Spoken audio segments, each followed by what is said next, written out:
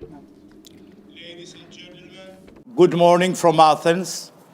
Welcome to the second day of our International Roma Conference 1971-2021. Καλημέρα σε όλες και όλους. Good morning to all of us. This is the second day of this conference, the anniversary conference, Roma Conference 1971-2021. And this is the third round table on from traditional medicine to the COVID-19 era, equal and essential access to healthcare services. The moderator of the third round table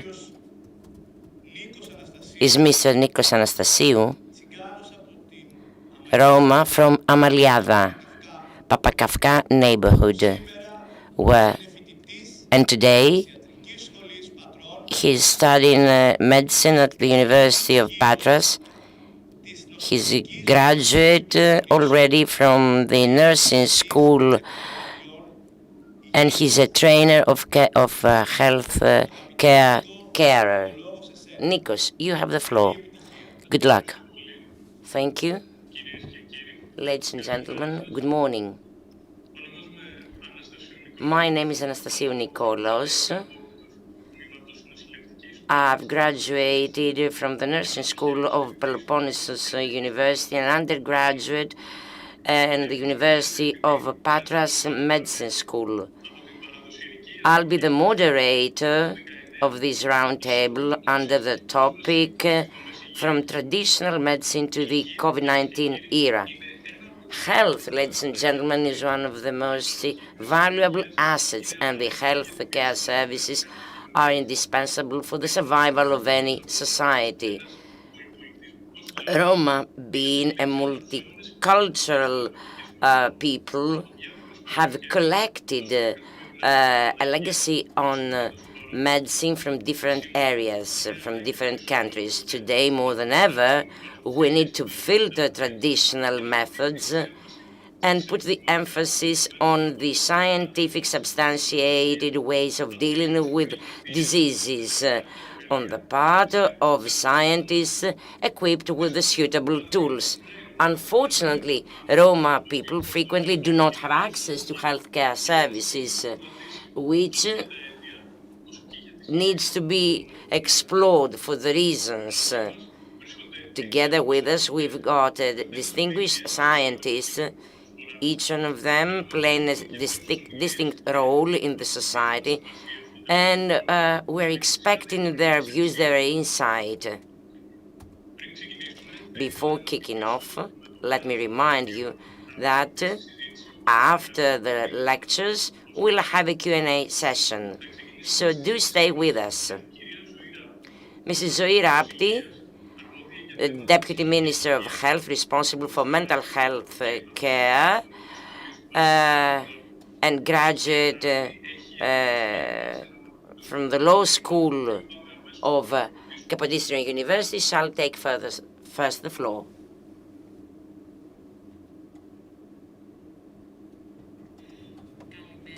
Good morning, and thank you very much. Thank you, Mr. Yiannopoulos, for inviting me to join this web meeting. The representative of ELLAN PASSE, of course, this is an important day because it is celebrated by Roma people in commemoration of the first confederation, of the first international conference, which took place in 1971. And it paid tribute to the right of Roma people to have access to services, to enjoy of all human rights. It is important because we celebrate this day during the pandemic, a pandemic which has changed our lives due to the confinement measures, the lockdown, in an effort to control the spread of the disease. During this lockdown, the There have been different phenomena such as depression, overconsumption of alcohol, anxiety, and so on and so forth. Thus, the International Day of Health, which was celebrated yesterday, put the emphasis on all those issues and the access to health care services by all citizens. I need to stress different racist phenomena against Roma people throughout the world. Our intention is to eliminate those incidents. The mental health care burden, of course, is enormous during those days. And in Greece, we conduct various actions. The ministry conducts actions to support the mental health care of all people. 10360 is a red line which provides psychological support to all those in need, to parents that wish to support their children, and it is an anonymous line. And again, we provide psychological support to all those hospitalized due to COVID-19. Thanks to tablets that are distributed, all patients can communicate with the hotline. We made an enormous effort to empower the healthcare services, to increase the budget and for healthcare services. A provision was passed in the parliament for this reason, and we wish to issue a digital map which anybody can log in order to locate the spot where the healthcare services are provided, and it shall be soon available to the public. To conclude, we are all together on board in this fight. In the ministry, we try to deliver services on the daily basis, make services available for all citizens, and of course, enhance and empower psychologically all citizens during this hard period. I'll be at your disposal at any time, and I would like to thank once again ELLAN PASSE for the invitation. My office shall remain open to all of you. I wish every success to your conference today. Thank you, Mrs. Rapti. Indeed, very accurate and precise remarks. We underlined the importance of healthcare services because, as stressed by WHO, health is the overall condition of a person, of an individual, including mental health. So we'll continue with Mr. Georgios Patoulis, head of the region of Attica and head of the medical Association of Attica. He specialized in medical economics and has a long unionist career as of 1996 and has served as a mayor in the area of Marousi. I welcome the first anniversary conference of Roma, celebrating today 2 unique days for Greek Roma people. 50 days as of the first International Roma Conference held 1971 in London, and the anniversary of 200 years as of the Greek Revolution in 1821. And I congratulate ELLAN PASSE and the Lighthouse of the World for this excellent international event, which mirrors the strength and the power of Greek Roma to definitely overcome all burdens and succeed in getting integrated and included in a more just world. An event of global cultural span, conveying the message of the Greek Roma communities from the heart of Attica throughout the world. I would like to congratulate the president of ELLAN PASSE, my friend Vasilis Panzos, for being such effective in putting in place this great endeavor, an endeavor on the part of all Greek Roma communities. And I wish an enormous success in the years to come, so that your fight is paid justice. My heart is with you. I'll be next to you in your effort to move forward in line with well-organized actions so that the Roma communities be fully included, all discriminations be lifted.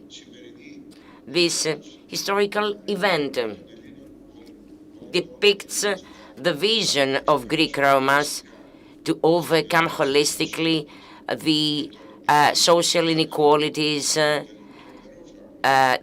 anti-Roma voices, which is against the policies in place. Let me remind you that we need to move forward more than ever. Today, in the middle of a pandemic, we need to ensure that Roma people are included in the Greek society, in the global international society. And again, celebrating 200 years as of Greek Revolution, we need to underline the contribution of Greek Roma people at that time back. Their voice speaking the voice of freedom and social justice throughout the world, in the way they would encourage with their songs the fighters of the Greek Revolution. They still fight in this way next to all Greeks.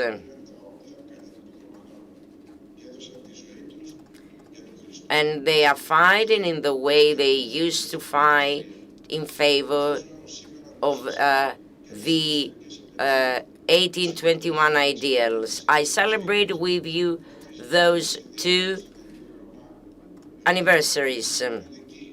Your conference conveys a message of optimism and solidarity in this fight against pandemic. And the exit from this health care crisis involves an equal access to all services. And the region of Attica has been standing next to all citizens, and in cooperation with ELLAN PASSE, we support the Roma communities in terms of education, in healthcare issues,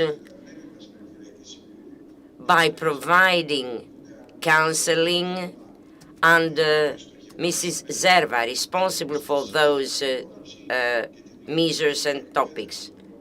We put in place a thorough educational program for all Roma living in settlements or in the urban tissue, making available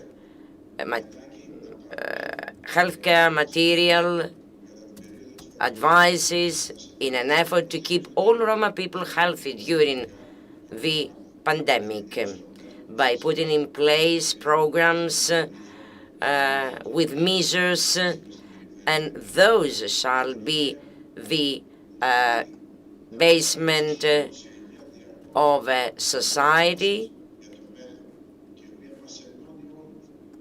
We are all united in this effort in all settlement villages and cities via respect for all citizens, self-respect, respect of measures, highlighting social solidarity at any point in time. And we intend to put in place more prevention, healthcare prevention programs, housing projects, refurbishment of existing settlements in cooperation with the municipalities.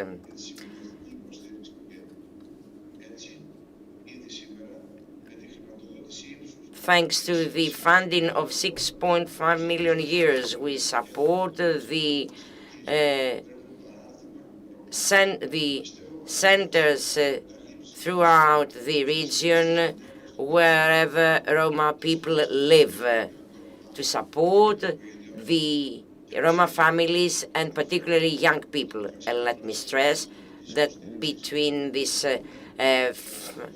ED projects in Attica region, we examine the involvement, the establishment of an observatory where all actions shall be coordinated of all parties involved.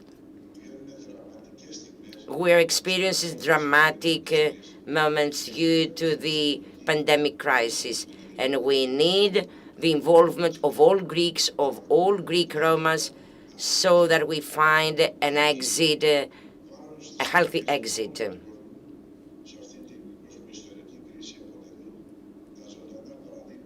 And we've got our solidarity examples from different communities against fear and exclusion of all vulnerable communities. Roma is the largest minority group in Europe, with 6 million people living in the EU and 4 more living in Montenegro and all other countries of the enlarged Europe, Turkey included. And I'm engaged in continuing this fight against inequality, against social exclusion and discriminations. I'll be next to you on the forefront to ensure that all instruments are in place which may allow successful resolution of your problems. And we're working continuously in this spirit. You are not alone. The times of gypsies, the way it used to be, is over. We are working for a healthy, resilient region, the region of Attica. Thank you. Thank you for the invitation and for giving me the opportunity to join you and exchange some insight from the bottom of my heart. Thank you. We would like to thank Mr. Patoulis. He has always been supportive to our activities, and we heard that the Roma have been active Greek citizens, and that's the profile that we want for them. Now, right away, we're going to give the floor to our next speaker, Mrs. Prisita Taco, manager of ROMENKE NGO. Mrs. Taco has graduated the European University of Tirana, public relations direction. She has participated in various organizations like OVSV or ROMENKE Park, and many more. She was a trainer in various programs regarding COVID-19 and member of various initiatives that stemmed out from the pandemic. Ms. Tako, you have the floor. Thank you. Can you hear me? Yes? Okay. Thank you. Thank you very much for inviting me in this very important activity that for us, the Roma, it means a lot. Before I start talking about access to health, I want to congratulate all the Roma all over the world. Bachtalo lumiana Romano dive, ove sa stehem bachtale saure Romain, kai jiven ando sundal. I want to start from my experience. I have started with the Roma issue since I was very young.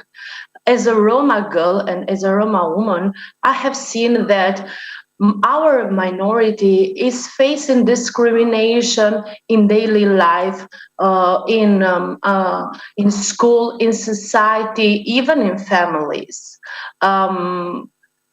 Me and our college that we are working together, we see that if we, the Roma, don't raise our concerns to the institutions, that they have directly our faith to get better our problems, then we are not going to, our strategy will not be implemented. So during our activities with our organization, I want just to have a brief introduction to my organization, ROMENKE, that we do mediation between community and institution for problems which community face in daily life. We have seen so many cases that the Roma sometimes we don't know very well to refer the problems that we are facing. So the first thing that we are doing with our minority is helping them to articulate their problems, and after that to let them become the leaders of their problems and to follow them. In Albania, we are having some good practice, but even some problems that let's hope just after pandemic pass we can solve them. So I want to start with the situation of the pandemic. The first group which was affected by this, the COVID-19, of course, was the Roma minority. It became double their economic situation, double decrease because most of them, they were not allowed to work, as let's say 95% of them are working on collecting recycling things or informal jobs. Mostly of the Roma minority didn't have access on healthcare, and it became because of being Roma or because they didn't have the correct information on how to access these services. Another issue that we faced during pandemic was the hate speech that were a lot on media, because being Roma and asking for our rights, we were very attacked from the majority, and it was a language very offensive and discriminated one. So we tried to communicate with other colleagues from all over the world and have a statement on anti-Gypsyism or how we should refer our problems and how government should help the most vulnerable minority, that is the Roma one. Of course, we are not becoming victims, and we don't want something that we don't ask for something that we let's say that we are Roma and we want, but no, we ask for our rights. We ask that our rights to be to be treated as equal. Roma rights are human rights. So this is what we want from our governments, not just in Albania, but all over the world where Roma lives. My organization has worked a lot with how Roma can benefit from health services, and we have a good practice on mediation between community and health services. And we have the Roma mediator.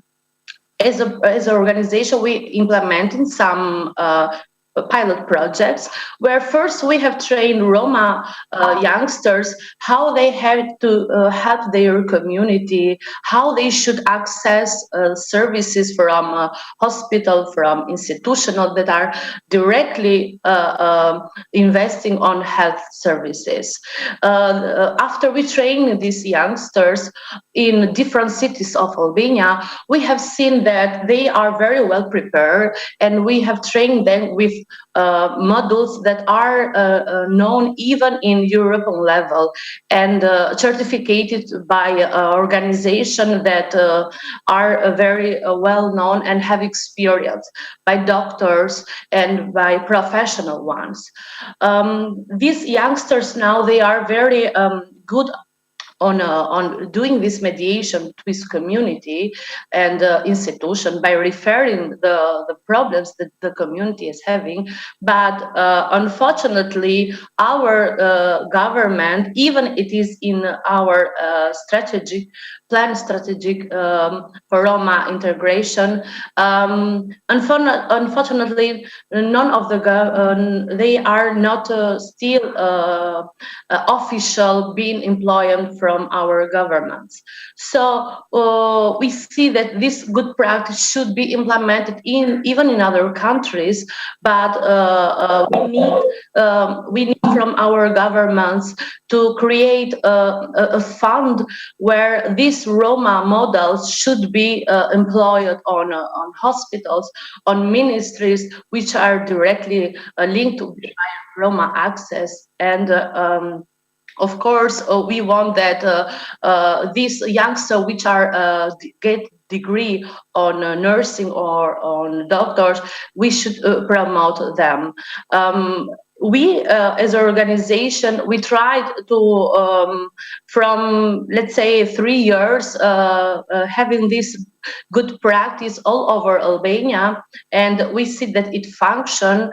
So we hope even in other countries that they have the same situation as in Albania to take it as a good practice.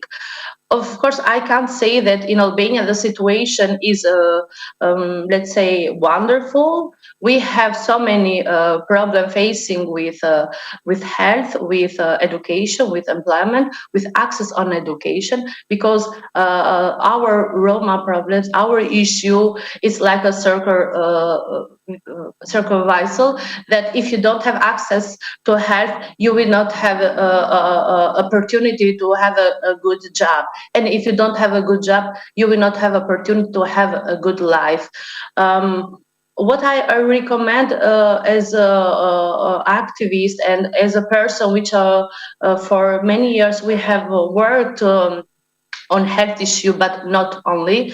We recommend every time governments and the European Commission and Council of Europe that they have to have, they should implement strategies that are directly recommended by Roma organization and which know very well the situation.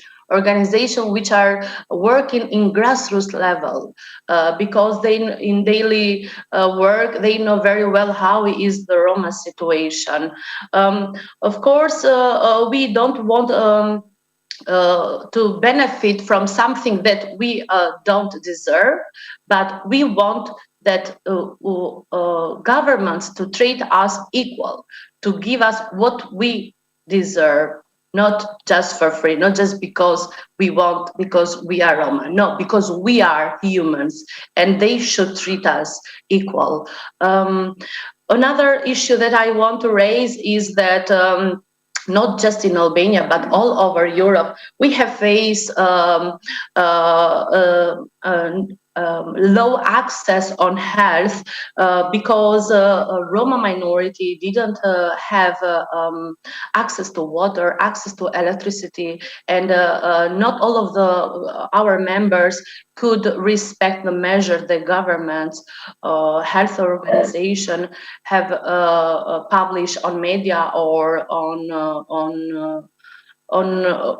referring to the other organization because of not accessing on health and on water and electricity. They couldn't respect all the measure, and we have cases not just in Albania but even in other countries that they couldn't afford, and unfortunately those people don't live. We recommend that ministries of health should create a specific budget for Roma people which cannot afford to buy medicine and which cannot afford to benefit from the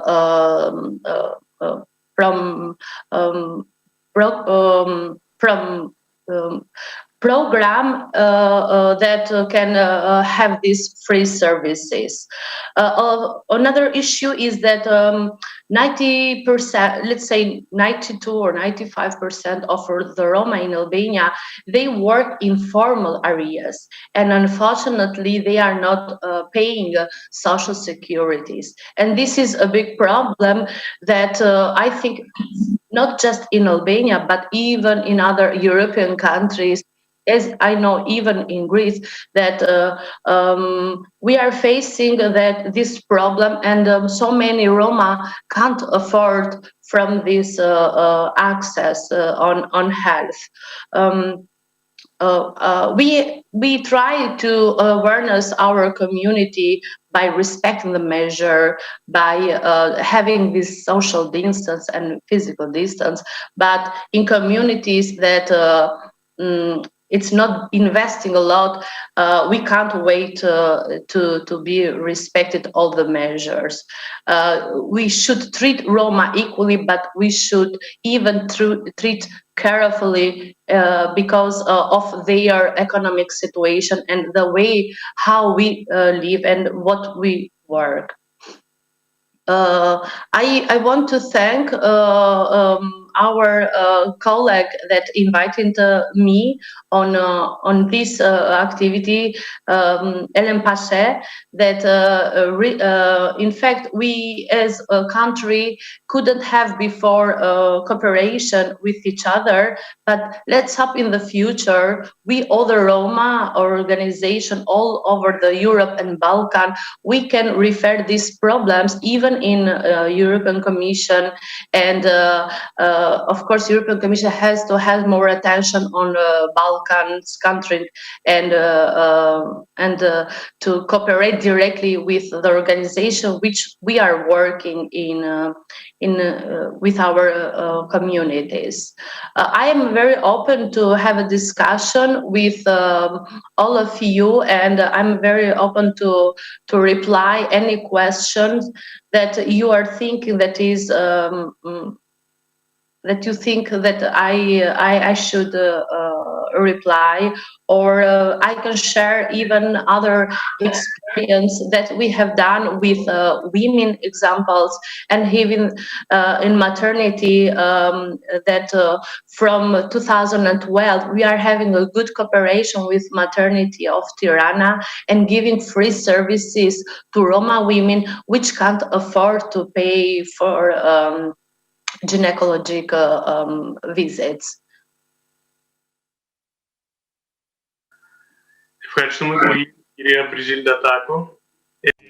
Thank you very much, Mrs. Brizinda Tako. The contact with other Roma communities is indeed very important, because this way we can exchange views and propose solutions. We heard about very important initiatives, and we hope that we'll reap the fruits of your efforts. Now we're going to give the floor to Mr. Stefan Ledri, Director of Roma Foundation of Switzerland. Mr. Lederich has a doctorate degree from Boston University, has written a book regarding the history and culture of Roma, and has taught in various European and American universities. He's president of the Roma Foundation from 1999. The foundation was established in 1992, and since then is active on the support of Roma throughout Europe. Mr. Ledrich, you have the floor. Thank you. Am I heard? Does it sound good? Perfect. Thank you very much. So thank you very much, first of all, for inviting us here at this conference. It's a great honor to be here for the 50th anniversary of actually the Roma Day, because it's 50 years. And for me also, especially in the sense that the Byzantine Empire is the birth of the Roma nation in Europe, because that's the first place where Roma ever appeared in Western Europe. And for that, I'm really very pleased to be present here. So thank you very much. I'm going to talk about the situation with the coronavirus pandemic and Roma all over Europe. It is a situation which has definitely not improved the general situation for Roma, as they have been largely forgotten on the one hand, and on the other hand, due to economic woes, due to nationalistic attitudes and rise of nationalistic thoughts in Western Europe, minorities generally, and Roma especially, have been stigmatized, and even stigmatized for their alleged responsibility in the pandemic, or at least in its spread. In addition, as was pointed out by my Albanian colleague, many Roma have worked in rather informal situations, especially in former Eastern Europe and in Southeastern Europe, and have lost their livelihood during the pandemic due to the shutdown all over Europe. They have not been there, and they have not received any kind of help, which has contributed to a deterioration of the general situation for Roma. So it's not been a good year and a half in the meantime for Roma all over Europe. And this is not pointing out at any country, because most countries everywhere have taken the same and similar measures. So the most common measure that has been taken in many countries is, as soon as a case of coronavirus, of COVID-19 was detected in the Roma community, the neighborhoods have been totally shut down and locked down. So in some cases by the police, in some cases even with the army, and an entire neighborhood has been put under shutdown. This has been seen in Germany, in Spain, in Italy, in Slovakia, in Bulgaria, in Greece, and in quite a few others, but it's pretty much a general thing. I just want you to take a step back. Imagine somebody is infected in a housing block in Athens. Do you close a neighborhood of Athens just for that? Or is it just because it's Roma that one has locked down the people in such a severe fashion? I think there the reaction has been an overreaction and fairly actually aimed at Roma and not at the general population. Interestingly enough, in one case in Slovakia has conducted extensive tests of its population, and they found out that in spite of all the statements that Roma are more prone to be infected or are more are spreading the disease, overall, the incidence of COVID-19 among the Roma population in Slovakia was exactly the same, if not lower, as the one among the general population. So the facts and the reality do not generally fit. The press and the media in general, and also, unfortunately, a lot of political parties, I mean, for example, a neighbor to the north of Greece in Bulgaria is pretty much vehement against Roma nowadays, have chosen to represent Roma as infection vectors as a source of the spread of the pandemic. And this has led immediately and clearly to more racist incidents, attacks, which have seen a sharp rise. Να το σουκρέ μας βγάζει. Sorry? Τι ωραία, πολύ σοβαροί είμαστε. Excuse me?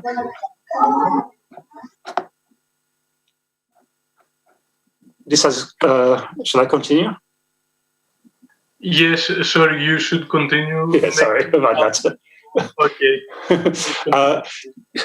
Just to give an example about the increase of racist attacks, the latest statistics in Germany showed that attacks against minority and Roma in particular increased by 30 to 45% in the last 6 months of last year. So it's a significant rise in attacks. On the other hand, Roma have been largely forgotten also by governments. They've been forgotten in many cases. During school shutdowns that occurred all over Europe, remote schooling is not practical if you don't have high-speed internet and a computer and some basic infrastructure in your home. So in countries like Hungary, which we know well, or in Poland, or all over Eastern Europe, or even in Spain, this is not the case. So Roma children were effectively forgotten and left out of schooling altogether during the pandemic. Jobs have been lost, especially for those who live in settlement, in segregated settlement. I mean, Bulgaria is a clear case. Albania, as we have heard, is also a very similar situation.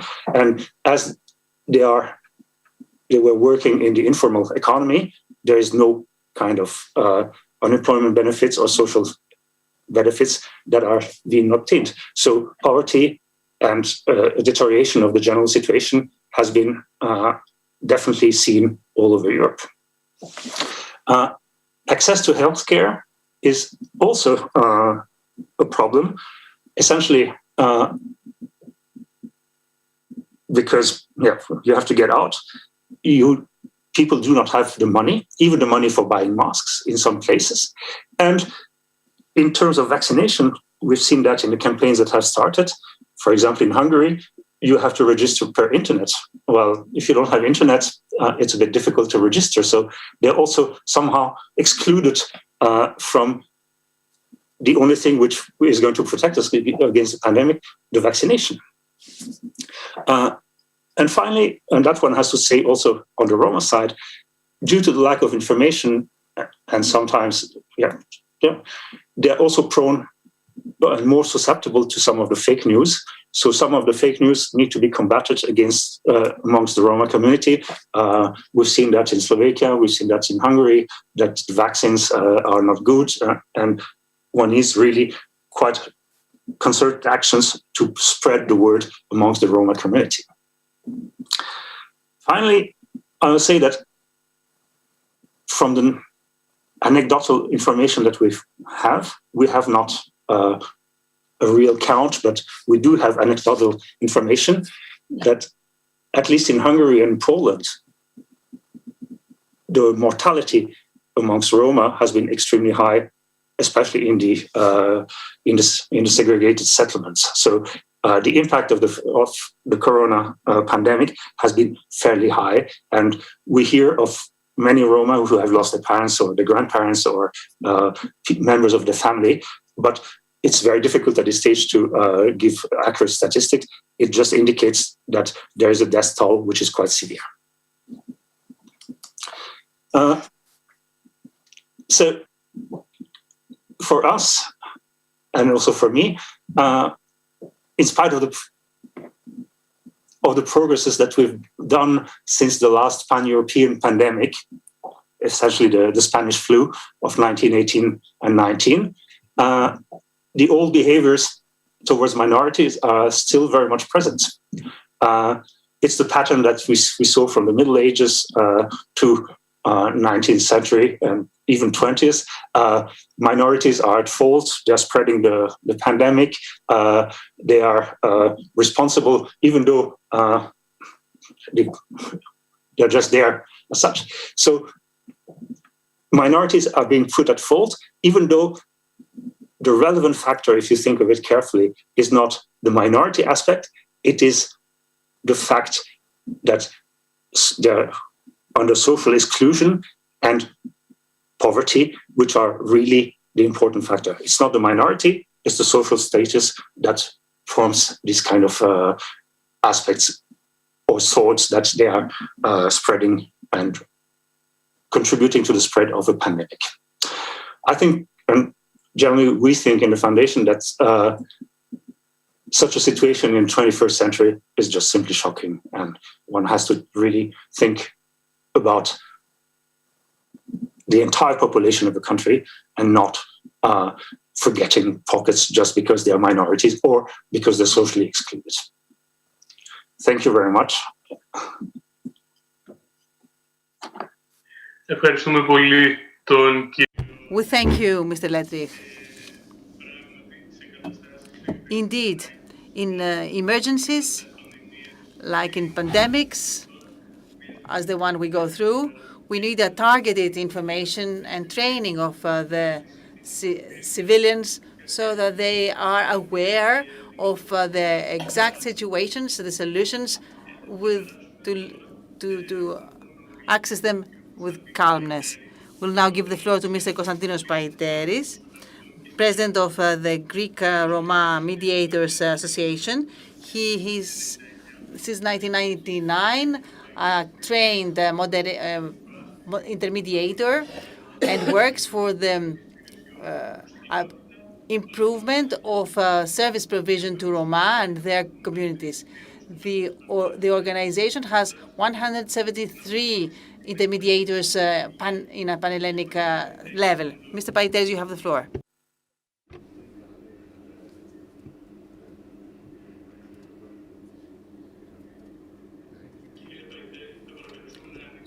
Mr. Paiteris, please switch on your mic. Yeah. Thank you. Thank you for giving me the opportunity to discuss the sensitive topic of health. Health is one of the primary assets and rights of people. The health access principle is one of the most important challenges for the entire world, mainly today due to the pandemic. More than ever, the pandemic has accentuated the challenges, the problems, and the deficits in the healthcare sector, whatever that may include, together with access. Specific populations such as Roma, the people that are excluded and live in abominable conditions, are deprived of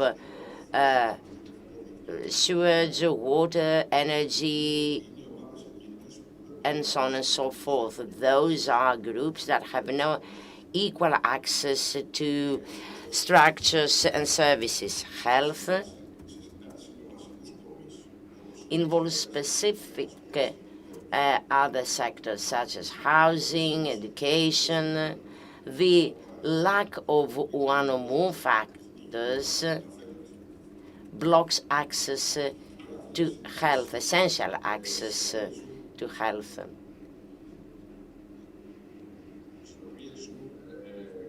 The harsh conditions where Roma Greek people live impact on their life expectancy, the children mortality, mental health care, domestic violence, and so on and so forth. Despite the fact that the Greek administration has been promoting equal access to all structures, designing and putting in place policies such as vaccinations in settlements, despite that, a high rate of Roma people have been having major problems in their daily lives. In the pandemic, Roma people, despite all those difficulties,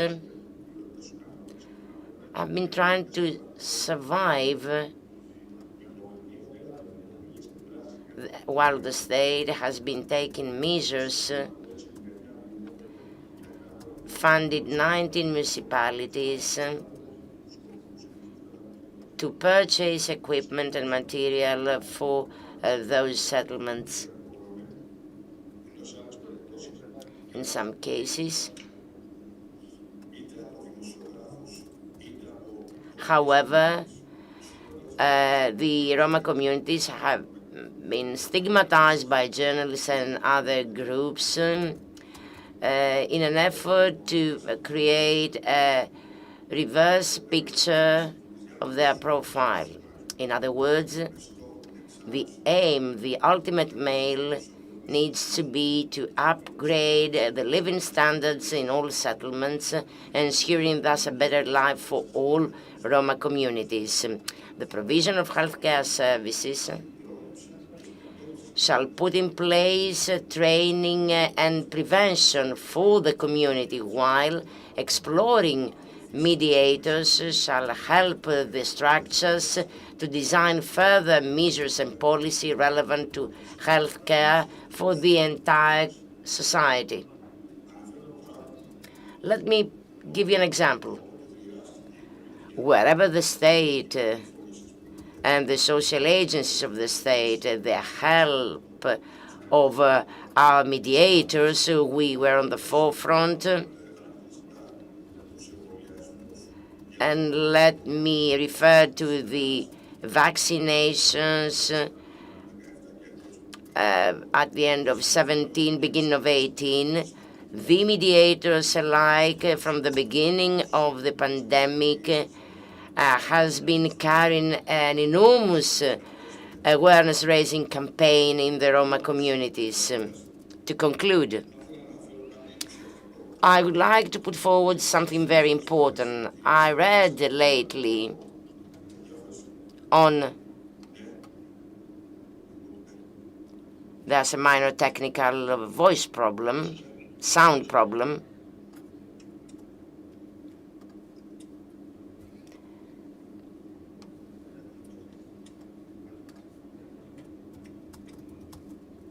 Unfortunately, there's a connection problem. Mr. Paiteris, can you hear us? Well, we have lost connection with Mr. Paiteris, possibly due to a technical problem. We'll get back to Mr. Paiteris later. Let's move forward with the following speaker, Mrs. Aphrodite Retsiou, President of the Association of Nursing Staff of Greece, serving at Thriasio Hospital. Mrs. Retsiou, thank you very much for being with us. You have the floor. Thank you for the invitation and for offering me the opportunity to share my views with you. Let me begin by putting forward the following. A consistent reference to the COVID pandemic. During all those months, we've been hearing by officials that that was a scenario presented as a God-sent Minas disease. However, that wasn't the case exactly. The scientific bodies for years have been warning of a new pandemic. The 21st century has already been marked by large pandemics. The Minas was real, actual, and there. The only question was when and where, not if there would be any. Precisely for coronavirus, which were considered innocent, well, the scientific group was quite suspicious with the onset of SARS-CoV some years earlier. By now, we have millions of victims throughout the world, thousands in Greece. So we need to give an answer for today, for tomorrow, to the question of whether things could have been better. As a hospital doctor, expressing the overwhelming majority of my colleagues, we are prepared to give the following answer.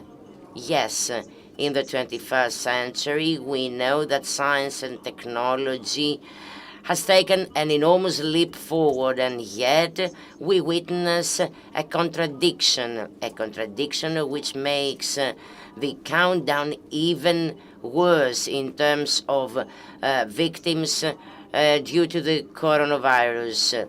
Nowadays, robotic surgery allows a surgeon to be outside a hospital, even in a different country, and operate a person in a different one, which was the case for the first time in 2006, when the first pilot bill excision project was delivered, the doctor in the US, the patient in the UK. So today we have numerous methods to detect and cure diseases and conditions that would be incurable in the past. At the same time, healthcare systems throughout the world have collapsed with the blow of a simple virus. And that was the case in our country. People die back home without any help, or they die in a simple ward, not an intensive unit, because our country, as in other more developed countries, there are no sufficient intensive care unit beds.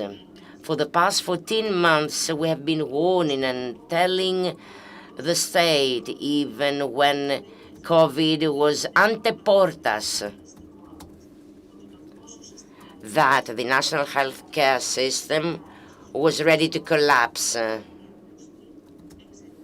due to the poor funding, poor recruitment policies that have been applied for years, even by the current administration, the current government. Things could have been different. We need to stress that. If the necessary permanent medical and nursing staff was recruited to have back in operation the 3 hospitals that were shut down by New Democracy Party, claiming that they weren't receiving sufficient number of patients. Hospitals that remained closed by the previous Syriza party as well, which in turn closed the hospital in Patras, which remains closed in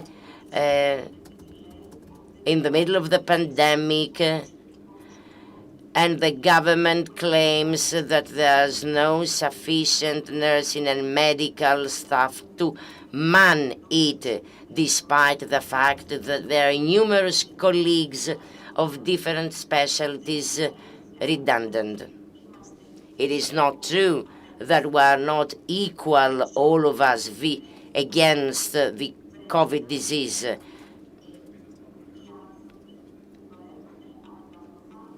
Poor and vulnerable people are more exposed. The vulnerable groups of our population, amongst which the Roma people, which were left at the mercy of God, at the mercy of the pandemic. The qualities have not been mitigated. It was quite the other way around.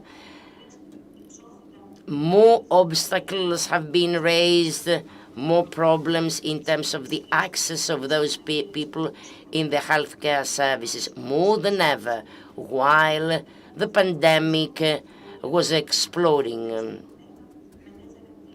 which was conveyed by the voice of previous speaker, Mrs. Derlenderis, Mrs. Taco, which was confirmed by my experience as well as I work in a hospital, Thriasian Hospital, where a large part of its population of reference involves Roma people. It is very characteristic, the example of the following. In the Aspropyrgos area, Nea Zoe area, 100 Roma houses were pulled down without any care of relocation, which involved more than 300 people, letting them homeless during the pandemic. They would live in the derelict houses exposed to the virus in abominable condition without any access to water, electricity, and so on and so forth. So this is the point. What is the impact on Roma people, on Roma children during the pandemic? Roma children, did they have any access to education, tele-learning? Schooling was violently interrupted for all Roma children living in the settlements. And instead, they were used as scapegoats. They were victimized even in our area in Thriasio as those responsible for the explosion of the pandemic, the sole purpose being the intention of the government to free of any culprit those responsible for designing prevention and protection measures in the area where the real problem exists due to poor transportation means and so on and so forth. And all of a sudden, we've got entire hospitals turned into single disease hospitals. The Thriasian hospital included, thousands of dates that have been cancelled, thousands of surgeries that have been cancelled. Mortality has exploded.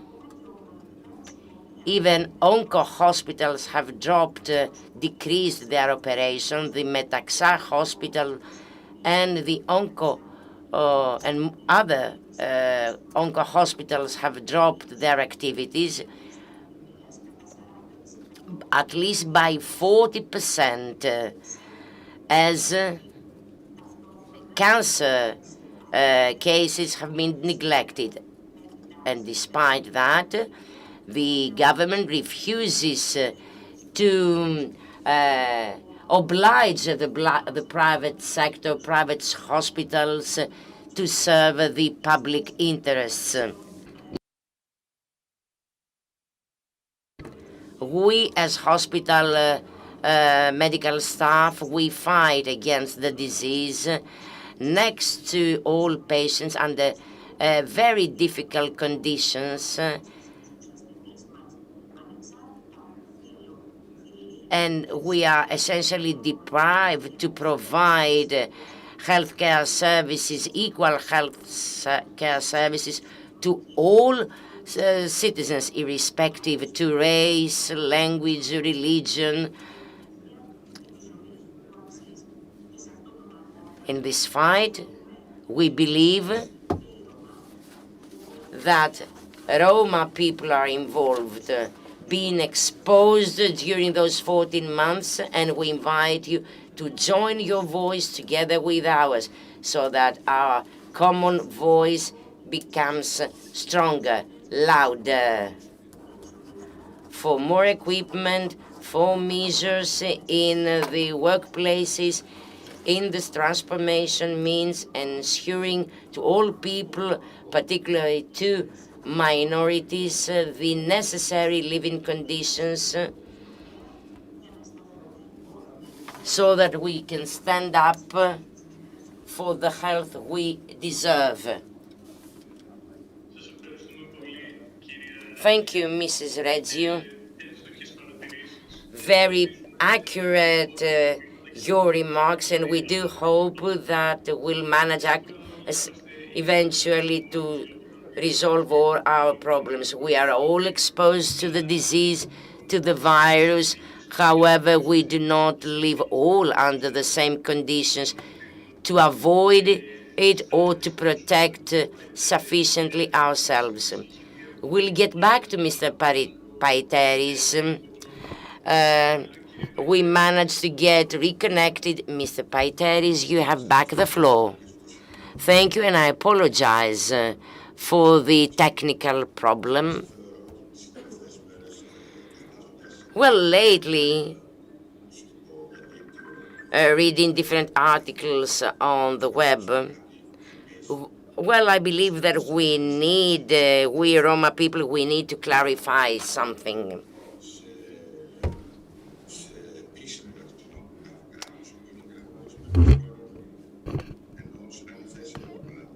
As opposed to other Roma people living in other countries, we here in Greece were not considered as a minority. Let me remind to those that are unaware, inside or outside the community, so let me stress, the declaration following a national conference in 2002 in Thessaloniki, a resolution by all Roma bodies here in Greece, which goes as follows. We declare to all institutions that were an intrinsically connected part of Hellenism and of Greek people. We are against all opposite voices. We've got a two-component identity, and we cannot eliminate either the one or the other. We feel proud of being both Roma and Greeks, and we declare that the term Tsiganos need to be erased. We are Greeks, and I insist on that, because I've seen articles on special Roma flags, particular Roma ethnical group. We are Greeks. We celebrate the 200 years as of the Greek Revolution. We celebrate the anniversary on the 25th of March. Will continue being an intrinsic part of the Greek population. Thank you. Thank you, Mr. Paiteris.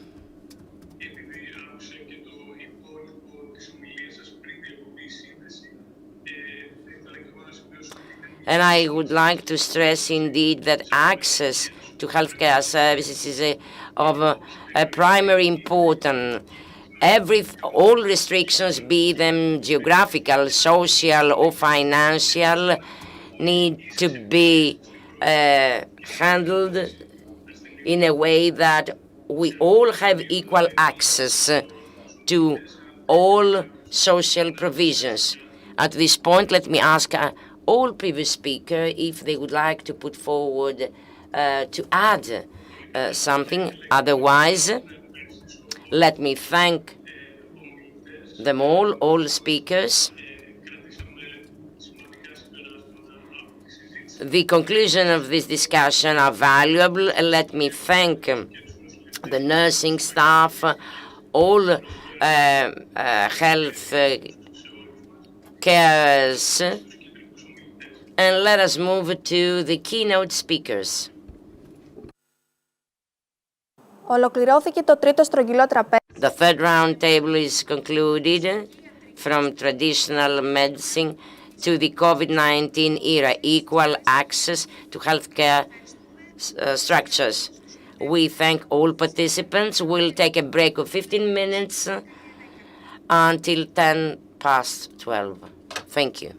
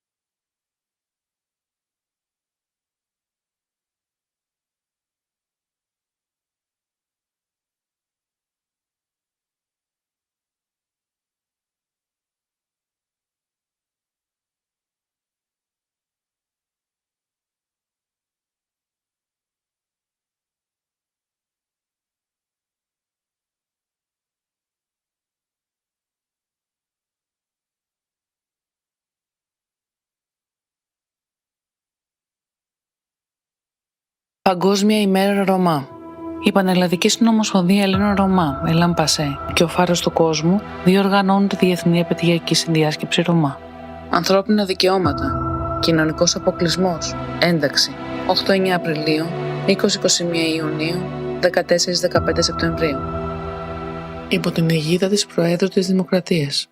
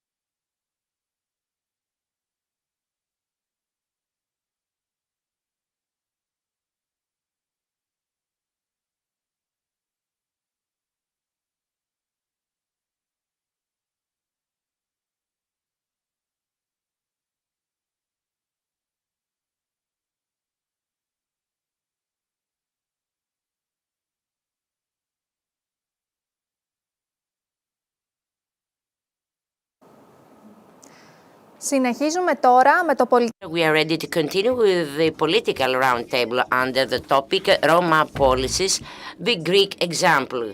Moderator, Mr.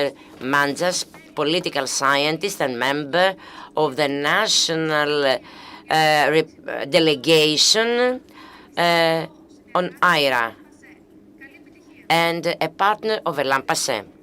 Ladies and gentlemen, good afternoon. I'm Ioannis Manzas. I'm a political scientist, Greek Roma.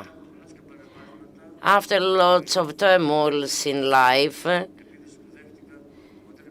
due to an attack that I suffered when I was serving at Kosovo with the Greek army, I believe I'm stronger than ever to be here as a moderator in such an important conference. Well, that wasn't a coincidence, but it followed lots of troubles because I decided to study when I was quite old, and I'm still studying as a postgraduate student in the History, Anthropology and Civilization department in the Macedonian University.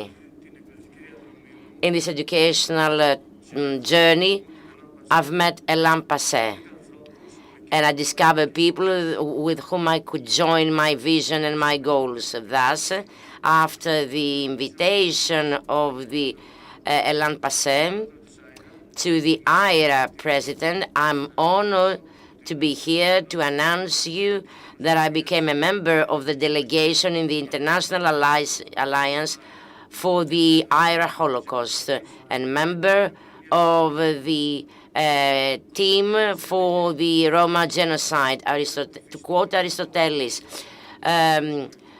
humans are political entities by nature. They try to improve their lives and create a society of good. In this continuous struggle for a better life, Roma people try to survive throughout the world, unfortunately without considerable weapons. The sea resources wasted diachronically constitute part of fragmented activities and never reach their target. Roma people need political education and knowledge. This conference gives the opportunity to our people to learn, to believe, to build trust and vindicate equality, state of justice and education. So, this table on Roma policies, the Greek example, will be framed by a number of panelists, and I would urge them to avoid nice words and focus on those policies that may bring about the change we are looking forward for all those years. First speaker, Deputy Minister of from the Ministry of Labor,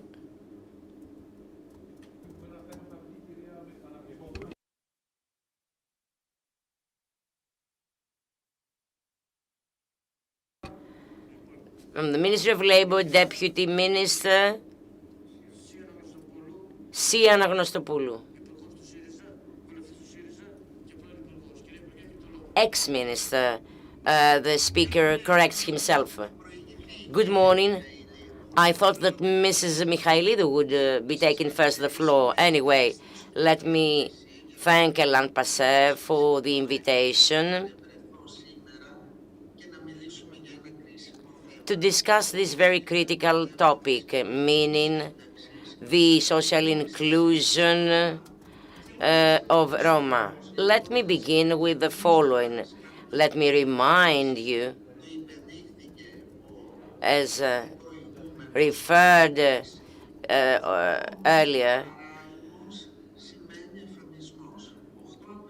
that on the 8th of April we celebrate the Roma genocide. 1.5 million Roma people were exterminated following an Hitler note. The 8th of April, of course, is established by the European Union as a day of memory, of commemoration, due to this very fact in 1944. However, I believe that globally it is celebrated in the same spirit. So I just wanted to remind you this, because in this enormous battle of all European peoples against Nazis, Roma have sacrificed a number of people. So let us see what needs to be done by the political parties, by the governments, on this very topic, the Roma inclusion, to deal with the different perplex and complex problems and challenges for Roma people in our country. The problem is that the Syriza established a Secretariat General for the Roma inclusion, and that was very important. The existence of the Secretariat for Roma people, which unfortunately was eliminated by Nea Dimokratia. It is not a matter of concept on how we consider one way or another the role of the Secretariat General.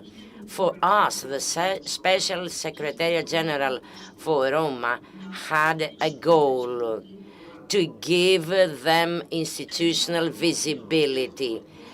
A long-standing problem is relevant to the suspicious attitude on both parties, the Greek state and Roma. So a means, a way to block this attitude was, according to our thinking, to establish such a secretariat. Okay, Secretariat General on combating poverty and so on and so forth. However, the Roma problems are far more complex. The top one being, as I mentioned earlier, the institutional visibility. And this is why the Secretariat was indispensable, dealing strictly and solely with the Roma people. And for one additional reason, namely, the different profile of Roma people, the Roma particularities. Yesterday, I've listened to a number of lecturers speaking about their different culture, traditions, and so on and so forth. Thus, they need to maintain their particularity in that spirit, which is a welfare society, while getting socially included. In other words, the Special Secretariat would have this spirit, institutional visibility, while respecting the Roma particularities. And again, speaking about this institutional establishment, the Roma problems that are relevant to poverty and so on and so forth involve more problems that are significant, slightly different compared to other social groups that are having similar ones. Which is the biggest problem, however? School dropouts. The Roma community has the largest number of dropouts compared to all other groups having similar problems. Dropout is not an easy debate. Dropout has a basis, has reasons, not in the Roma DNA to avoid schooling. It is because they do not have the social conditions so that they exist and belong in a schooling setting. In other words, schools that shall be accepting Roma children need to be enhanced, empowered, and particularly second chance schools. This is extremely important. However, before reaching that point of discussion that we did try to resolve, we need to discuss the living conditions of Roma people. It is easy to say and abolish or rather suspend the allowances for Roma people, rent allowance, minimum guarantee income, children allowances, and so on and so forth. Those have been suspended following a specific clause. If a Roma child would repeat a year after failing due to absenteeism, the allowance is suspended for such time period. This is some kind of punishment. It does not solve any problem. You cannot blackmail school attendance upon punishment. You need to solve the problems in place that create those conditions for a child or a family to drop out. So which is the major problem? Is housing.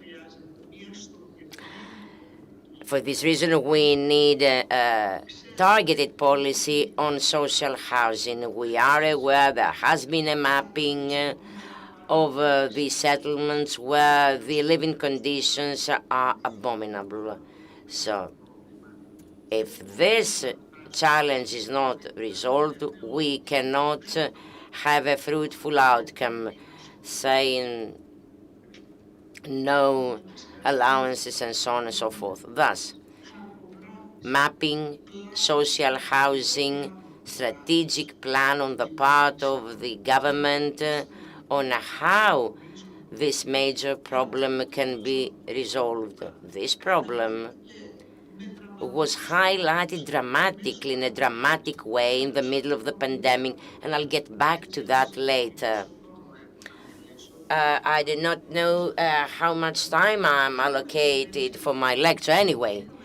We have committed significant funds. I do not wish to put forward numbers. Policies are far more important. So we have committed several millions to resolve the housing, the living conditions for Roma people, so that we have them integrated in the social tissue. And another point is relevant to health. Fortunately, thanks to the uninsured people law, all Roma people, as all other citizens, all other Greeks, have a right to access to healthcare structures.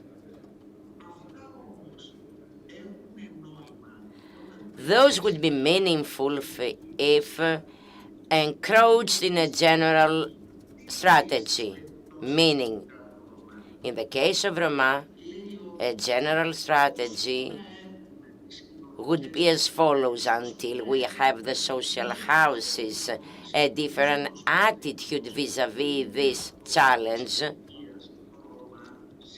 vis-à-vis the Roma housing challenge, and have them housed in human conditions. We need to resolve intermediate challenges.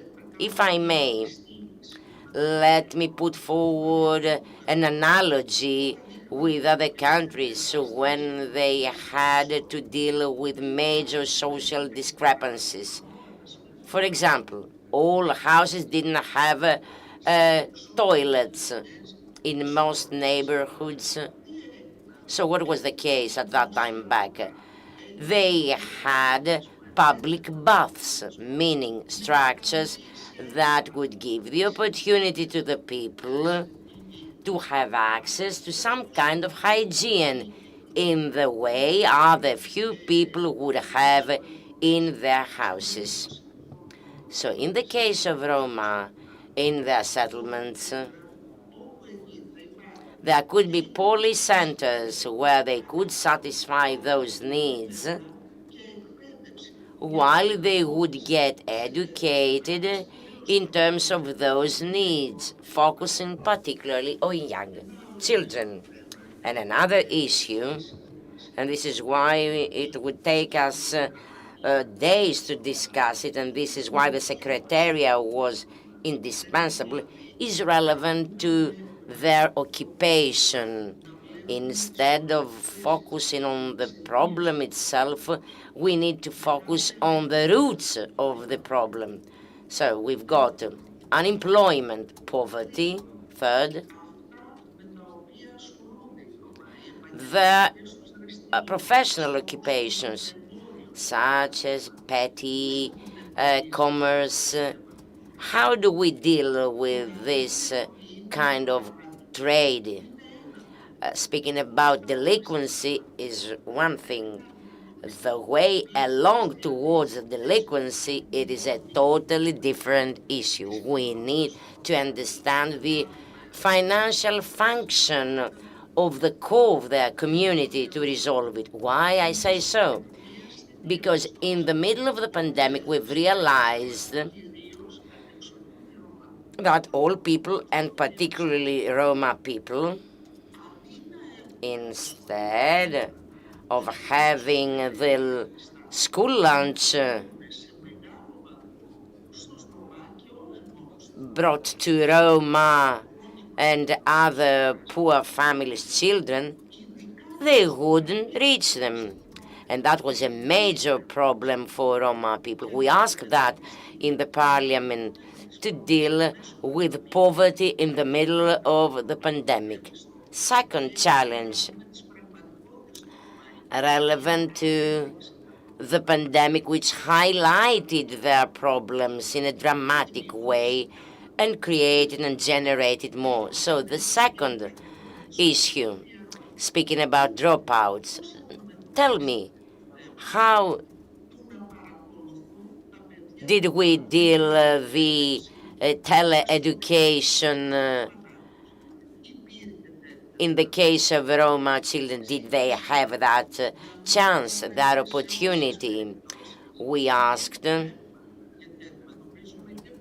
that no energy cuts would be performed in their settlements. And again, how could they get connected without computers and so on and so forth? And a third, and possibly the biggest problem that I would like to discuss with you, this petty trade, petty commerce.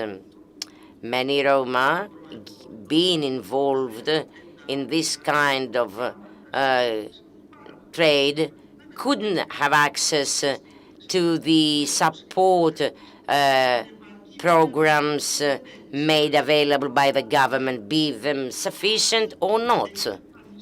So there again, we had a major problem. In other words, how the state is an open discussion institutionally with the Roma communities. And again, which were the funds made available, what were the hygiene, health measures, to what extent could they be adapted, adjusted, or absorbed by the communities? There again, it was an issue for the local governments, first and second grade. I'm not blaming solely the government. However, was there any collaboration between the organs of those authorities? To what extent the support reached them? The settlements, which have an enormous problem of hygiene, What were the measures during the first quarantine? What was the support made available? The allowances, the benefits were suspended, they couldn't work. So,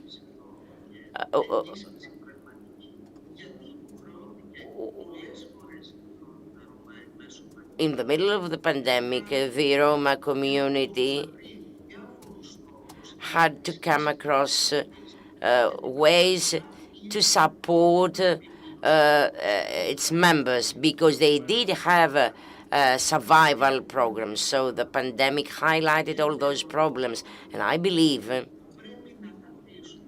that it's high time we sat and consider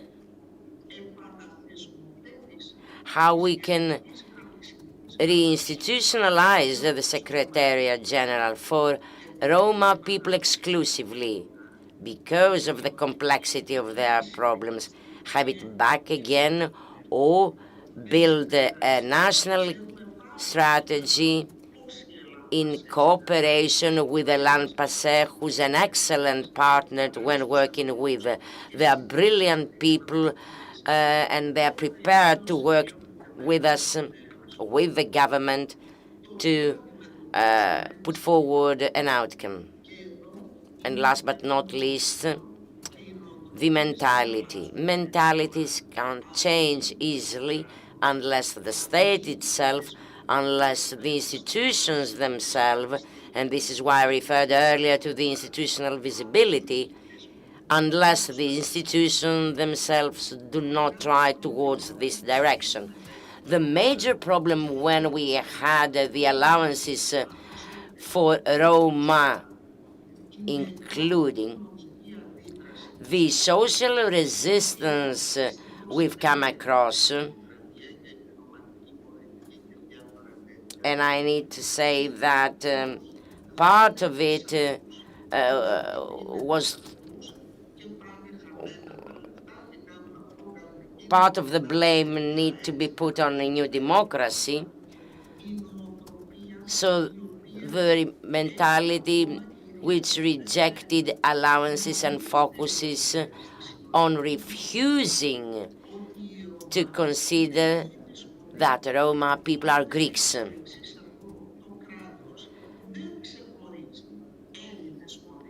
The state shouldn't make any discriminations between people. Is not asking religious or ethnic documents to document the profile of a person. That's the state, the local authorities, the entire administration needs to understand that we are speaking about Greek citizens having their particularities, a particular profile which needs to be maintained, however, while under specific umbrellas. The cut of allowances put in place by New Democracy, and I can clearly tell you that as I've received messages, it was some kind of punishment while being discriminative per se, because this is the community with the largest number of dropouts. If we wish to change a mentality, this can't be a measure. Well, I wish I could tell you more, however, I do not wish to waste your time and tire you any longer. Thank you.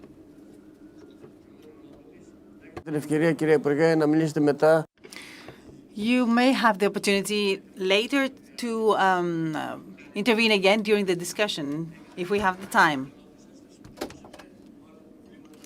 In your speech, you have managed summarize all the problems of Roma that the pandemic has magnified. But nevertheless, a solution has to be provided beyond the political parties that are in power, because the problems of Greek Romas are human problems. The next speaker, MP of Athens of Kinal, Mrs. Nadia Giannakopoulou. Good afternoon. I would like to thank you for this honorary invitation. I'm very happy to be with you in this conference on Roma celebrate the 50 years of the first Roma conference. And this is it is very important to stress the coincidence of the 200-year celebration of the 1821 revolution. So I would like to congratulate ELLAN PASSE and the Federation of Roma all over the country. The International Day of Roma is not just a day of celebration or a day of evaluation or self-reflection. It is an opportunity that the whole political world and the society become aware of the true facts. There are some stereotypes that, in combination with the deviations, social and economic, in between Roma groups and the rest population, increase distorted stereotypes. It is today we have an excellent opportunity to see how we can go beyond these long-term pathogenic exclusions that Roma has suffered in Greece. It is also very important to see with what way Roma can keep their culture on the one hand, but manage to vindicate their rights. There are many different differentiations, and integration has to be the vehicle so that equal treatment and establishment of human rights respect can be integrated. Our first criterion should be the common trust, mutual trust in between Roma and non-Roma populations at all levels, local, global, or Panhellenic. We have to lift all prejudice and stereotypes. Greek Romas have to have the support of all of us, so policies will be drafted to integrate them into the society. We need policies for their housing, for their access to health, for their education. We need to provide viable working policies. I'm very happy because I saw in your thinking that you include education of children, dropout solutions, and part-time jobs or seasonal jobs.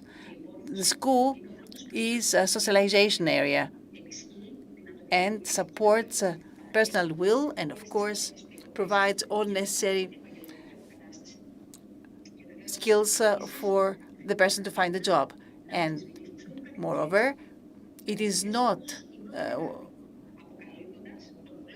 we have to bear in mind that some customs might be oppressive in fact, as for example, premature marriages.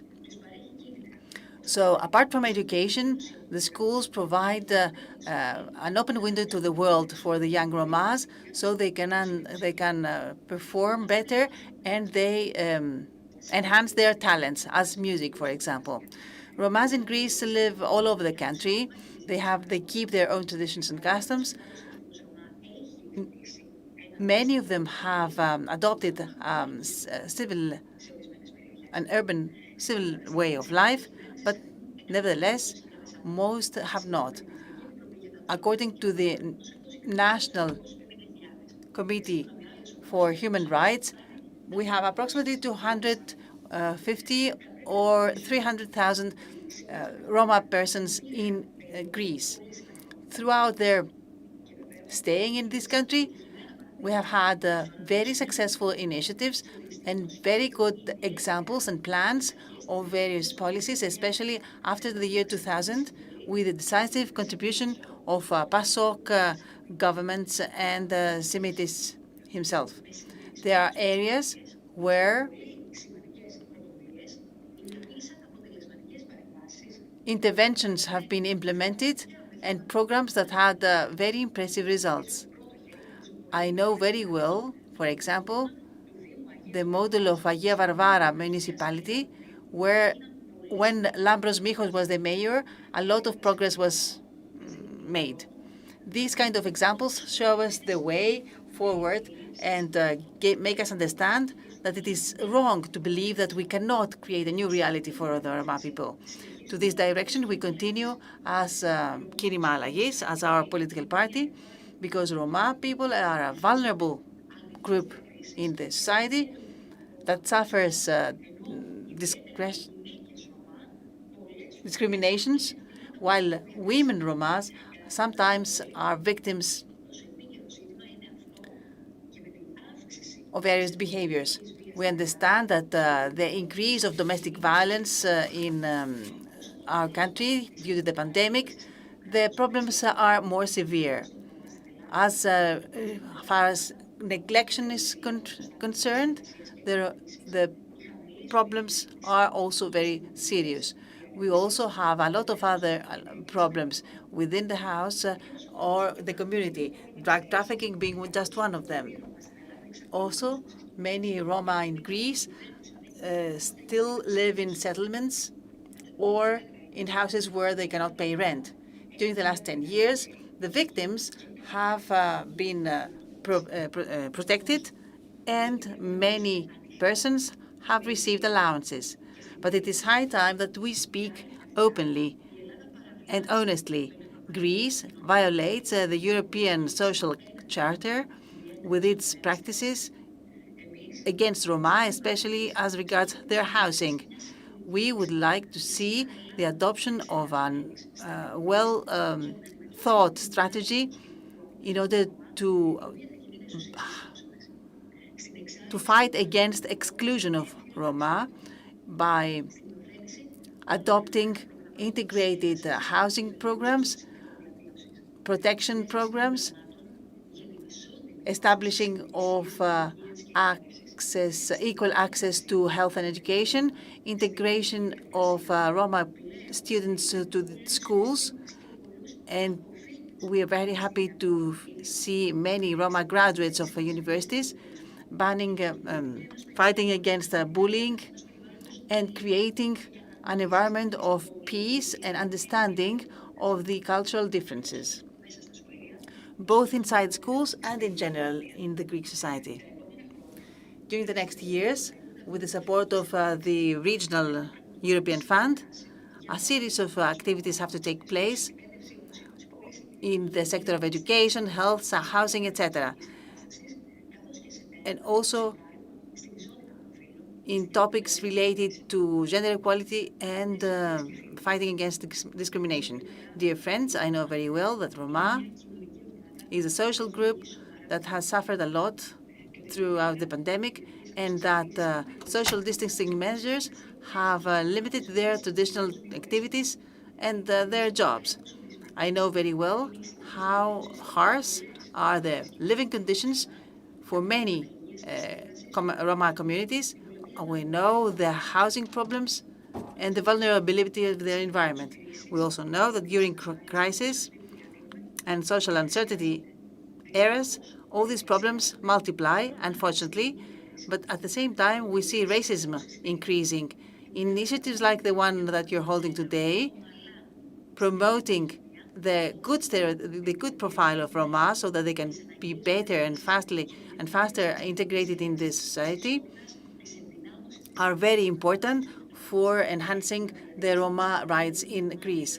The ELLAN PASSE, the Panhellenic Confederation, is supported by us and will have very good proposals that we'll hope that will be heard and implemented. Especially throughout the pandemic, differences are more, so we have to work even harder. In conclusion, I would like to stress and commit myself by representing Kinal that as we have acted after 2000 with the first effort to act in favor of Roma, we shall continue supporting them. We shall continue promoting your proposals and to support your effort when you try to reach your goals. Your goals are an important benefit for you and for the whole Greek society. This is the reason why we have to implement them, not by saying words, because I am sure that you have heard a lot of words, but in action. The Roma communities, so every person, this way will become an important, active member of the society, because the purpose is that you are wholly integrated in the social tissue. Thank you once again for the invitation today. Together we can change the world and create a better future for all of us. Thank you.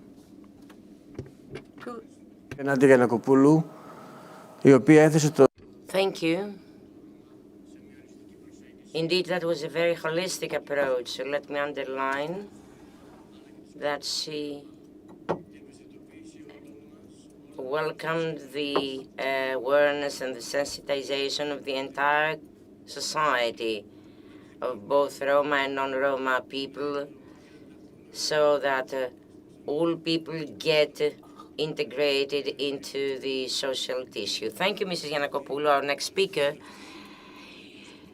member of the European Parliament from the Communist Party, Mr. Alavanos. Mr. Alavanos, you have the floor.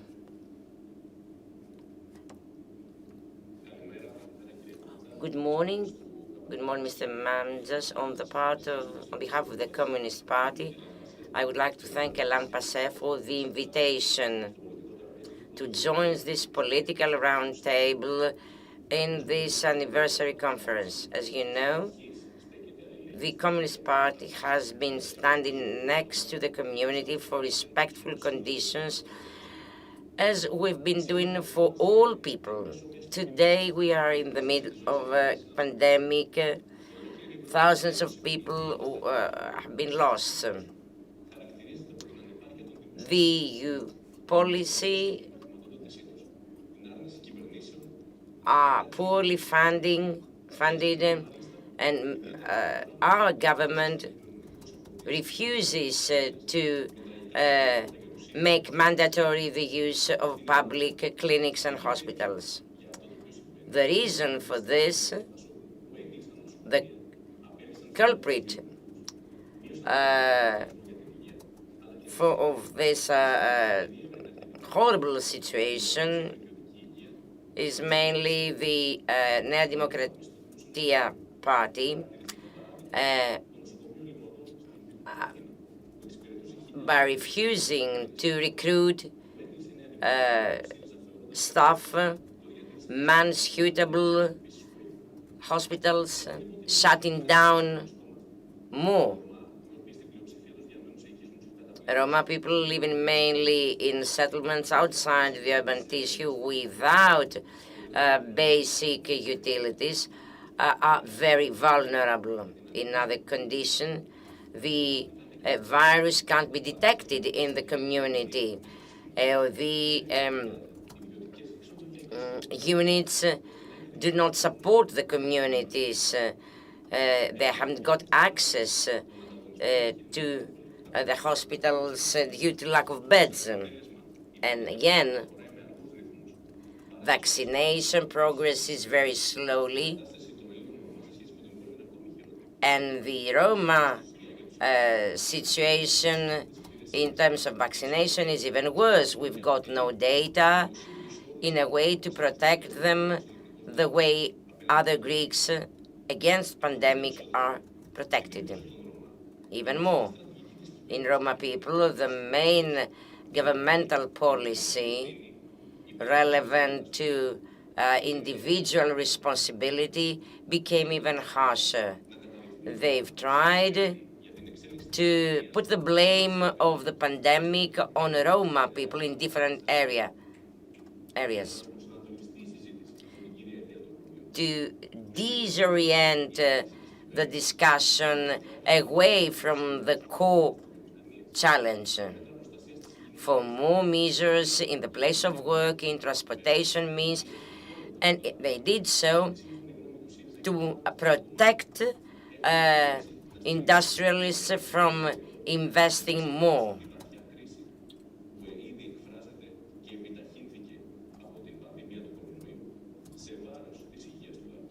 And they did so to the detriment of the public health. Roma communities were left alone. They were blocked and isolated by the police, nurturing thus racist mentalities against Roma communities, disregarding the responsibilities of the government. So this had negatively impacted the right of Roma people to have access to health and education, and I stress the issue of education. Of course, even before the pandemic, those challenges existed. The terms under which Roma children had access to schools in ghettos without any effort to break the stereotypes and annihilate the prejudice.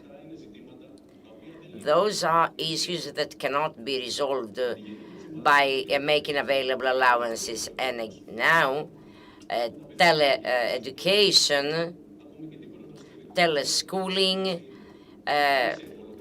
demonstrated the ridiculous aspect of those policies, as in most cases, Roma houses were deprived of electricity. Those policies exist, and possibly will exist in the future because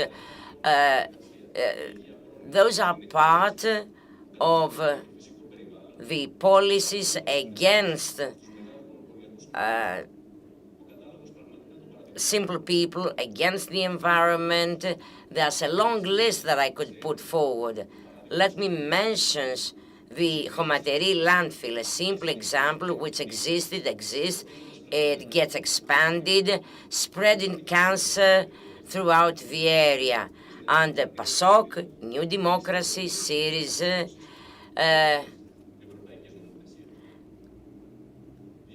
and the EU not taking any measures. The governments always put the blame on Roma people, whereas the reality demonstrates there are criminal circles operating both inside and outside the Roma community, however, serving interests that are elsewhere, outside the Roma communities.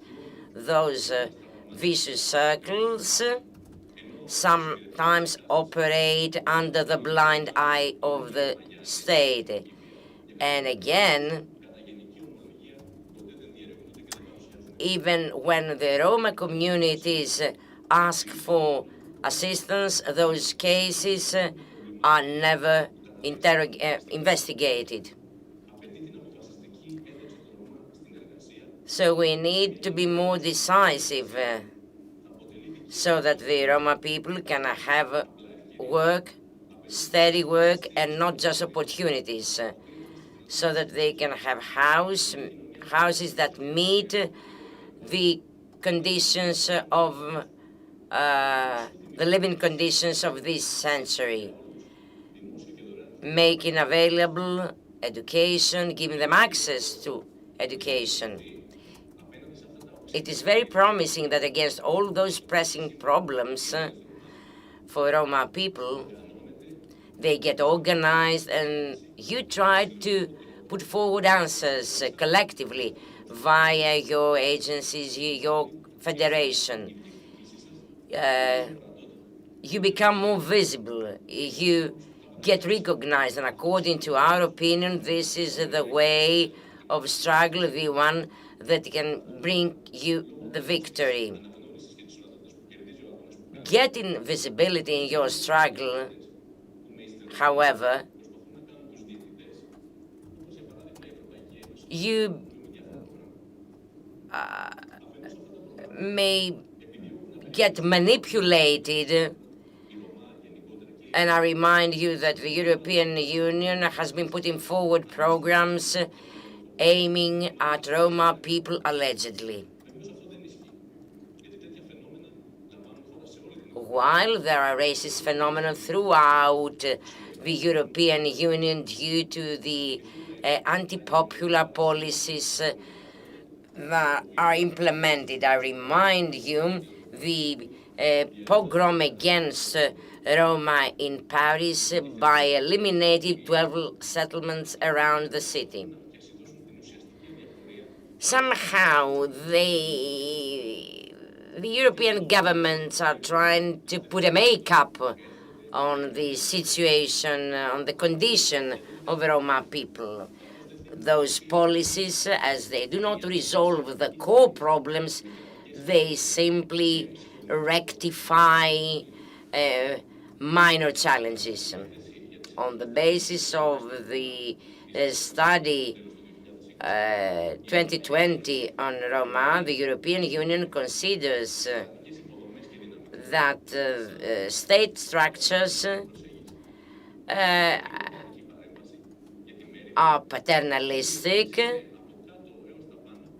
and top to bottom, essentially, they make use and they waste the funds via NGOs and other enterprises, as opposed to actual measures that should have been taken against criminal groups that exploit Roma people. And again, instead, they propose more recruitment of Roma people in the police forces and so on and so forth.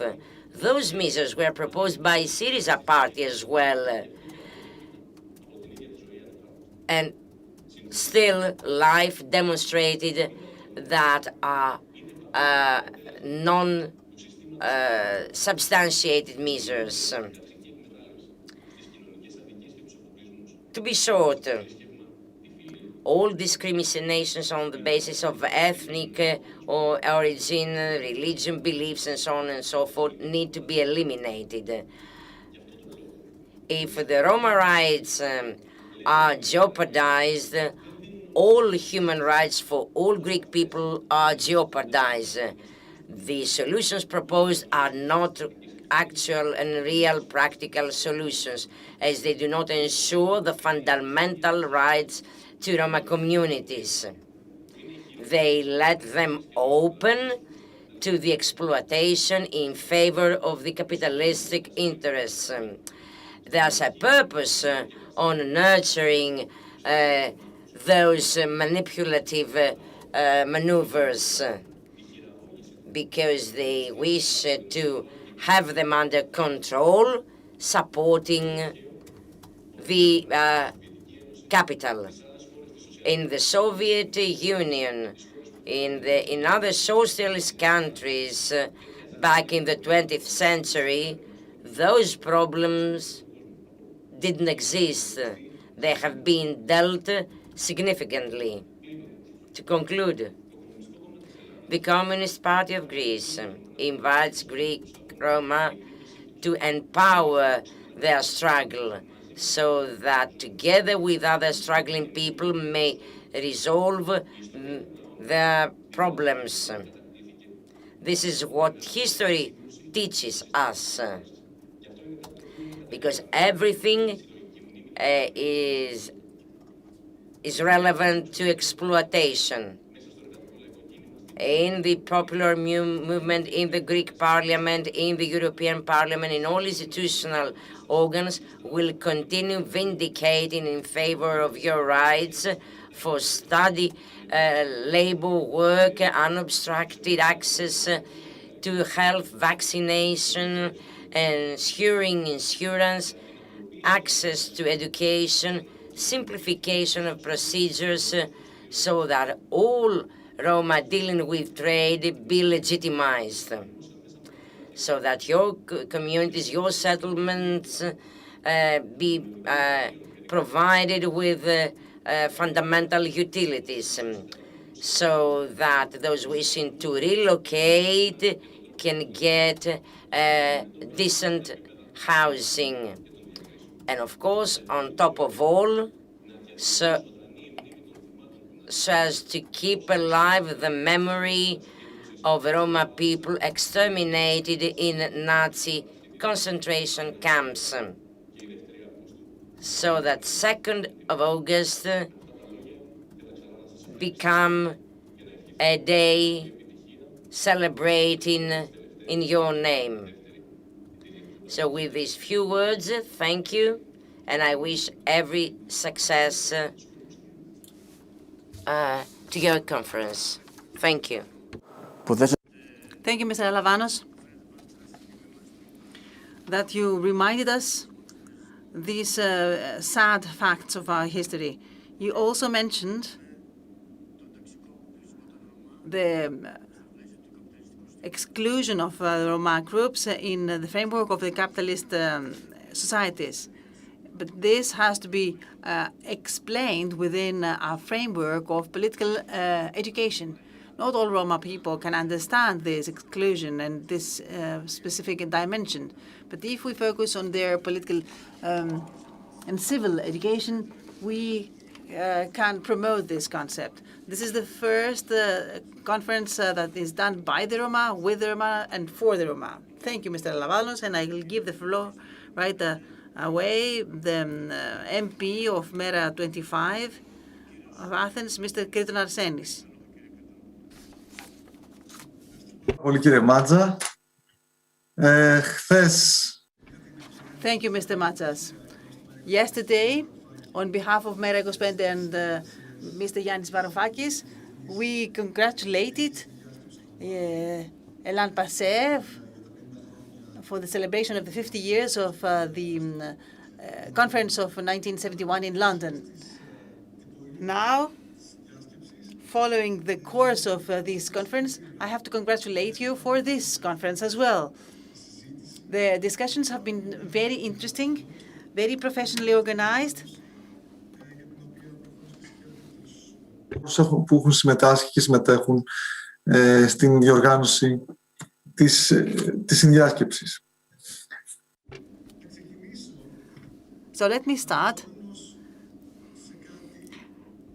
saying a few words about the program, the programmatic purposes of Mera 25, our political party. We have a special commitment, a special bullet point in our program for the Roma people to ensure respectable living conditions, education, health, and a life without discriminations and exclusions. But what is the practical expression of all these words? Hearing the discussions, I wonder, are Roma a group that needs special care and has special needs and requires special protection? In my opinion, is that the Roma group is a population with special skills and capacities. So our answer to the problems is to support our co-citizens to expand these skills and talents. Let me be clearer. I have worked a lot with Roma in the western part of Attica, Agia Varvara, and elsewhere.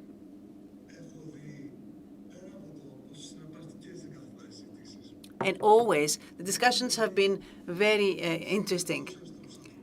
But sometimes I haven't met with wise people. I have seen so clever people, though. They are traders. They know their products so accurately. They know the specific characteristics. They know the specific audience that would be interested in their specific trade.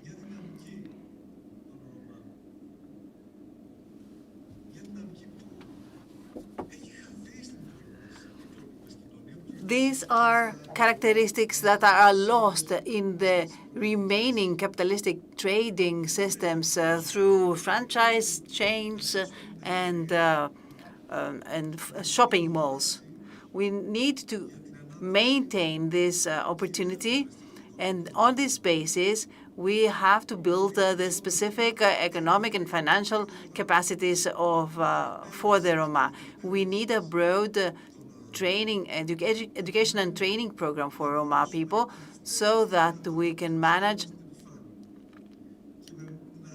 to support these talents. And we also need funding for new businesses to be opened by Roma at the sectors where they can flourish. I believe that this should be our basic compass in our purpose for integration. Of course, we shall lead allowances for a certain period until this change is materialized, but allowances are not our only tool. They shouldn't be. Because this tool condemns our co-citizens in a circle of poverty. They marginalize it. Of course, we need to solve the problem of housing. Beyond any doubt, we cannot accept that our friends Roma stay in settlements in Thessaly or like the ones in Thessaly, where the conditions are preposterous. No hygiene conditions, no electricity, no running water. We do not need to have this kind of settlements in the 21st century. And these settlements became bombs within the pandemic. And we know very well that the monies that had been announced by the government to support the Roma people in this situation were not enough. Only 15 municipalities from the 100 that were announced utilized these monies for the settlements. So allowances are good for housing, for whatever, for dropouts, but they cannot be our future. This is just an aspirin for cancer. It does not solve the problem, which is that we want to have the Romas as independent and dynamic group of population within the population. And they can't do so because they have been trained in very harsh conditions, because they have learned how to resolve the most difficult problems in order to survive at the margins under conditions under very adverse conditions throughout the last decades. This is the broad vision of education and financial support of Romas. For me, this is number one. In our program, in MERA 25, we pursue continuous cooperation of Roma communities and ELLAN PASSE.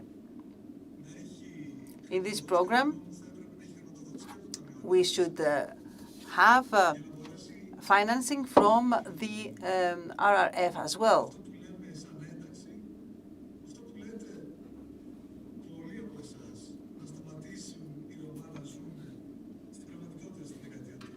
So the Roma stop living in the 60s, but start living in contemporary conditions. στην σύγχρονη εποχή, στα καλά της σύγχρονης εποχής, αν επιτρέπετε μου, να γίνει πράξη. Αυτή τη στιγμή... At this moment,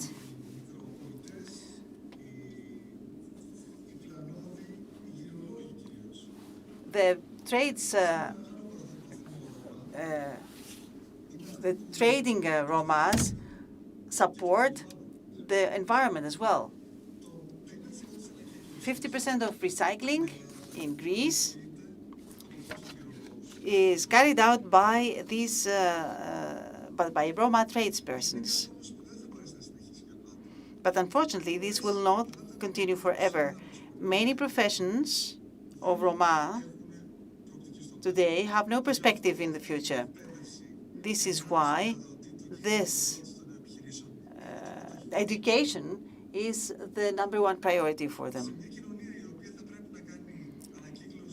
In a society where recycling is of high priority, unfortunately, the traditional professions of the people who collect the materials cannot continue in the future. This is clear. Recycling and upcycling of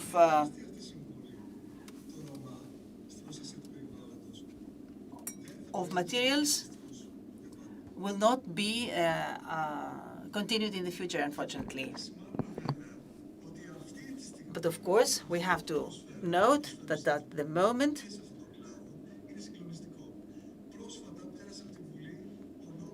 we still have some progressive conditions.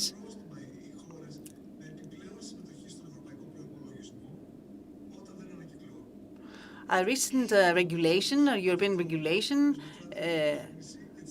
puts fines and penalties on countries that do not recycle. Without the Romas in Greece, we wouldn't have recycling at the levels that were expected.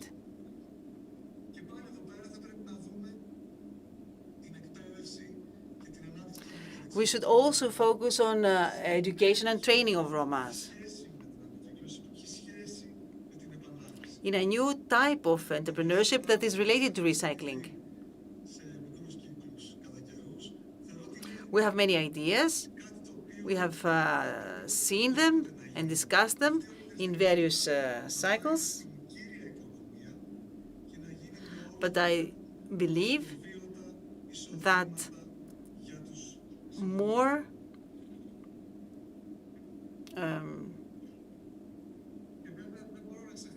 can be done. And of course, I can never forget the contribution of my Roma co-citizens in music. My grandfather is from Zagorochoria. The music of Epirus is based on Roma music. The whole Greek music has been influenced. Eleni Vitali, Zervas, Yorgos Makas, Kostas Hadzis, Vasilis Aleas, and many more. People who honor us and entertain us. Of course, I could never think what this capacity would mean in terms of new job opportunities in music training, as regards the ability to have more official and plans and programs that could create new types of entrepreneurship for the Romas at the sectors, in the sectors where they are especially talented. Traditional professions, musical and artistic professions can be promoted since they are the first that we can have access to. But of course, when speaking about the future, we do not forget the present. I will never be accustomed to the phenomena of racism.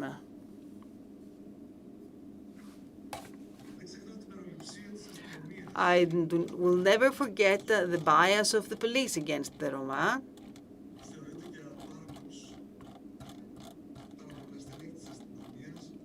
Many police persons believe that Roma is a category of citizens who violate the law by default. This has to stop.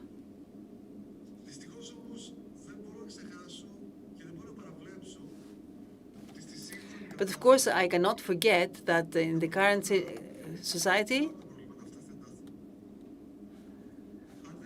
many problems can be worsened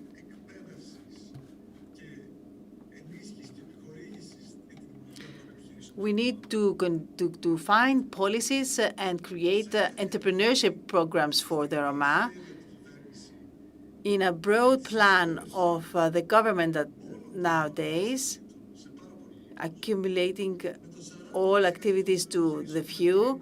40% of the businesses now closed down.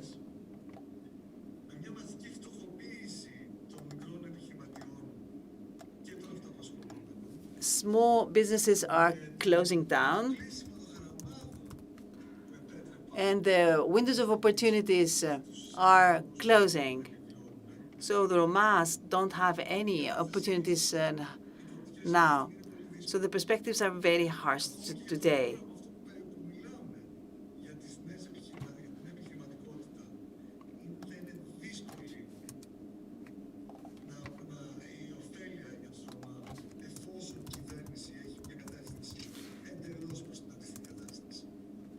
The government should take this into consideration. Even the programs that are drafted by the government should consider small businesses and provide protection, provide solidarity, and provide a respectable social state. At the moment, we have the bankruptcy law, and small businesses or households are going bankrupt. And the state confiscate their property. And these people still have debts to the state.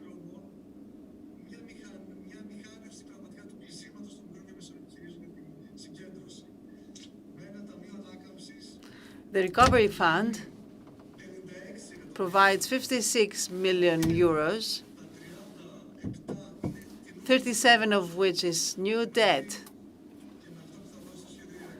Along with Hercules plan, almost 70 or 83 billion euros will be given to big corporations, the funds, the construction companies, and all those who always take the more money. And the government gives the money to those who can borrow from the banks.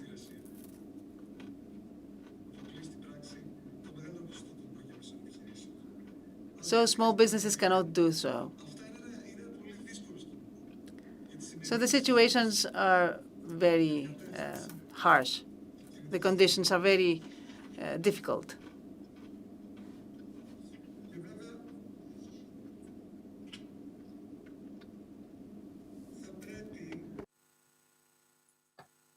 Αυτό που ζητάμε και είναι το πρωταρχικό κατά εμέ και για το ΜΕΡΑ25. What we want for the MERA25 party is to create a broad framework for entrepreneurship that will be included in a respectable social state. We as MERA25 and me myself as Kriton Arsenis commit ourselves to fight in Western Attica and all over Greece in order to stop the long-term pathogenic situations faced by the Roma people, to fight along with you so that we eradicate discrimination and in order to enhance and show the dynamics of Roma people and their talents, and to require funding for programs that will aim at integration and entrepreneurship for the Roma at the center of the society. And of course, education and equal rights. We're going to fight for allowances and benefits, but only as a transitional measure for a better society. Thank you. Thank you, Mr. Arsenis. Education and training of Roma is indeed a focal point, and it will be the vehicle for our performance. There is a question for you, Mr. Arsenis, about recycling, so please stay until the end of this discussion, where we'll have Q&A. Now the floor to Mrs. Donna Michailidou from the Ministry of Interior. Καλησπέρα. Good afternoon, and thank you for the invitation. And of course, congratulations on this conference. The 8th of April, yesterday, is established as an International Day of Roma half a century as of the Global International Conference of Roma, London 71, which set the basis for the Roma human rights acceptance by the international community. Equality, financial inclusion, integration, involvement in the political, cultural, social life is on the top of the agenda. And yet, Roma people still experience problems, challenges, exclusions in terms of respectful housing, education, labor, and so on and so forth. The integration, the inclusion of the vulnerable people of Roma, it's still a top priority. Bearing in mind thus the recommendation of the Council 21 on equality, inclusion and participation of Roma, asking the countries to work against all discriminations and inequality, we do take all measures to fight, drop out, and ensure the reasonable opportunities. Our ministry, and particularly the Social Solidarity and Against Poverty Secretariat General, is the body responsible for Roma inclusion at the national level. Currently, we'll soon put in consultation the new social inclusion national policy and the national strategy with the corresponding actions for the same time period. In this setting, we propose realistic and well-targeted interventions in order to promote a holistic inclusion of Roma in the social tissue of our country, putting the emphasis on housing, healthcare, education, employment, and ensure all discriminations and social exclusion for those people. This shall be in line with the framework 2030 of the EU, recently approved by the Commission, focusing on 7 sectors: inequality, equality, housing, health, and so on and so forth.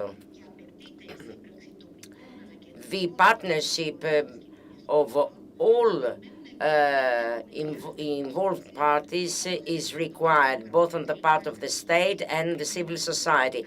So the strategy is implemented so that we come out with the desired outcomes. We need a systematic and well-organized implementation. Equality social and financial inclusion, participation of Roma in the social, political, financial, and cultural life of our country, I repeat once again, is on the top of the European social agenda. However, Roma people still encounter obstacles. They are deprived and excluded in terms of respectful life conditions, education, healthcare, provisions, and so on and so forth. So I would like to remind to all of you that the social inclusion of Roma involves the entire society, as the inclusive development is something of which we'll all be benefit. We all have a role to play in this travel. Thank you very much.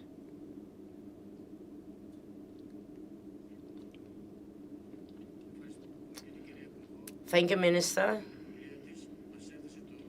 Indeed,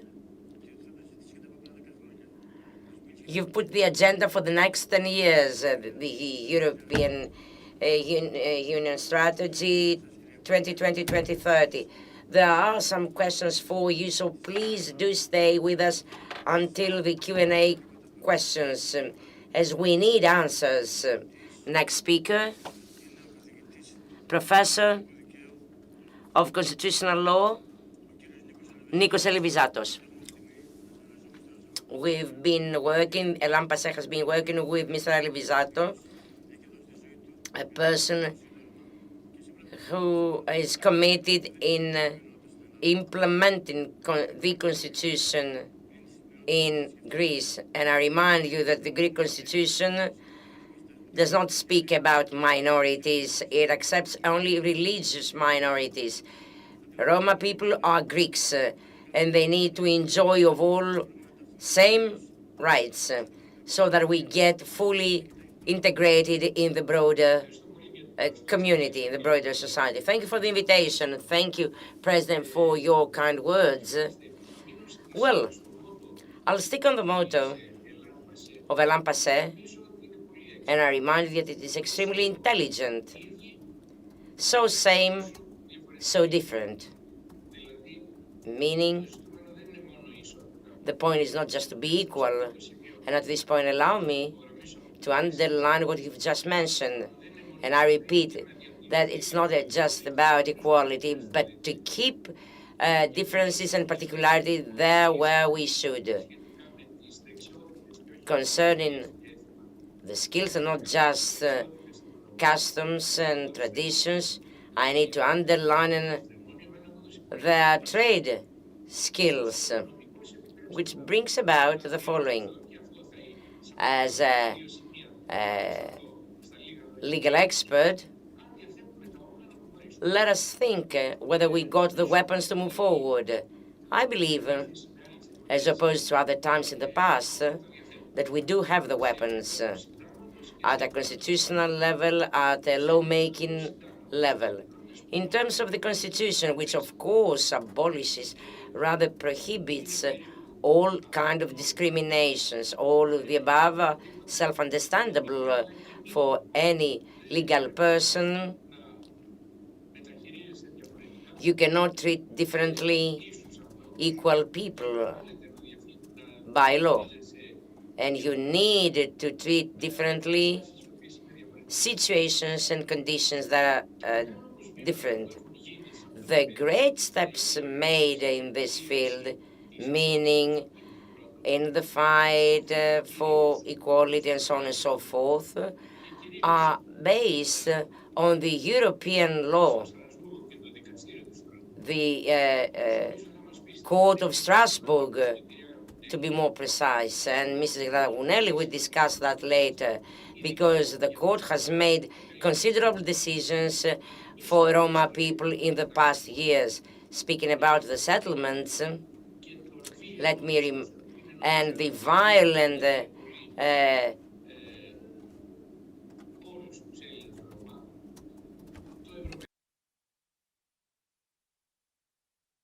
eviction. I remind you that the Constitution says that if a person resides for a long time in a place and there's no other place sufficiently designed where those people could be relocated, rehoused, those evicted from the first settlement, then we are speaking about an illegal case which violates the European Convention. And we are supported further by the European Union law, and I remind you the two directives. Let me underline the provision of the directive of unequal treatment, and it does not refer only to Roma people, to all working people, which is a breakthrough in terms of the labor law. When a working person claims that he is a victim of discriminations, and I repeat, you claim that your employer treats you such and such way because you are homosexual or a Roma or a woman or whatever. The burden of proof that this does not exist is on the employer and not on the employee. There is a directive, in other words, which puts the burden of proof on the employer to substantiate that the claim is not true. This is a breakthrough demonstrating that the European legislation in that field is far ahead compared to the national laws. This is my first point relevant to the discrimination. And of course, there are racism to discuss, speech of hate, and so on and so forth. Now, let us see inclusion, which has been highlighted by all speakers, how they'll get proactively included by exercising their political rights, actively being active in the social and financial life of the country. There, in 2001, we had another significant step ahead. Article 116.2 of the article provides for the first time in the Greek institutional life the opportunity, the possibility of having positive measures there where inequality exists in practice. In the past, this provision was implemented only in favor of women in relation between men and women, where some measures were taken in favor of women in the place of work. I remind you the quotas. Now it is expanded wherever we have justified inequalities in practice and discriminations. And there again, we have a very important issue concerning inequalities and discriminations against the Roma people. So quotas are acceptable, and according to my opinion, and this is what I'll attempt to demonstrate whenever I'm given the opportunity, it would be acceptable to have a provision, namely at the university, we have an excess of the number of successful entries, one Roma per school or per department, which is the case in the minority of Thrace. If it is justified that Roma children have no access to the university, there could be such an option. And of course, to have this in place, they need to finish successfully the Lyceum. But I say so because this could be an incentive to avoid dropouts. Personally, I would consider very interesting to examine the option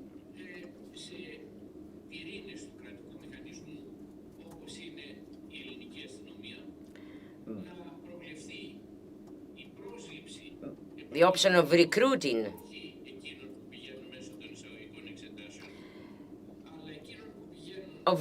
an extra number of individual Romas, provided that they got the Lyceum degree after completing Lyceum, to have a provision for an extra recruitment of Roma people in such or such public agency. I remind you that maltreatment, the Greek law enforcement forces were condemned by the Strasbourg court for maltreating Roma people. To conclude, in terms of institutional framework, constitution, European law, and legislation by and large, we do have all the necessary instruments to move forward. We lack far behind the mechanism, the people.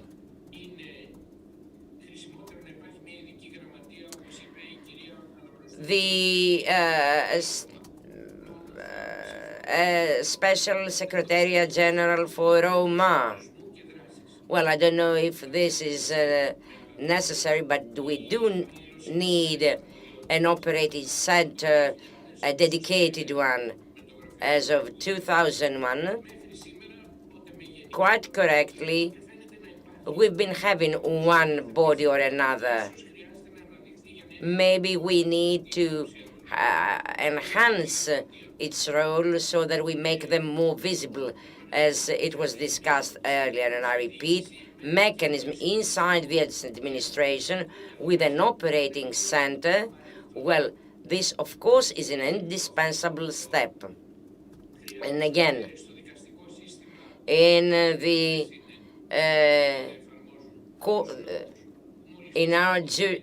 our jurisprudence, do we need, well, is there some kind of prejudice and possibly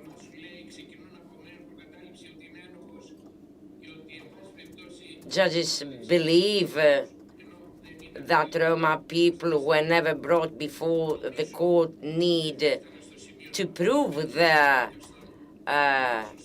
innocence instead of the other way around?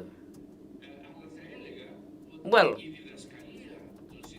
at this point,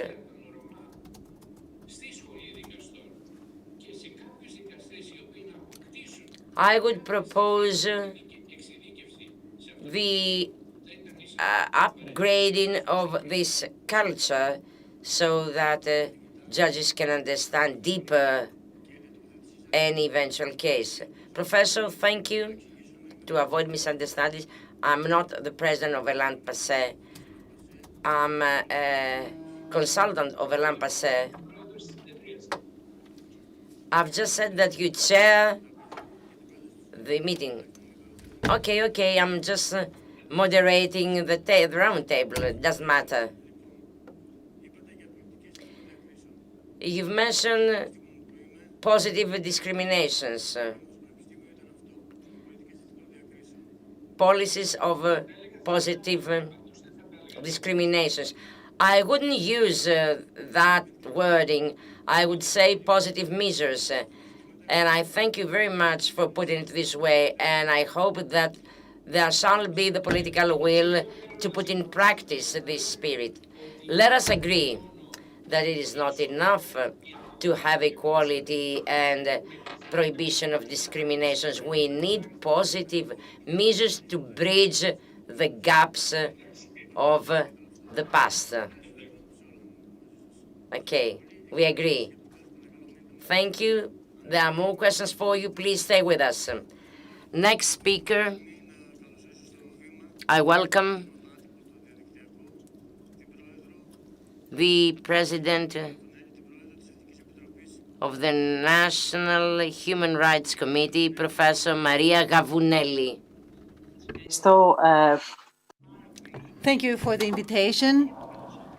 and for the kind words. I feel at home here. ELLAN PASSE is member of the National Committee for Human Rights, a very active member indeed. And we need to cooperate with them. We like cooperating with them in order to continue our work. Let me explain what this work is. Our committee is the independent counseling body for the state in terms of the promotion of human rights. It is the National Institution of Human Rights. For 1 month now, it has independency, economic and administrative, because it has been named independent authority. So it is now even more free to carry out and play its executive role.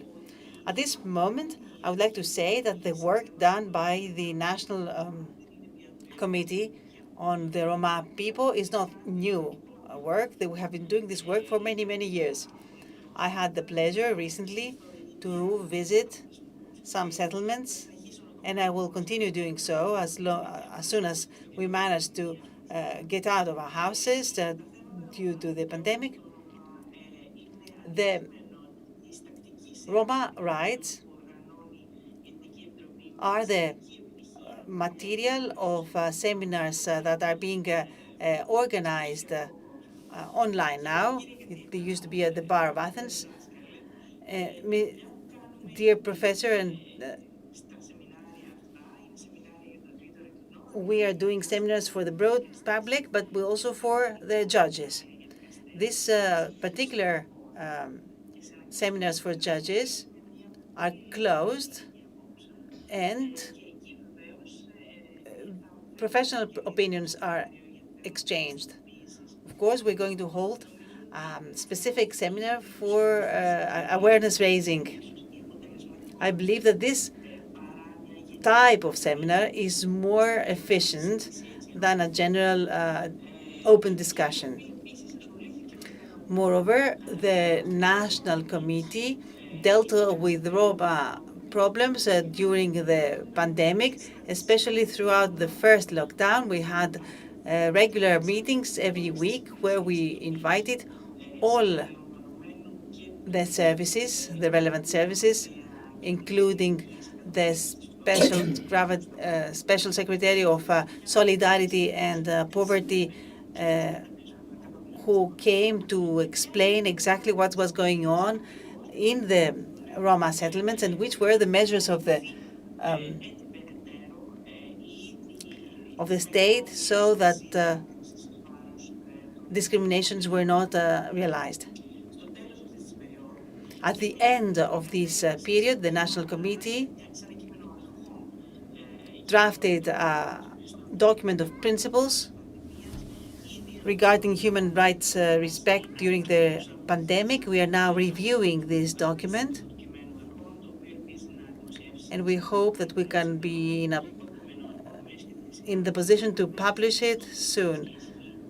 The initial draft, of course, is uploaded on our website. We have established the program. I think that all the aforementioned, the four speakers mentioned this program. Discriminations against Roma exist not only in Greece but in all countries in Europe and has been recorded by the Council of Europe and the European Commission. And also,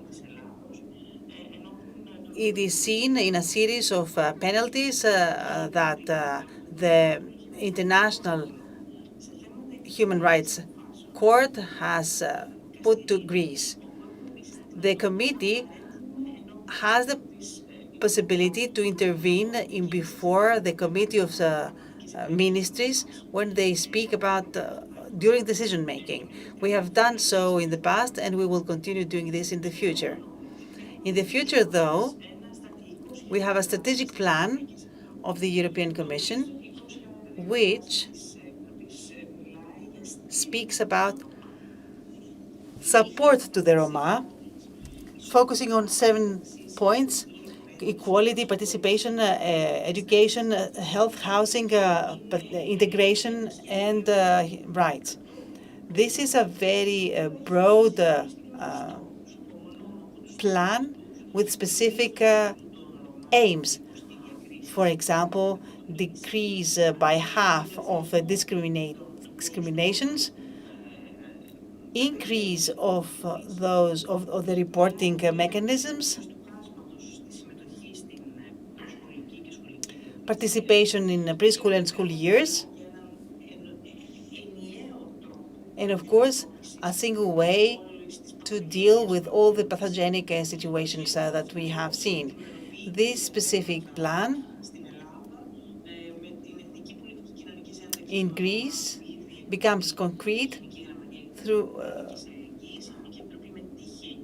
the work of the Solidarity Committee of the Ministry. Our committee participated in this consultation and will continue doing so.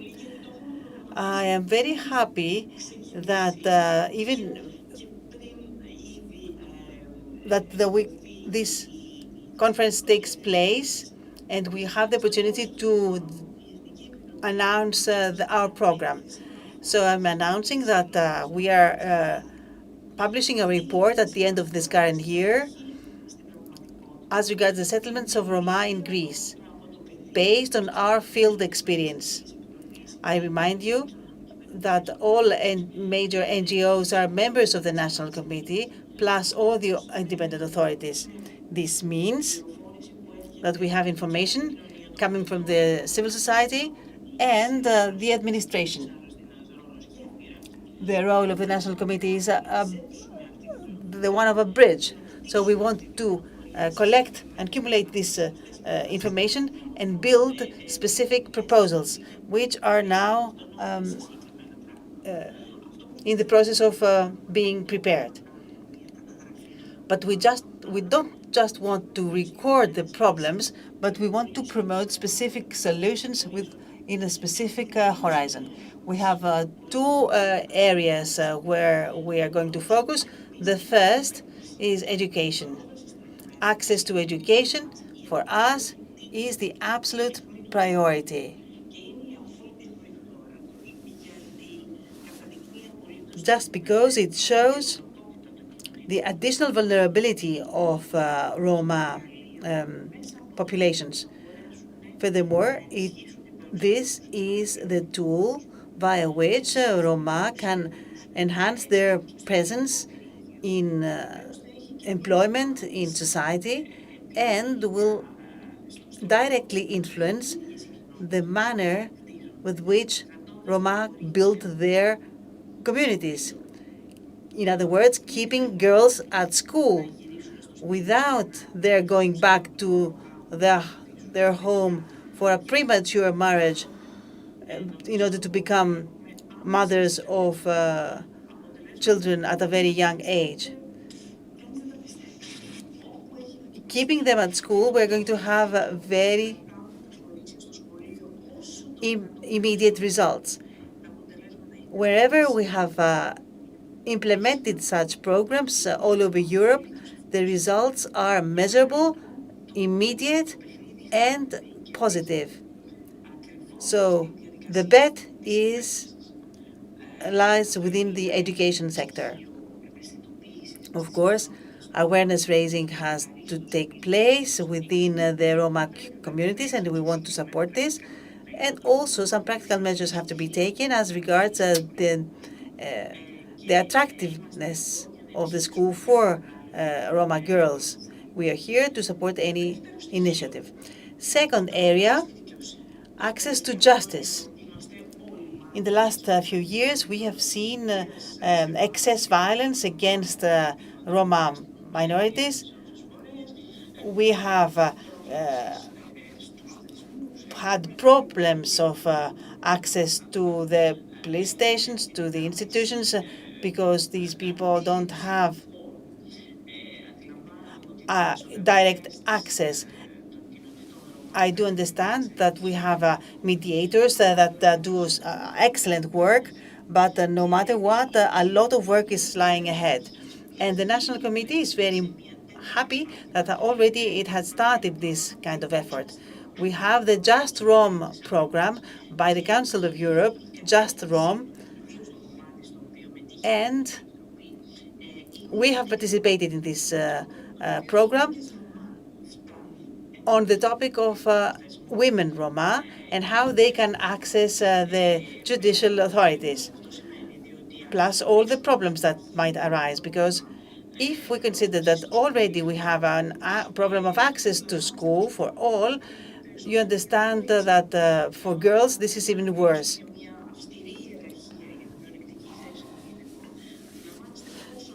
You can understand that women have even a worse position when they become before the judge or the judicial procedure.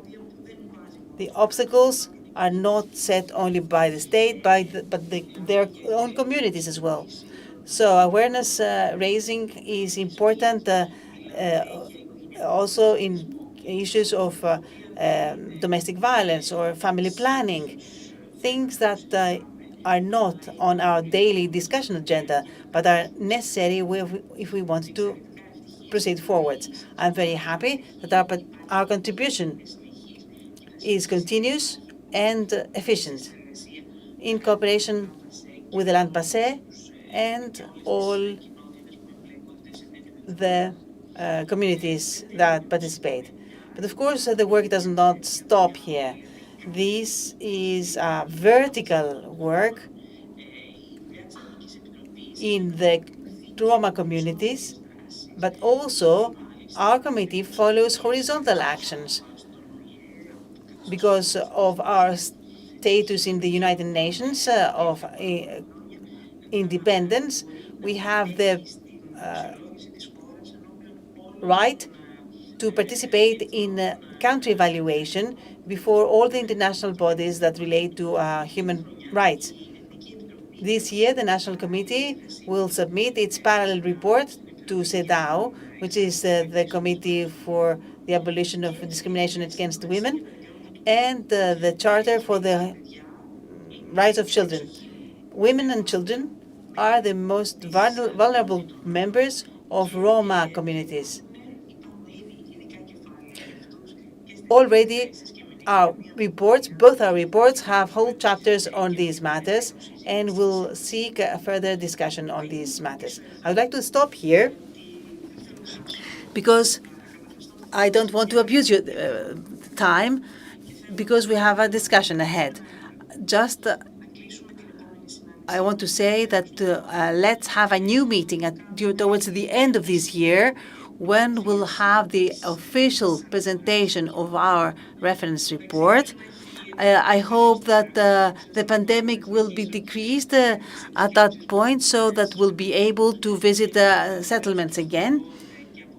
And of course, I would like to continue my discussion with all communities all over the country. Thank you very much. Thank you, Mrs. Gavunelli. As you said, ELLAN PASSE is an active member of the Committee for Human Rights and has good cooperation with you. Let me say, you mentioned qualitative and political aims and targets. These required recordings. We want to know the figures. How many are the Romas? How many are the persons who do not have access to certain services? The pseudo dilemma of being Roma or Greek is not a valid one. There is no such separation. We are Roma Greeks. So there is no such an issue whatsoever, because I have received already some questions of this type. But if we do not have a record of how many are the Roma Greeks, we cannot know what kind of measures and policies we can draft. So the next speaker is the Deputy President of ELLAN PASSE, Mr. Vasilis Padzas, who has long experience of the area. So, my dear friend Antonis, you have the floor.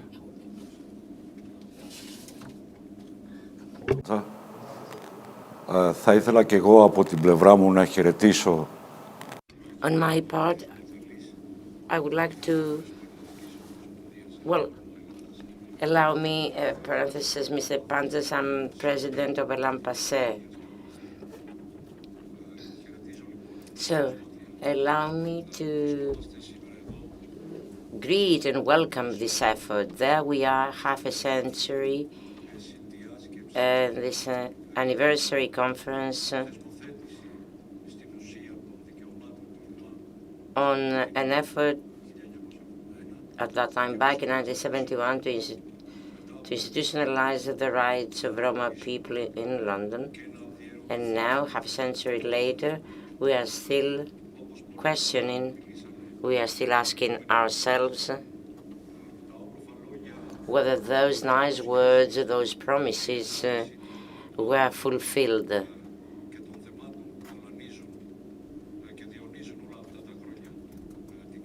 Those long-standing problems haven't been resolved.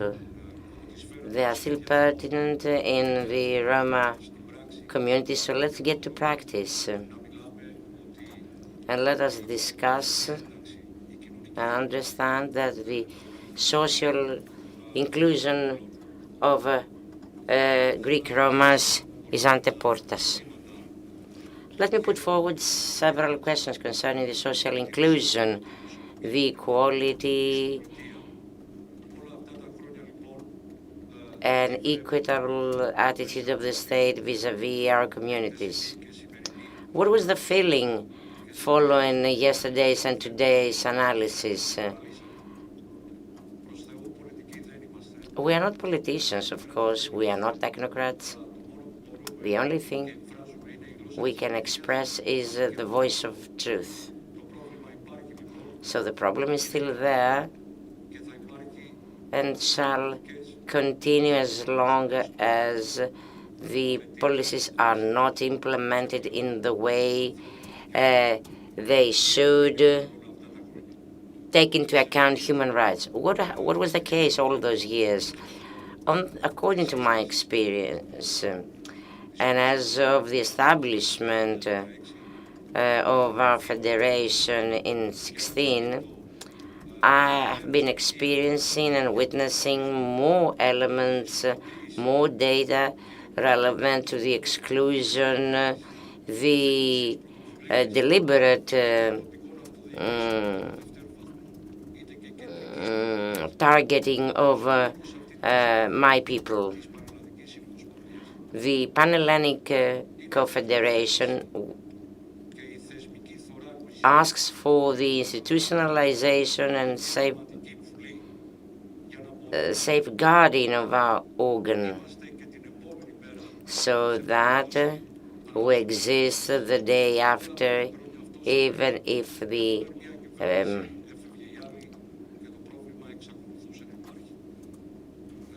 even when governments and parties change in office. So this is what we would like to see, and it is a great honor and pleasure that I'm given the floor to put forward my arguments, my thoughts, and as I mentioned earlier, as from the very beginning, we haven't stopped all those years, all of the leaders of ELLAN PASSE, partners, consultants, to be working in the field. The pandemic revealed the gaps throughout those years. Unless we sit down around the same table and design new policies, put in place the required reforms, have everything well designed, we'll never succeed. And I speak so because I'm active in the past 5 years, and I do have the experience that we're discussing. We analyze a problem, We are looking for sustainable solutions. Yes, I believe they exist, but we haven't had one proposed today.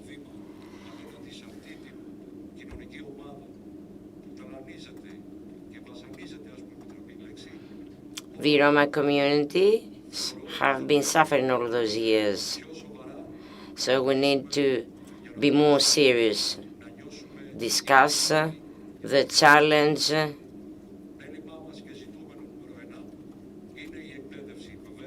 and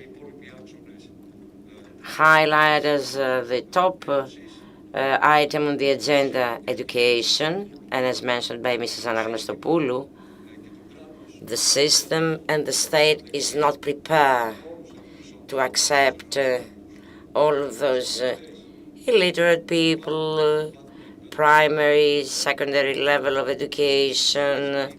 Well, the situation is not propitious and prepared to cover the gap. In the pandemic, we have experienced social exclusion twice as harder as it used to be. Our children didn't have the means to attend school via distant learning, e-education. We know that our rights are what we claim is just, but let us be realistic. What were the developments throughout those 50 years after having our fundamental human rights recognized? We got no figures, and unless the local authorities take seriously into account the situation, the need of a different solution to be implemented, well, we can't move forward. We're speaking about survival. We are speaking about extreme poverty and marginalization. So let us stop putting forward nice words, policies that do not reflect, do not mirror reality. And let us put all our efforts to bring about a solution for the international Roma community. Let us join our voices, let us work hard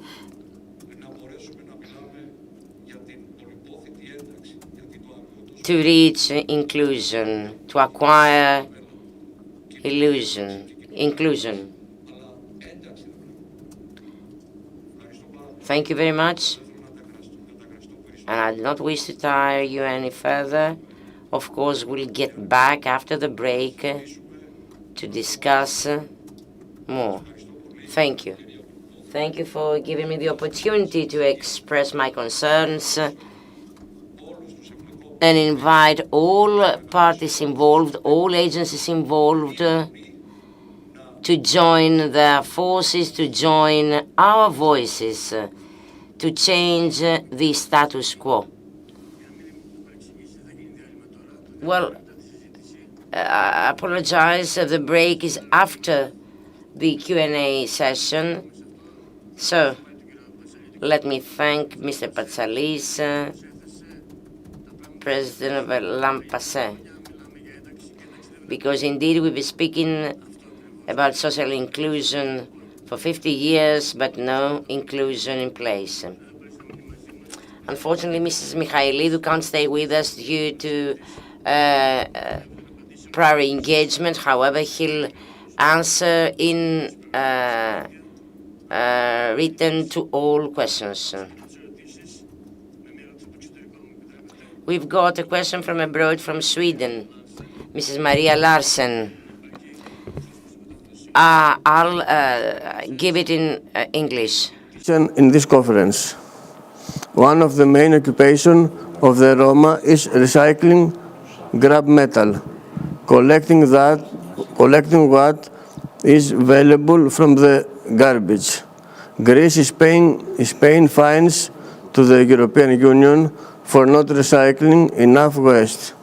Is there no way for the government to organize this so what the Roma get proper work conditions? The Greek government is currently spending millions of euros on fines when this money could go to set up proper recycling companies where many of the Roma people could get hired. Coming from Sweden, I know that there is money to make from recycling, not only metal, but all materials. But for this to happen, we need political will and actions. Νομίζω μπορεί να απαντήσει την ερώτηση αυτή ο κύριος Κρήτον Αρσένης, ο οποίος αναφέρθηκε. Mr. Arsenis need to give an answer to this question. Who referred first to recycling? Mr. Arsenis, you have the floor. Thank you. Thank you. And I welcome the question. First of all, concerning inclusion, well, let me tell you that inclusion can't happen via allowances. We'll have inclusion when we'll turn the Roma spirit into entrepreneurship. And for this reason, we need some kind of financial support. We can't have more Roma in the schooling setting, Roma people graduating from universities. We can't have it unless other problems are resolved. We do have the know-how, and we need to move forward in parallel paths. Housing plus education plus all topics in place. Concerning recycling, the lady from Sweden has correctly put the question. Having enterprises, recycling enterprises, which indeed are profitable, well, we can't expect them necessarily to recruit and hire Roma people, even though they contribute by 50% in the recycling of the entire material domestically. Roma people need to be given the instruments to get their fate into their hands, not just be given jobs. This is the only realistic solution that can bring about a way through, a solution forever. Otherwise, we'll be sitting 30 years later discussing the same topics. We've got two traditional Roma professions. The metal sectors, working as ironmongers, collecting, whatever, and of course, musicians and other farming jobs. Metal remains important. Textile, carpet selling, music still remain. Of course, we need to work them as a basis, but indeed we have to move forward to break the stereotypes and reverse it somehow. So indeed we can help Roma people set up enterprises around recycling and reuse, mainly reuse, because those professions, when we'll reach the Sweden level on recycling, well, they'll disappear eventually. They'll become official enterprises focusing rather on reuse. Thank you. Thank you, Mr. Arsenis. I do not know whether someone else wishes to put forward another call.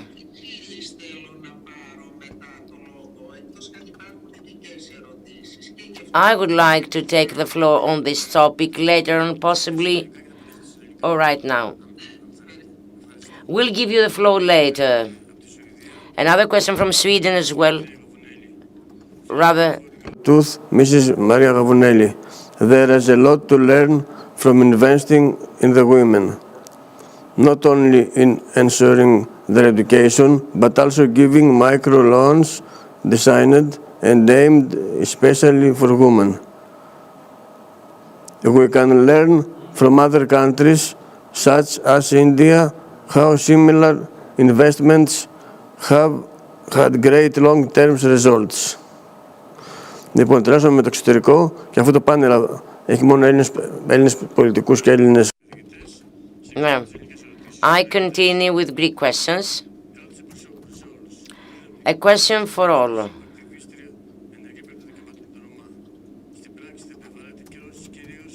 Shall we have sanctions for the municipalities for violating human rights? And by Mrs. Faso again. Are seminars enough, speaking about education?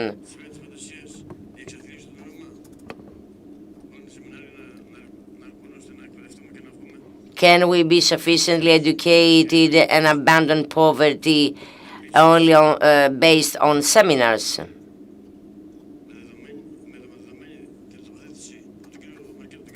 From Mr. Marketos.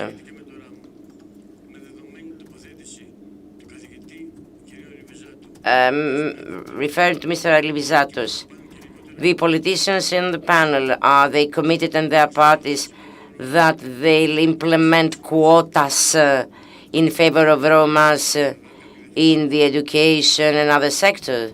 Well, and a remark on the same subject, on the same topic. Professor referred for an extra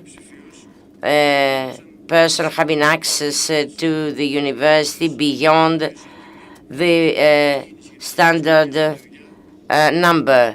That would be against equal competition and many other rules relevant to the equal access to the university.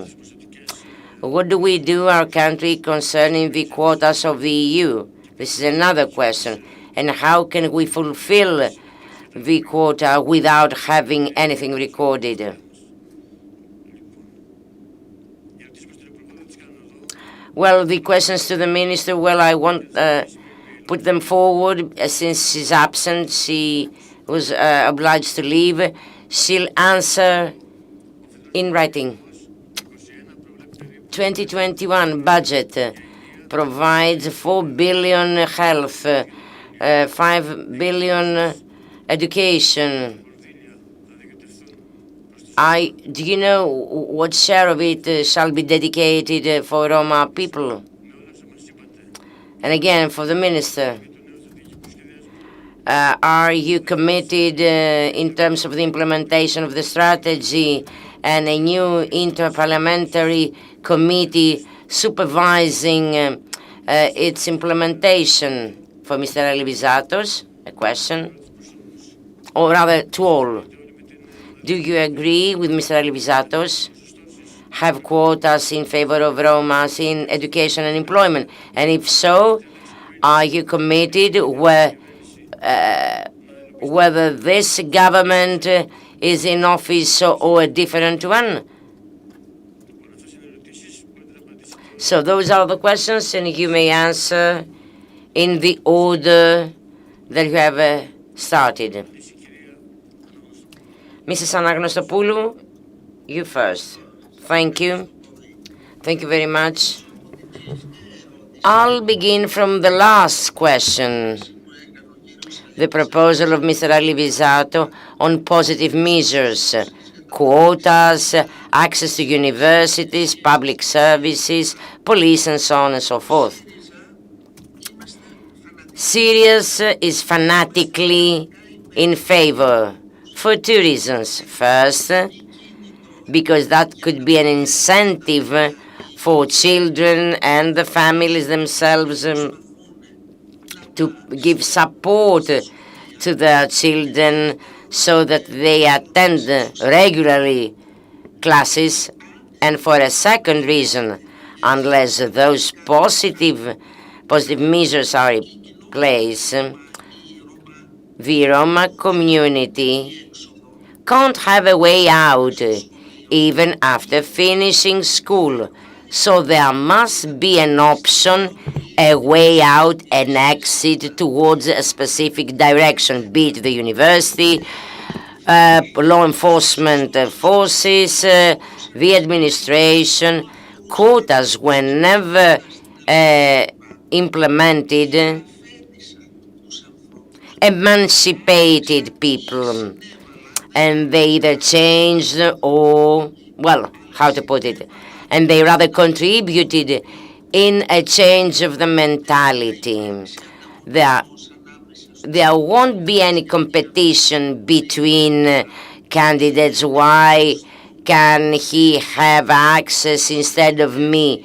Because we're speaking about an excessive number of the fixed standard number of students or employees. Positive measures are always there to generate, to work as an incentives. Allow me 2 words, 2 points. As we've got with us Professor Mr. Alivisato and Mrs. Gavunelli, and I've listened to my friend Mr. Gabjalis. Speaking earlier about visibility and the Secretariat General for the Roma inclusion, we believe those 2 factors are very important. In the way ELLAN PASSE was established, and an institutional organ for Roma is extremely important, as it can negotiate with the state, with the Roma communities themselves. In the same spirit, the state having providing an institutional visibility to Roma communities, not as something particular, but having accumulated particular problems, well, this can change the entire environment. And again, which is the case with the Roma community and other communities, direct communication between leaders of the community and specific people on the part of the government wouldn't help. We need some kind of institutional umbrella. Referring to the micro-entrepreneurship, petty trade and commerce, well, I avoided enumerating the solutions that we have proposed and everything we put in place. But those issues, the particularities that contribute in the Greek economy, if integrated, embedded in a financial framework, they can produce fruits. The interlocutors between both sides need to have an institutional role, otherwise nothing can be achieved. And there again, with the recovery fund, we got more problems. We risk to lose micro-entrepreneurship and petty commerce. Speaking about allowances, let me be clear. Allowances is the state of providence. The peak of the iceberg. People do not need allowances provided that they can be self-sustained. Until they reach our point, it is an obligation of the state and a right of the people to be given an allowance. We have established child's allowance, rent allowance, And yet, they've used it against us, speaking about policies of allowances to reach a higher level. Roma people need means to get emancipated. The allowances which existed in all EU countries aimed at resolving particularly those problems. And this is I avoided, well, anyway, 5 things we've tried to put in place in an effort to trace a national policy. First of all, recording of settlements, and we did that to understand where major problems existed. Social inclusion and social housing. There again, we need allowances at the first stage. We can't have them under the EU funding without having an institutional setting. And let me conclude, referring again to the pandemic. The pandemic time period bring about the problems, shed light to the problems. I share your anxiety in resolving hard problems during that period. And I'm referring to controls, assistance, healthcare services, mainly financial assistance, which finally generated all others. And I know the anxiety, and my friend Mr. Bazali's concerns, because together with the entire ELLAN PASSE, they've worked a lot to help all of those people that didn't have any means of survival at all. Unfortunately, the municipalities didn't stood up to the level of the situation. So there are many problems, and for this reason, I insist the first step, institutional visibility, an official negotiator on the part of the state, a fixed standard post, without any changes once we got elections and the government in office changes. And something more. I wish we had an event on the 200 years as of the Greek Revolution and the contribution of Roma. We would had the opportunity to witness that in all pictures or everywhere there is a Roma playing the music. There have been university studies on this contribution. That would have been an excellent opportunity to discuss your role as well. Indeed, we can have a multi-party committee to work together with ELLAN PASSE on this topic.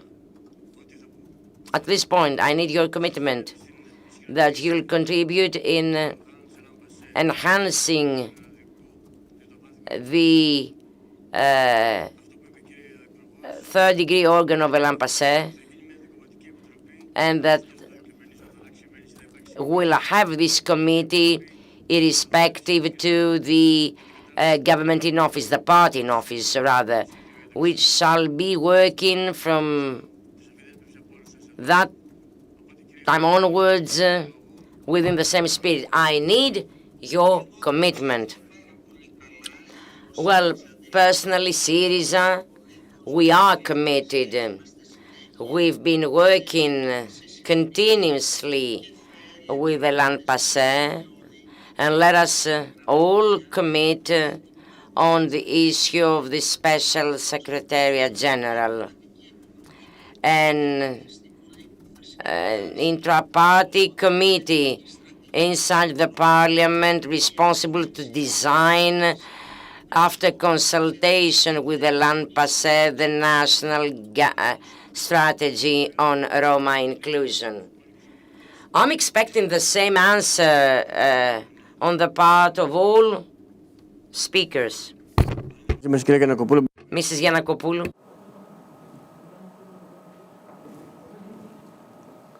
Αν όχι, ο κύριος Αλαβάνος. Ευχαριστώ πολύ, κύριε Μάτζα. Mr. Alavanos.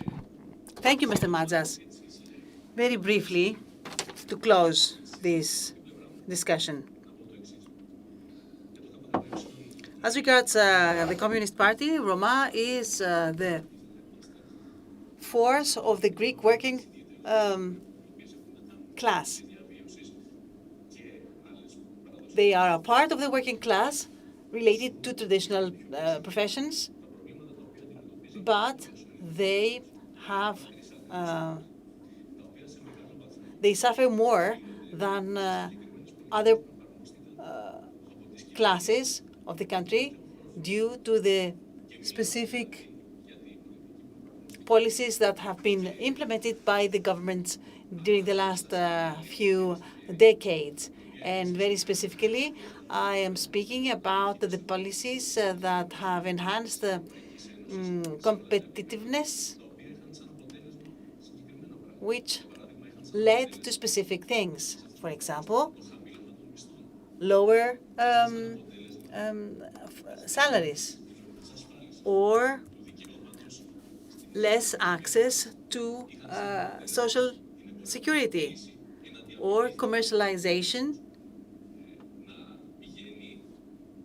of certain services, which in the previous years had been conquered as human rights. So the result of this was that the natural environment was given to the hands of major corporations so that they can use them for profit. And this is a problem for the whole Greek population. But of course, just as you described, the Roma suffer from these conditions more due to their way of life. So if we expect that working hours will increase up to 10 per day for salaries down to 200 euros, then can the government ensure a better life for Roma populations? Even in Athens, in Kypseli, for example, people die, COVID patients die because they do not have the opportunity to go to an intensive care unit in the hospital when measures are not taken. So can the situation be improved in the settlements? In other words, we want to draw a line here. We serve the interests of the people and the employees at any cost, or even through the pandemic, we serve just the interests of the big corporations. This is the line of both Syriza and the New Democracy have followed. And we have seen where the money went during the pandemic and before. So political discussions and criticisms are parts of social programs. From the establishment of the ELLAN PASSE, the Communist Party has had very good relations. You know very well that our party, in principle, supports all the basic claims of Roma because they are just and right. You know that Every day we fight for the improvement of the situation of all the people in Greece and Roma who are part of the Greek population, but we cannot agree with perceptions that are obsolete. For example, in Roma, unemployment can reach 80%, 80%. And we cannot say that the solution to such a problem is that Roma will create businesses, or we can enhance entrepreneurship for Roma, because this would have a different, the opposite result. What we need today, and all governments have done, is to decrease state intervention in the sectors of education, health, etc., for all people without any obstacle. And this is the direction of the European Union, the human rights pillar that promotes human rights. We have the reply from the European Commission when we submitted a question about 10-hour working day, and they said that they guarantee 11 days of rest.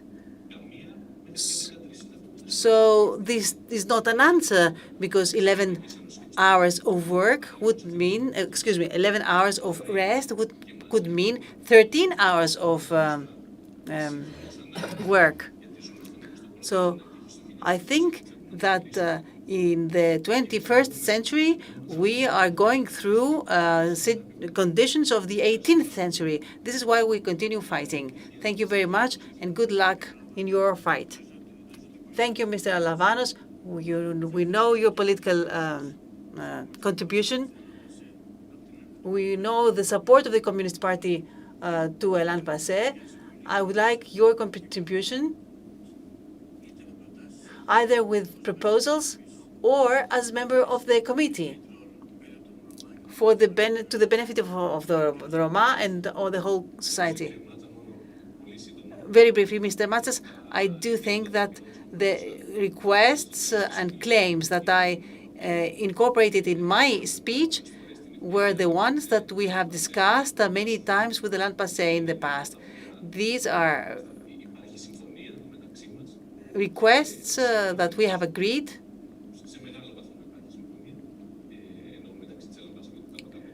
in between ELLAN PASSE and the Communist Party. Will continue fighting for these massively within our participations. We do agree, Mr. Alavanos, but commitment is something that can stay as in the minutes of this conference. Look, the Communist Party has a specific idea as for how inter-party committees should work. Our strategy as a party, as a political party, is different than the one of Syriza or New Democracy or some other parties that are at the direction of dangers. So we will follow all developments, and accordingly, we will position ourselves always based on requests for the improvement of the overall population. I do accept what you say. You follow the development from afar, not from afar, from a close by. Okay, for close by, without commitment. Question: Roma have utilized the household loans, and they were settled in 2004 in houses, but many of them have not managed to pay back their loans, and they are in danger to lose their houses. Is there any protection for these people, and what should they do? The question is for Mrs. Michailidou. She will reply via email, but is anyone else willing to give a reply?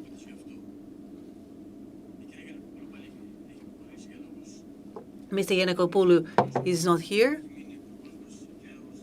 So we have Mrs. Anagnostopoulou, Mr. Arsenis.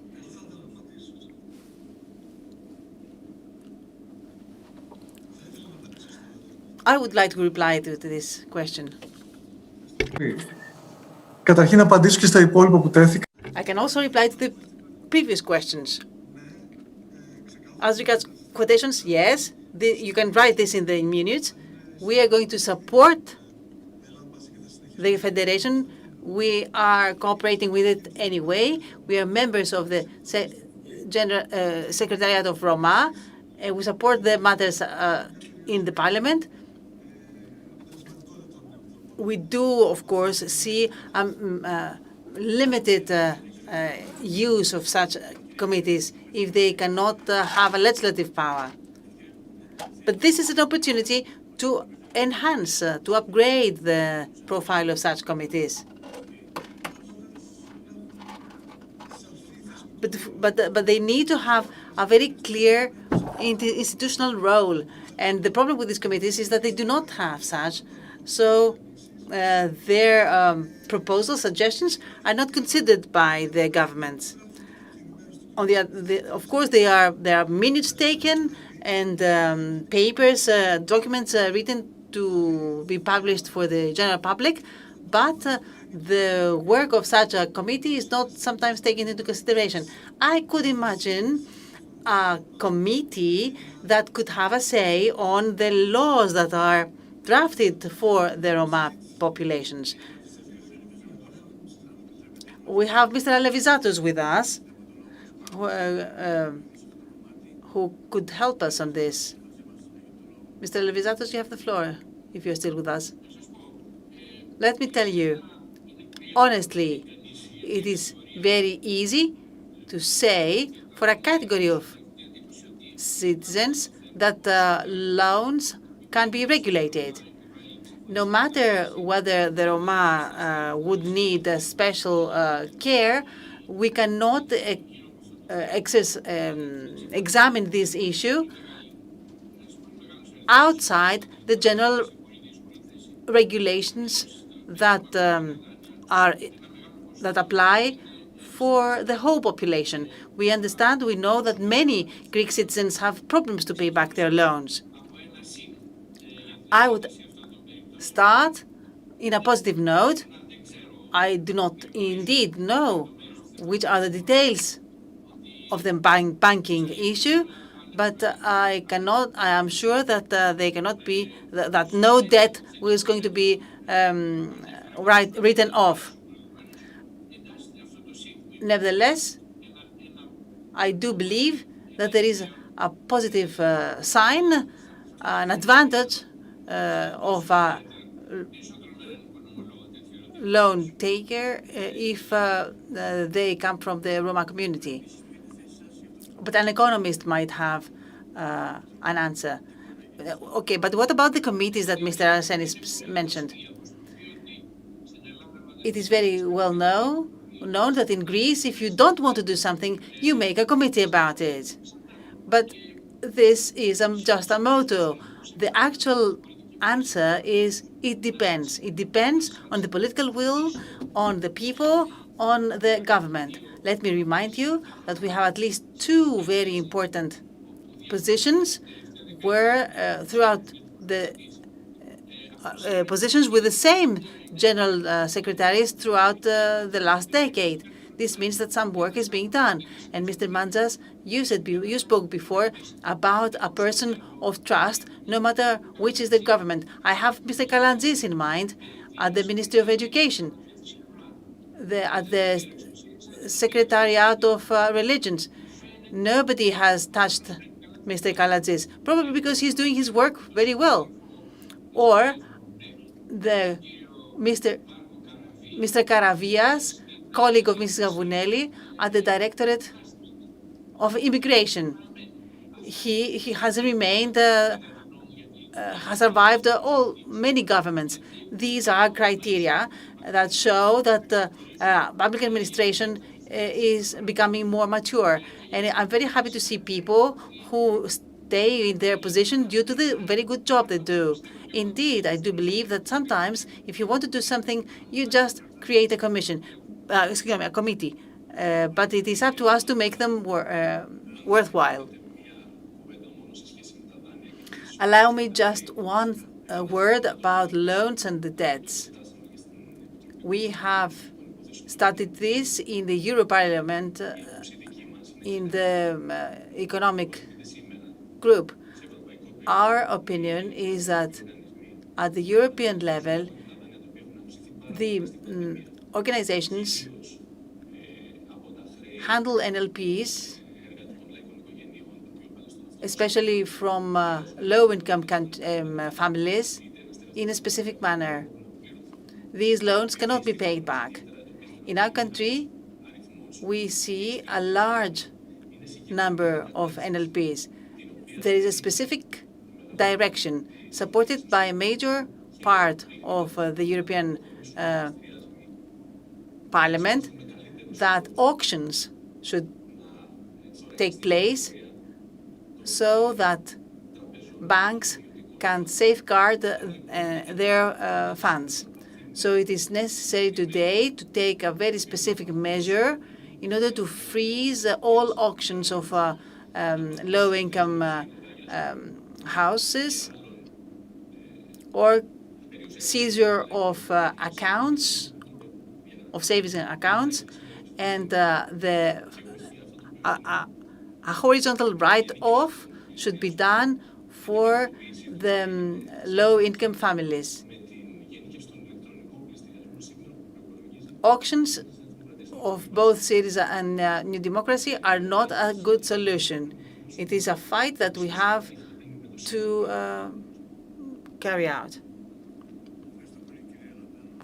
Thank you, Mr. Alavanos. I do agree. Any other speaker? Mr. Arsenis, you had the floor. And then Mr. Gapunelli, Mr. Basalis, and we'll closing. Of course, obviously, this is something that needs a horizontal solution. But Roma, of course, are not a specific category. For all persons, auctions should stop and seizures should stop. MERA 25 has asked the government to speak about Hercules project, but we saw that auctions are starting on June 1st. And 12 billion will be given to the funds that cannot sell off these real estate at good prices, while they're going to keep them. The solution of MERA 25 is the Ulysses, Odysseus program.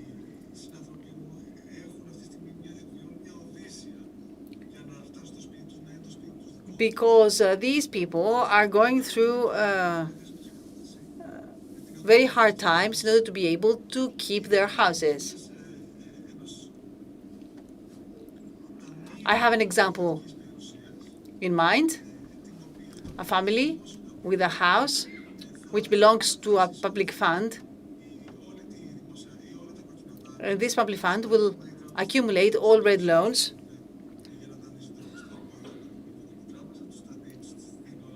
against several collaterals.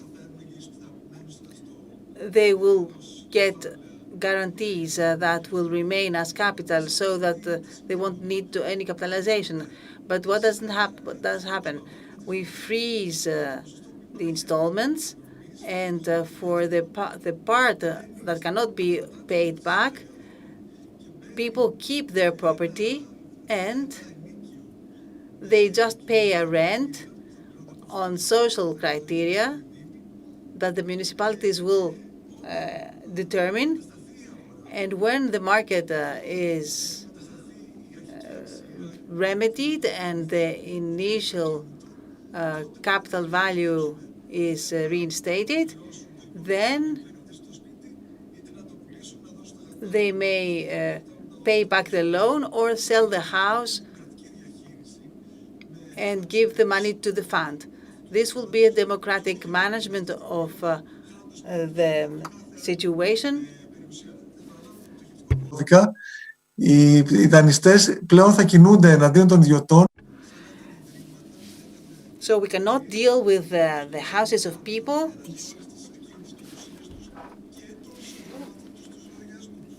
who don't have the money to pay back their loans and don't have enough income to carry out their daily life.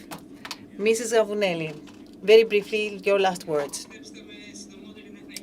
I will be too brief because I have another obligation at 3 o'clock.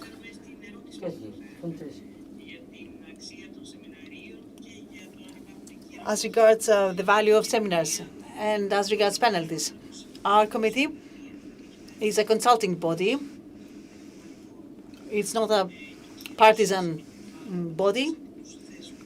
Penalties are imposed by the judicial powers.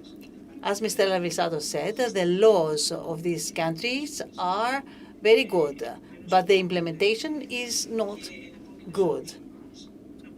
So we should all help so that the laws can be implemented. Also, throughout the day, I heard many people saying that the mentalities haven't changed. But in order to change mentalities, we need strong education, awareness of all the stakeholders and the general population. This work is continuous at a low key that works substantially for years. And this is the work of the National Committee, to bring together people from various groups, various areas of the society, so that they can cooperate. Some years ago, I remember a discussion regarding the foreigner, the alien, in the Greek society. It was an era before immigration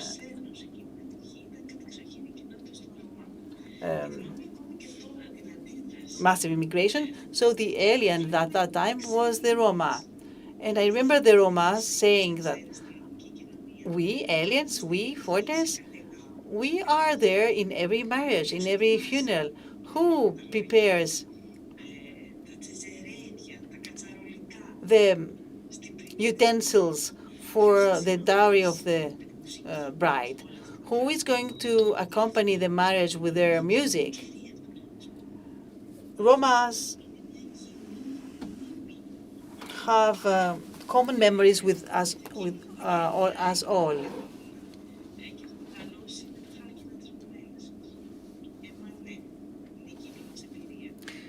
Our common experience has to be salvaged, and we are working for this. Thank you very much. Thank you, Ms. Wapunelli. We have to stop here because we have gone beyond time.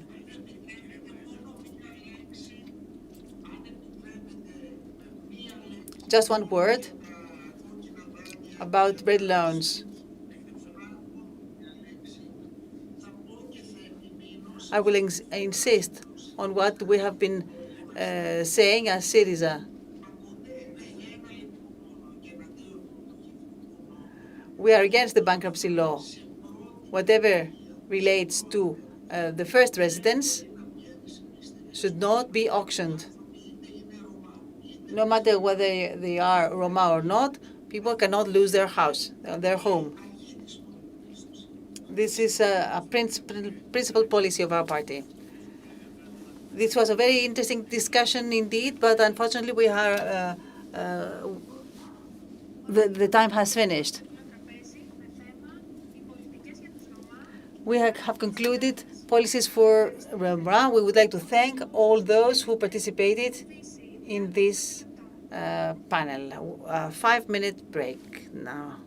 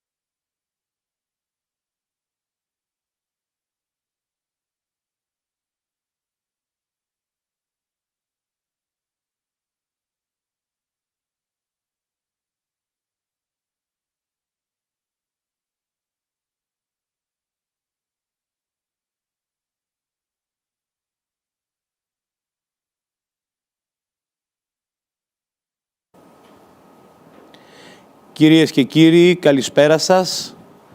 Προχωράμε στη ροή του προγράμματος. Ladies and gentlemen, we proceed with our agenda.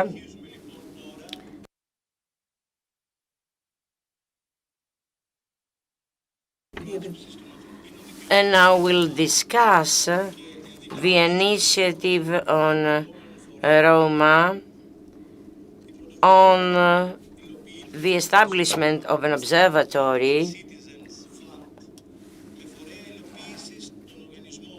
implementation bodies, equal society, ELLAN PASSE,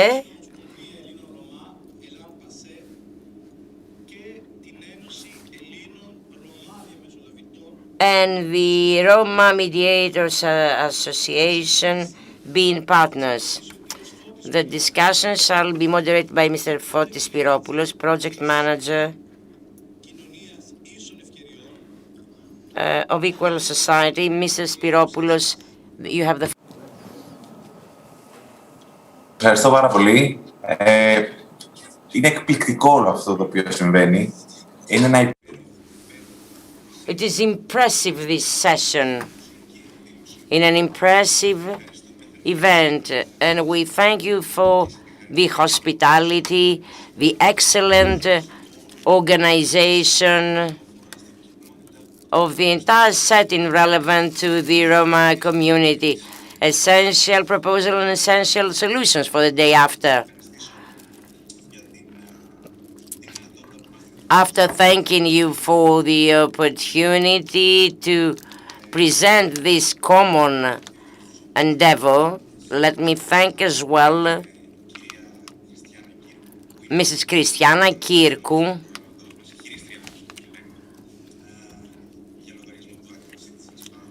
on the part of the Active Citizen Fund. Thank you. Thank you standing next to us on this very day of initiation of this effort.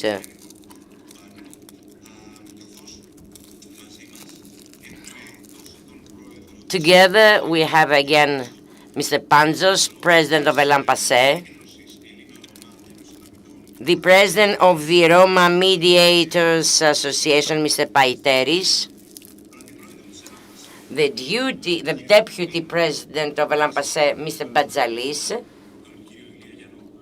Mr. Yiannopoulos, on the part of the legal department of ELLAN PASSE, and of course, my friend and close colleague.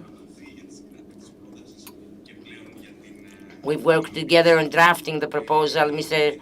Gatzoulis.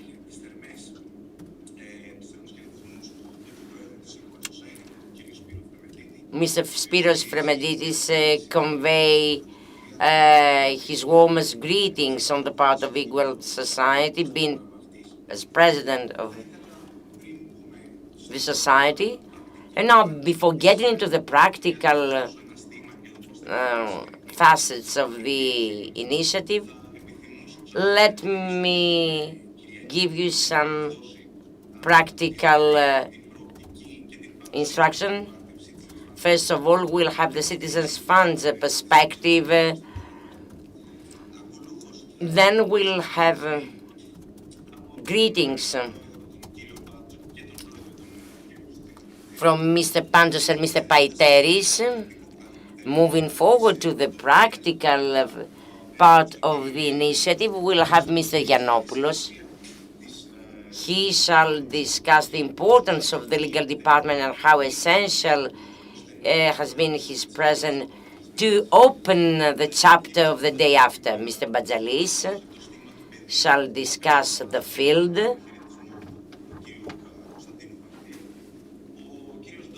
Mr. Dodis, an Equal Society, will present the vision, how we move from theory to practice, and I'll conclude with the actions of the project and so on and so forth, and everything expecting us ahead. So let us see. I do not wish to monopolize the discussion, and I give the floor for a short greeting to the president of ELLAN PASSE, Mr. Patsos.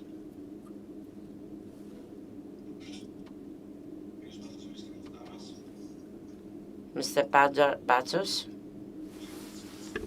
Ωστόσο, okay. There might be a problem with the connection. Okay, it doesn't matter. Let's move forward. Mr. Konstantinos Paiteris. Thank you.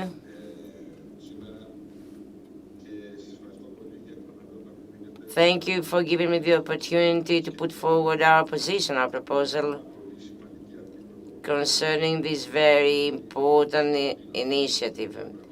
A true initiative. Let us thank the Bodosakis Foundation.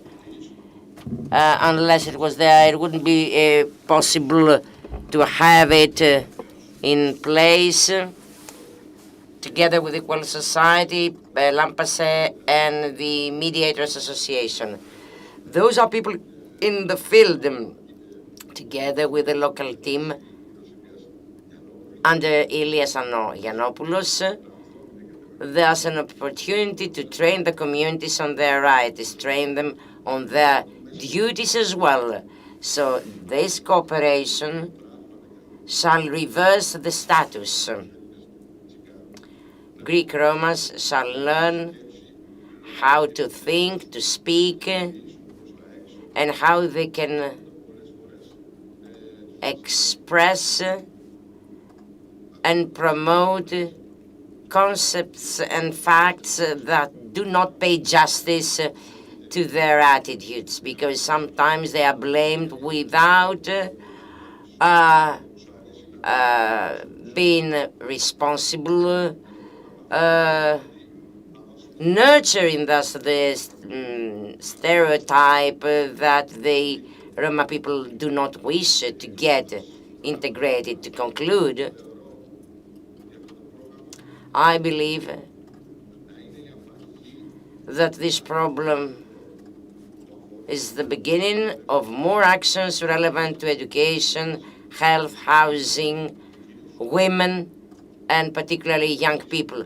Unless we invest on young people and women, unless we invest on the education of our co-citizens, in order to create active citizens, this society shall have no future. Only having citizens well trained in terms of human rights may ensure a better future. Thank you. Mr. Konstantinos Paiteris, President of the Hellenic Roma Mediators Association. Indeed, let me stress that this initiative is only a beginning for a future with more similar actions. And this investment may cover education, women, young children. I don't know whether Mr. Panzos is already with us. Mr. Panzos. Έχουμε μαζί μας τον κύριο Πάτζο, τον πρόεδρο της ELLAN PASSE.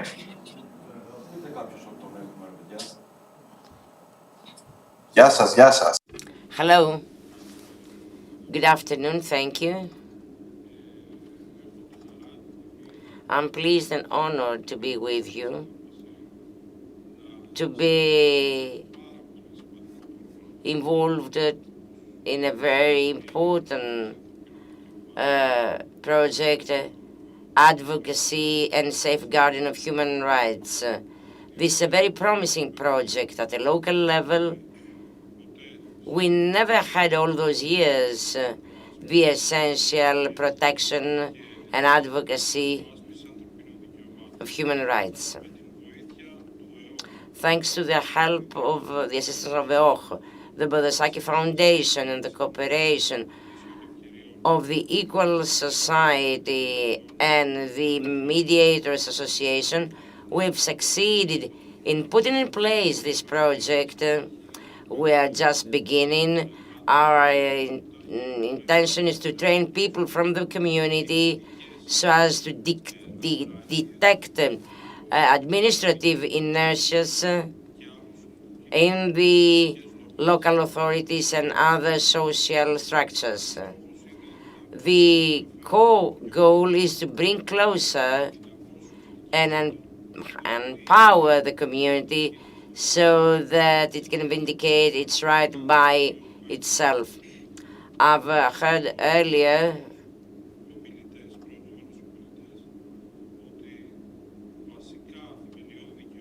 that fundamental rights are jeopardized, such as, or are deprived of, such as utility services, water, electricity, internet. So this project will bring us closer.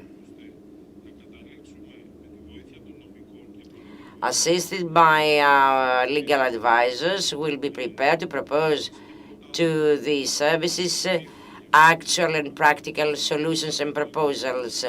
We'll make our best to bring about tangible solutions. And again, we empower the Roma people themselves, assisted by experts. We wish to have a fruitful debate with the local authorities. That was all for my part. Thank you. Thank you, Mr. Panzos, President of ELLAN PASSE.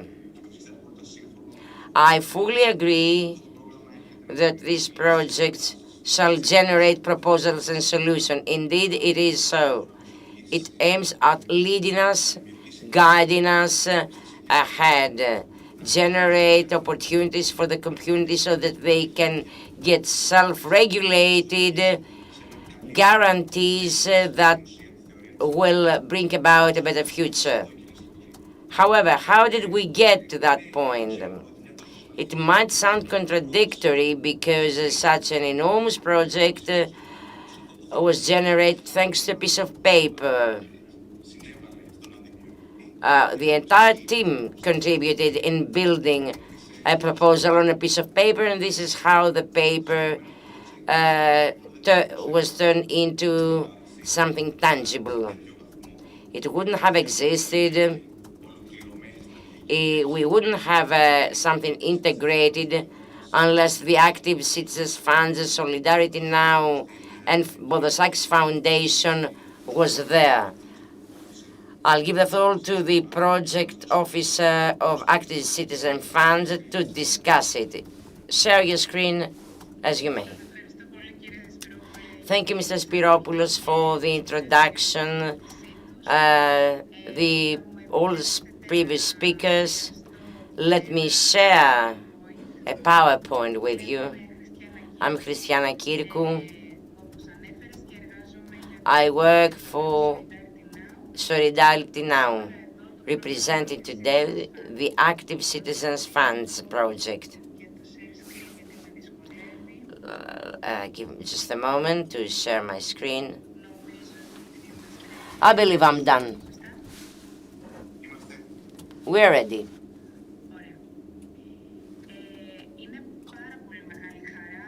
It's a great pleasure, and I've been attending all presentations yesterday and today. We are pleased that the beginning of this project on the observatory safeguarding human rights for Roma and empowerment of local communities.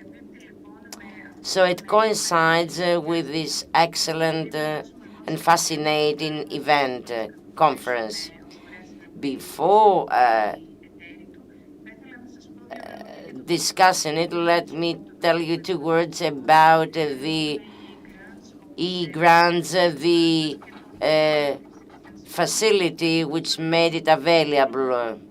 This is how this initiative was funded, and hopefully more in the future. So the financial mechanism, the facility of the European sphere is a contribution of Iceland, Liechtenstein, Norway, and Sweden for combating inequality and enhancing bilateral relations between 15 countries in Europe, amongst which Greece as well. 1421, meaning up until today,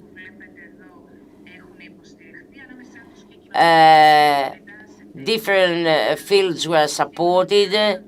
Roma inclusion included 1.5 billion euros in total. We wish we had more, of course, relevant to the Roma communities. So the support of the civil society is affected in Greece via active citizens funds, 12 billion euros, aiming at empowering and enhancing the sustainability of the civil society for a more active role, as described earlier by the previous speaker. We ran 6 calls. The Rome initiative being the fourth promotion of human rights. The 2 last calls close on the 12th of April. And I grasp the opportunity on what Mr. Paiteris mentioned earlier on women. We would welcome Roma women bodies in the call for the promotion of equality between gender. And of course, on cooperation network, all organizations getting funds are involved in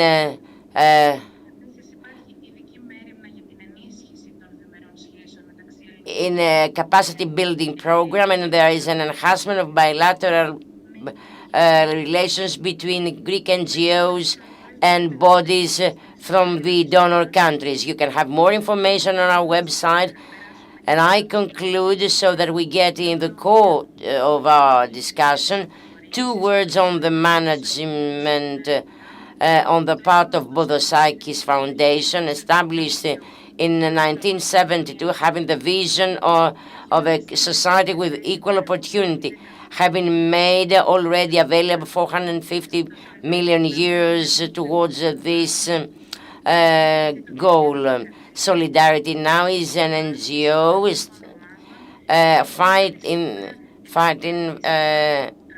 serving, having served until today more than 300,000 people, Roma people included. On the part that is now of my organization, I wish every success to Roma initiative. We deeply believe in its strength.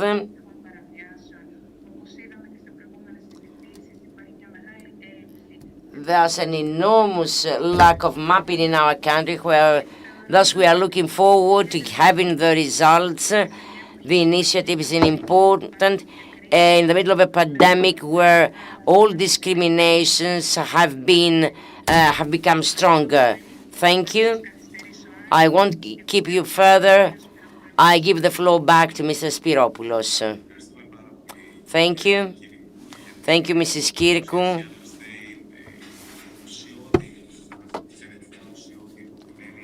As I mentioned in my introduction, the implementation of the project wouldn't have been possible unless the Fund Solidarity Now and Boudosakis Foundation were there. Thank you for your contribution and your presence. But let us now see the basic axis of this project, which are two axes. The protection of human rights within the society,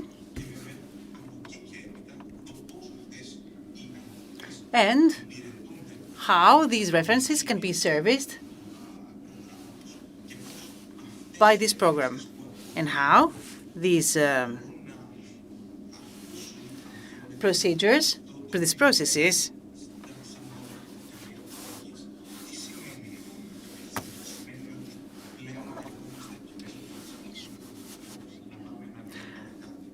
It means that we will have to go one step further. Στους ανθρώπους που τις υπόκεινται, όπως είπε, Which is, as according to what Mr. Paiteri said in the beginning, we'll need to find what is right. Όμως του προγράμματος σε επίπεδο νομικής υποστήριξης, μαζί μας έχουμε τον κύριο Ηλία Γιαννόπουλο, τον υπεύθυνο της νομικής υπηρεσίας της ELLAN PASSE και κεντρικό συντονιστή της ομάδας. The coordinator of the team of lawyers, and Mr. Yiannopoulos will give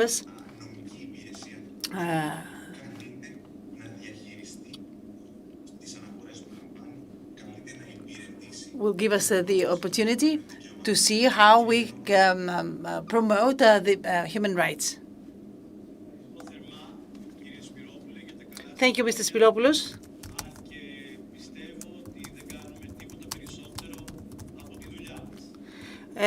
We just do our work, actually. As the president of ELLAN PASSE said, who is the visionary in this effort, that we feel proud. We feel proud because ELLAN PASSE has managed very shortly, because it is the main common denominator of all the presentations since last morning, very briefly, it managed to cover a gap, to bridge over a gap, which was the fact that the Roma themselves, the target group, as we say in the project, the beneficiaries,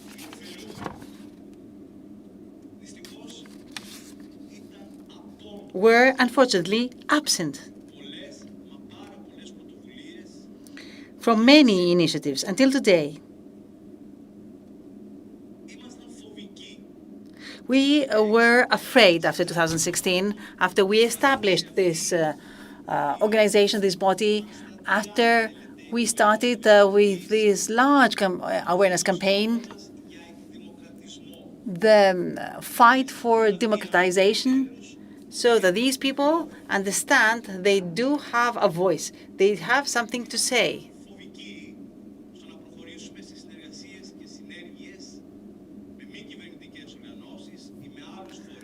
We have had cooperation with other bodies, with NGOs, because we could not see tangible results. So after 3 years, we have managed to give a structure to our priorities.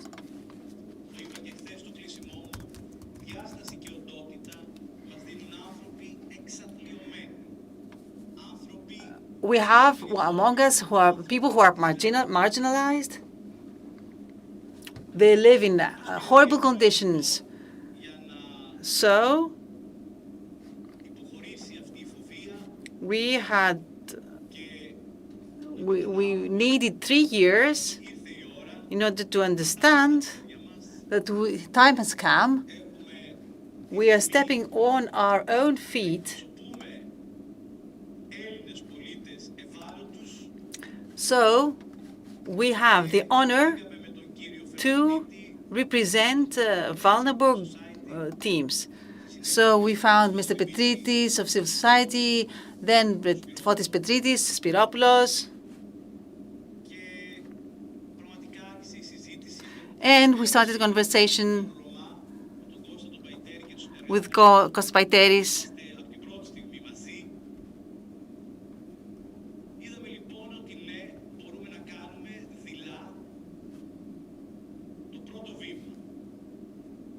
And we saw that we can do some paces, some steps. So the program started March the 1st.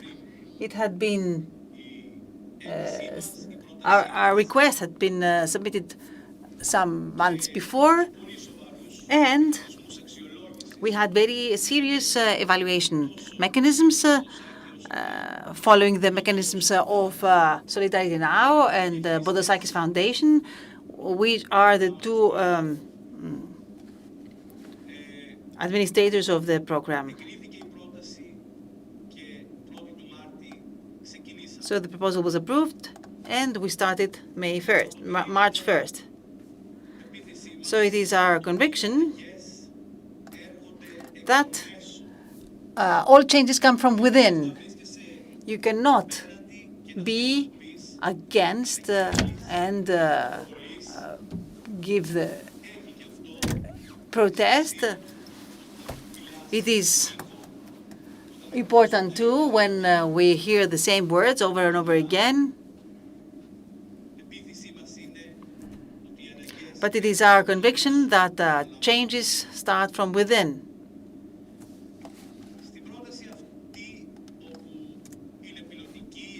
This is a pilot proposal with 4 regions, the Attica region, which is vast,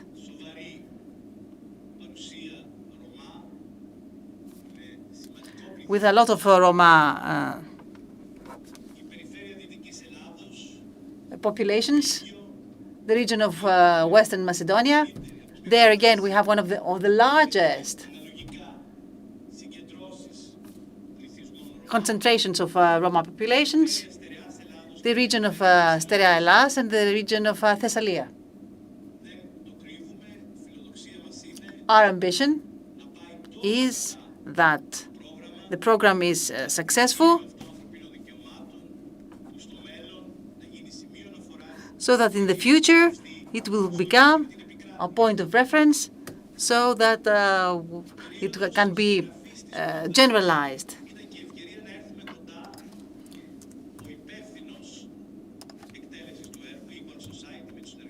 Equal Society managed to come together, close together, exactly on this occasion.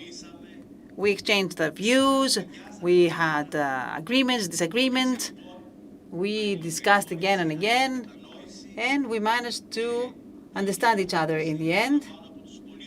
And we had the proposal from the very serious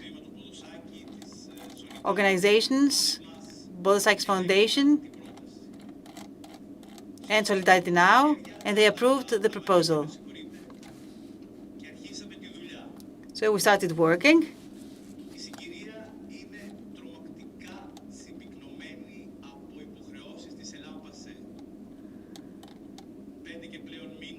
For 5 months now, we have had a lot of preparation work. We also have the national strategy that the Secretariat General assigned to the University of Western Attica. Yesterday, Mr. Gavriliamitis and Professor Pierakos were here as keynote speakers and moderators, respectively, of a very important panel regarding housing for Roma populations. Certainly, everyday work is necessary. We have had phone calls from all over the country, because some people didn't have any money to feed their children. Other people suffered from police brutality. Other people had penalties to pay.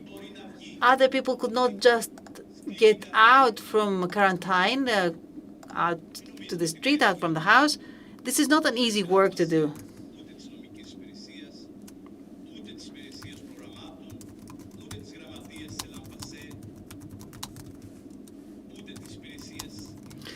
The ELLAN PASSE, the Economic Committee, the Working Committee do the best they can.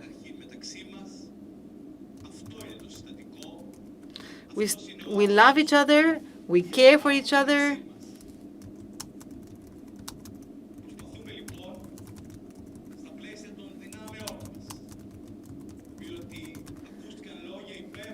So we try the best we can.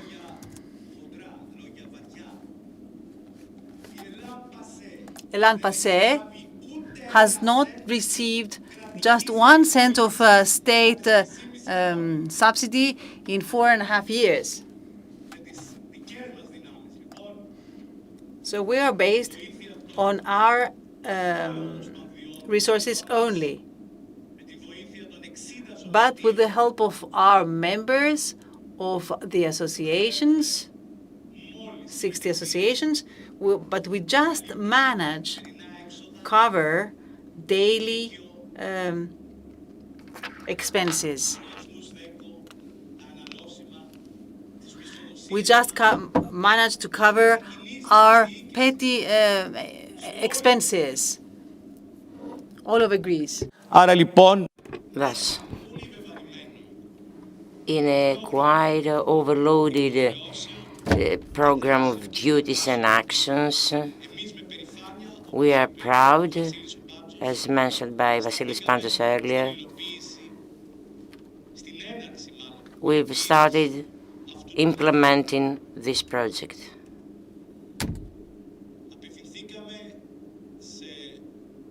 We've addressed experienced legal advisors, Mrs. Katerina Harokopu,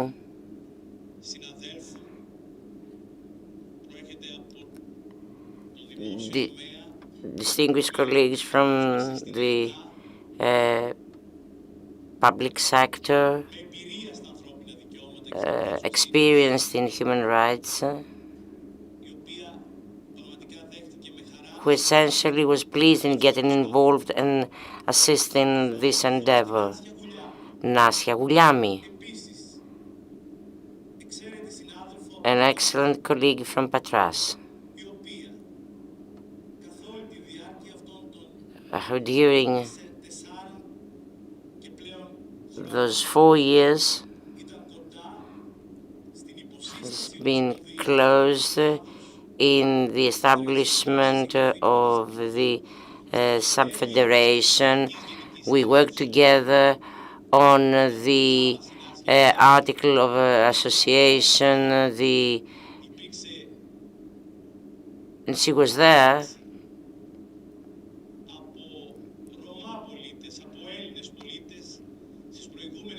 when we had candidates, Roma, Greek citizens, in the municipal elections, in the last municipal elections.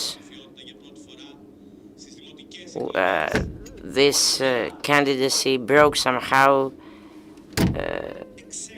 the stereotypes. The electoral campaign was excellent under the flag of the public consultation and the citizens' concerns. Third choice, Elisabeth Vasilaki, expert in international affairs and international law. Elisabeth, for less than a year, has embraced the family of ELLAN PASSE,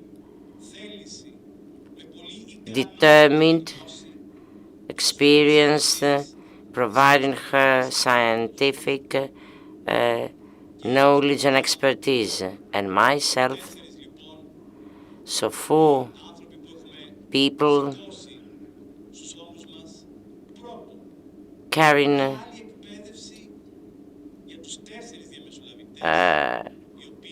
to carry out this piece of work, mediators under Kostas Paiteris, the president of the Mediators Association, Mr. Adonis Badzalis, Nikos Paiteris, Mrs. Eleni Deschioti, and Mrs. Zografia Katsari. And indeed, we've been perplexed in how we could train those people that already had experience from other projects, field mediation, without, however, the necessary tools in all cases. We wanted to be interactive, put forward an introduction relevant to the concept of human rights, have a video, and dwell on the main axis, the bodies responsible for receiving complaints, the type of human rights violation, the different categories, how a claim can be drafted, and the most important, how we approach people that do not trust.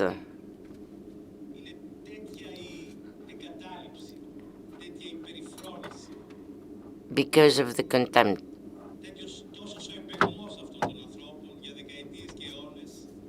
which has been existing for decades. So the major prevailing topic was to build relations of trust, of honesty.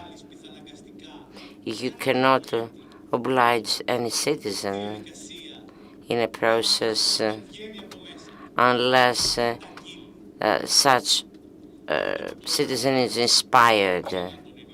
You can inform him, you can raise his or her awareness, and possibly empower him beyond any paternalistic approaches, controls, or similar intentions. Make them feel that they are citizens, they are people with duties and rights alike. Help them understand that Greece is a country living in justice, in democracy, having a long, glorious past. Make them feel proud that they got this particular cultural point of initiation. And this gypsy heart. Help them learn that they have been contributive for about 11 centuries. We got at Iviron Monastery, the first document dating back 1068, and their skills, basket making, ironmongers, they were those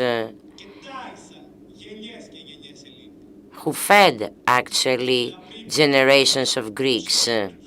The awesome music, the popular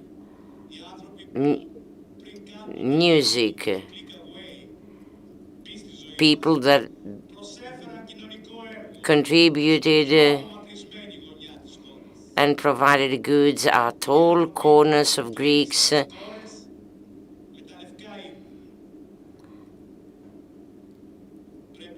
by moving their goods around before the era of clicking and delivery. They are proud people, Roma, and they must feel it and must vindicate their justice, their right. We are committed. The ELLAN PASSE shall make its best to bring about the optimal outcomes.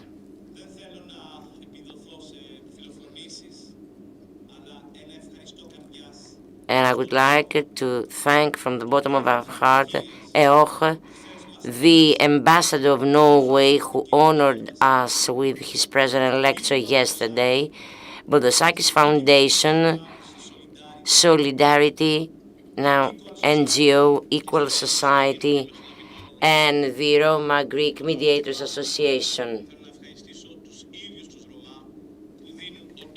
And I would like to thank Roma people themselves, which essentially constitute the core and the heart of this project. We would like to thank Mr. Yiannopoulos, the head of the legal team. Indeed, he described the ideological axis of the project and the challenges that the legal department of the project shall be asked to resolve and shape the agenda of the years to come. Challenges, as mentioned by Mr. Yiannopoulos, shall be there not only for the legal team, there shall be for mediators in the field. One of those field mediators is Mr. Batzalis. He's with us, and he shall contribute and describe by describing their daily activities. Mr. Batzalis, you have the floor. Thank you very much. I'm very happy that I can participate in this program. I do believe that this is an ambitious program, very important one. According to my participation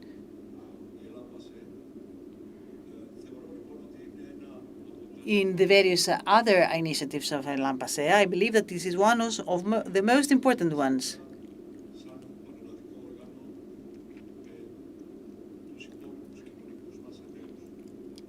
In Panhellenic programs, we are going to cooperate with other social partners. And I believe that this program will bring about results on the field by recording on a daily basis what is going on. I am head of the coordination in the program at the western parts of Greece, regions of Greece.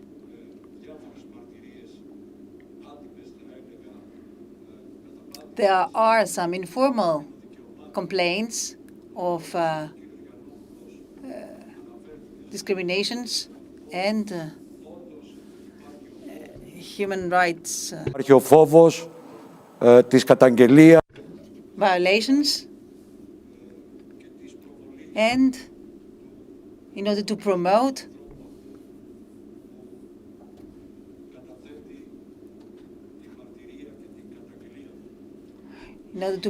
solutions for all these situations.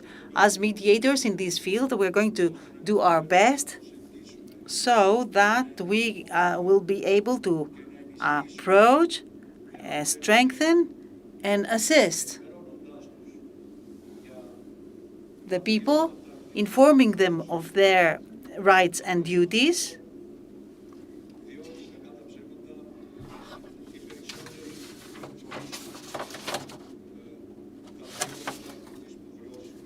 because many of these people do not know their rights and duties.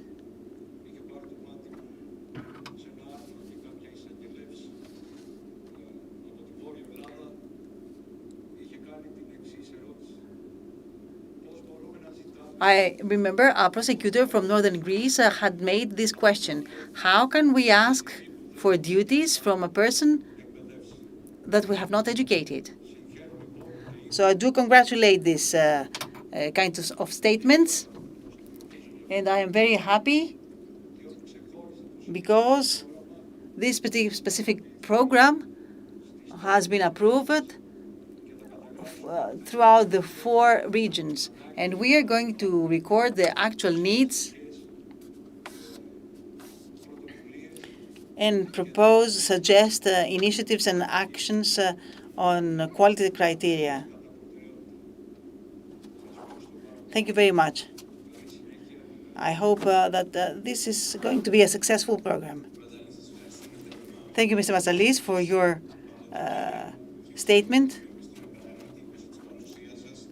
You're always very accurate And through the team of intermediators, I hope that you will be able to inspire all those who cannot find a voice in order to speak out and change the situation.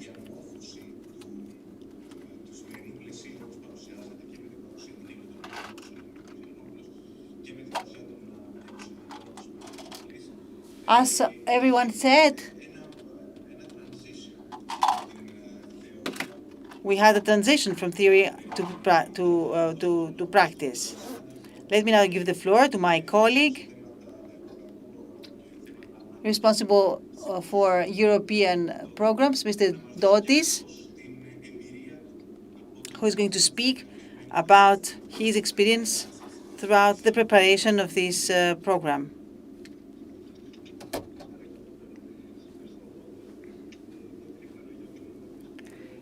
Thank you for this. I am very happy to be among you in this meeting. We have the opportunity to speak about this, how the idea was turned into practice.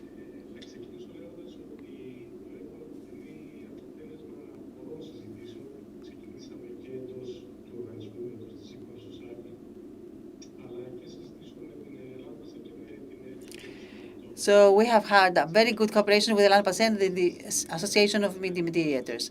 We have tried to record the needs of the community, what kind of projects have been implemented,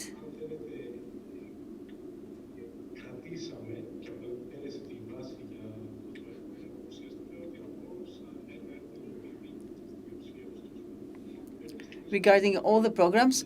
I can say that what is missing is actually the communication with the Roma communities. For those who know these populations, we can say that apart from education,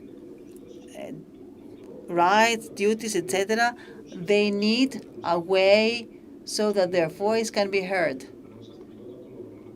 So we want to be the bridge in between the Roma communities and institutions. So what we want to do is to become a bridge, to bridge over the gap. This is something that we don't have in many programs.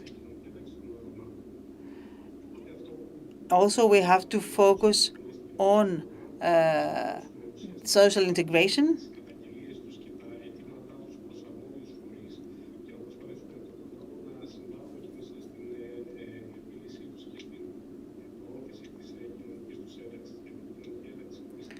Social integration, however, presupposes the solution of various problems. Just speaking about housing Policy, ξέρετε, είναι οι κυρίες θεματικές ενότητες or education έργα μέχρι σήμερα που αφορούν κοινωνική ένταξη. or health is not enough. Most programs until today have been based on these three axes. But however, we have many other daily things that have to be resolved so that integration can be successful.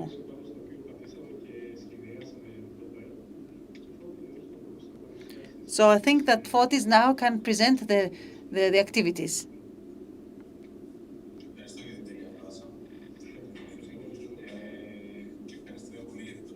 Thank you very much for your words.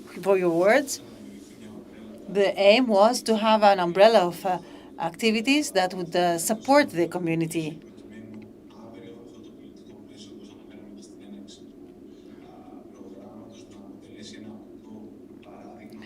This is an example of the change and how it can be implemented.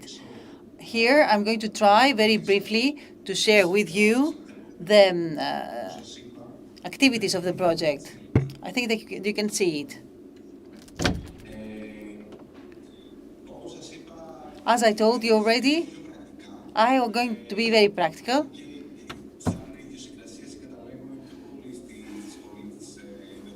Though I am rather fond of ideologies, but nevertheless, it is true that only if we become practical, we can achieve our goals.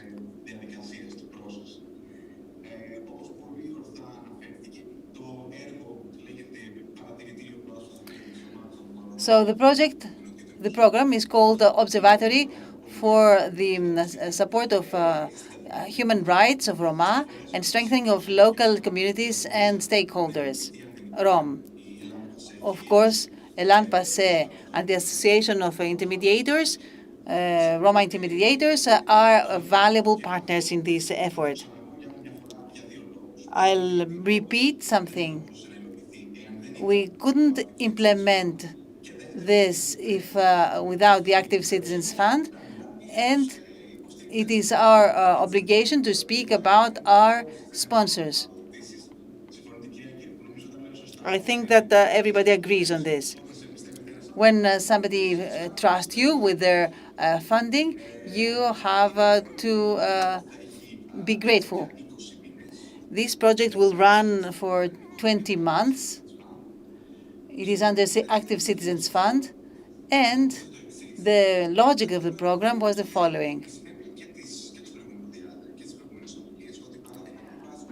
Despite the interventions during the previous years, among which are interventions as well, because we understand that it's not so easy to change the mentality of society.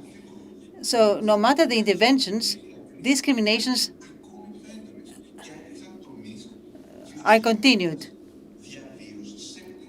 and increased actually many times with serious impact on the daily life of people. Ακολουθείται ως διαδικασία είναι όταν έχουμε. But the point is that when we have a problem, usually we try to find a solution. But the point is, there are very few complaints we have in case of violation of human rights. So what can we do with the so short, so low percentage of complaints? What is the reason behind this low percentage? Could it be the mentality or the way of lives? Nevertheless, the problem remains.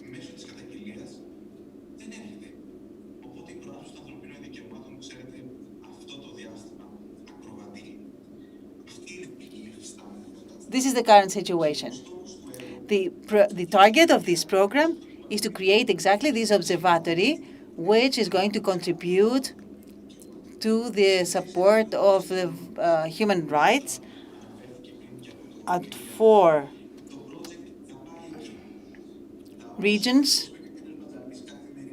as Mr. Bazali said, on a daily basis. It will receive reports, process them, send them to our legal department, and then forward them to the competent bodies.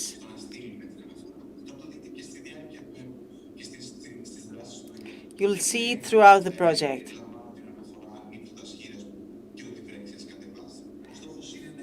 The point is that we can have a dynamic presentation of the observatory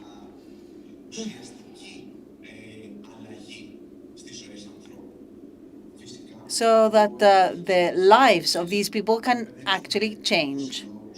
Of course, we can also give practical suggestions, and with various seminars and workshops to Roma communities and also to journalists in order to cover the coverage of Roma. I have studied media And I assure you that the way media covers the Roma issue is problematic, not due to bad intention, but due to ignorance.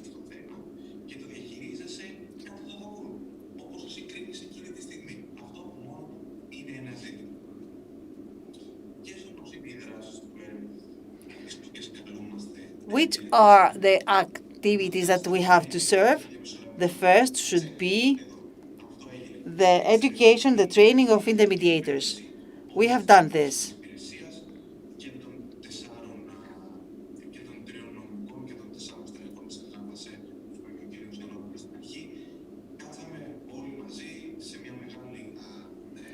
We all sat together in a workshop.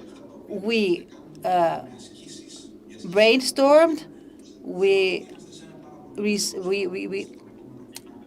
submitted questions. We gave answers.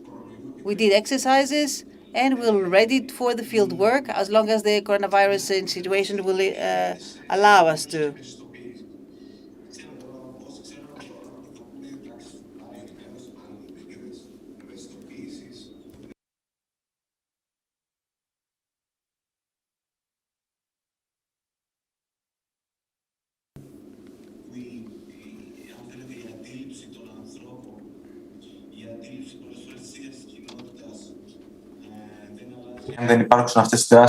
However, the perception of people of the community can't change that easy.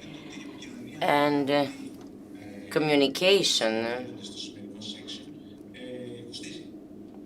is expensive. It's not for free. When you communicate, to do it properly with role models, with messages,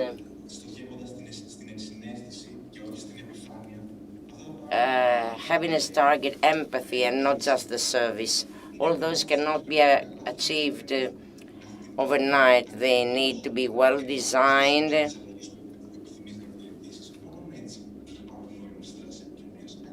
This is the only way for them to be meaningful. So, in the framework of those actions, we deliver free courses on IT for the mediators and members of the community.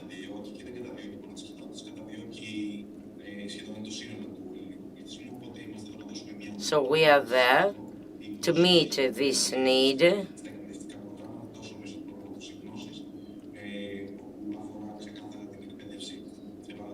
Clearly on skills and will deliver English courses.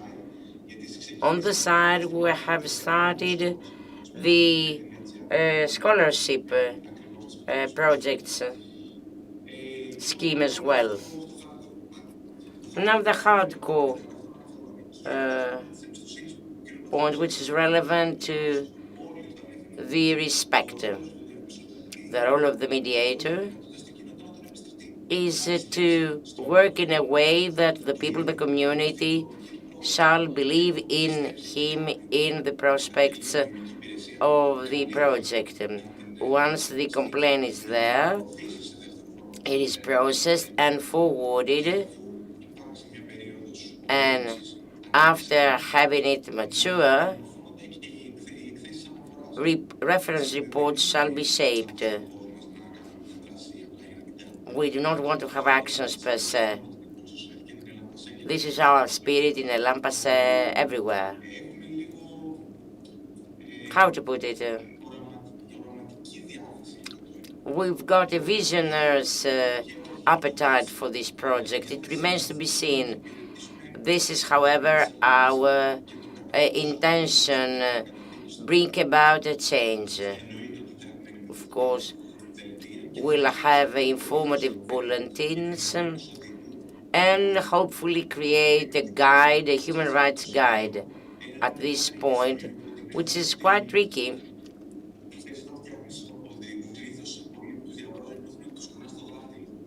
Because some people believe that, well, This is not something mandatory or top to bottom. It's going to be the other way around. We'll get reports. Will investigate the violation of human rights in the field, and this shall be our guide, bottom to top. And something even more tricky. The seminars in centers, municipalities, regions, etc.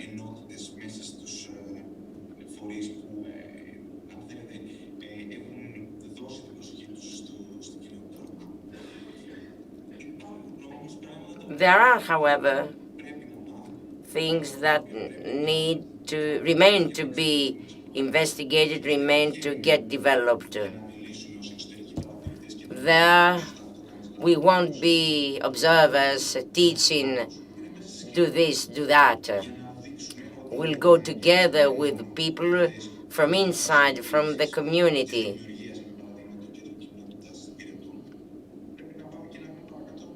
We'll take a step forward and understand the needs that are ever-changing year to year. They evolve, the data change.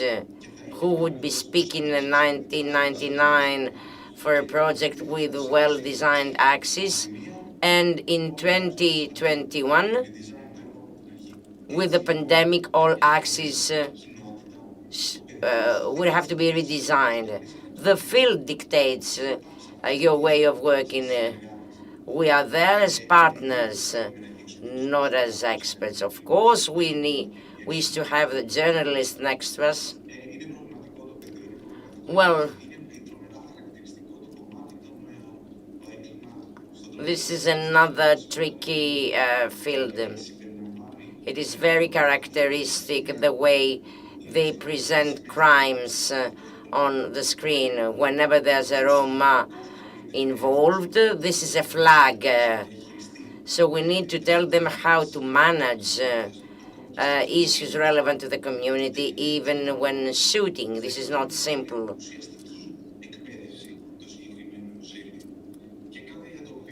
And again, the action number 12, because that will measure our social impact. If the money invested through active citizen funds are given back to the society, did we produce something good or not?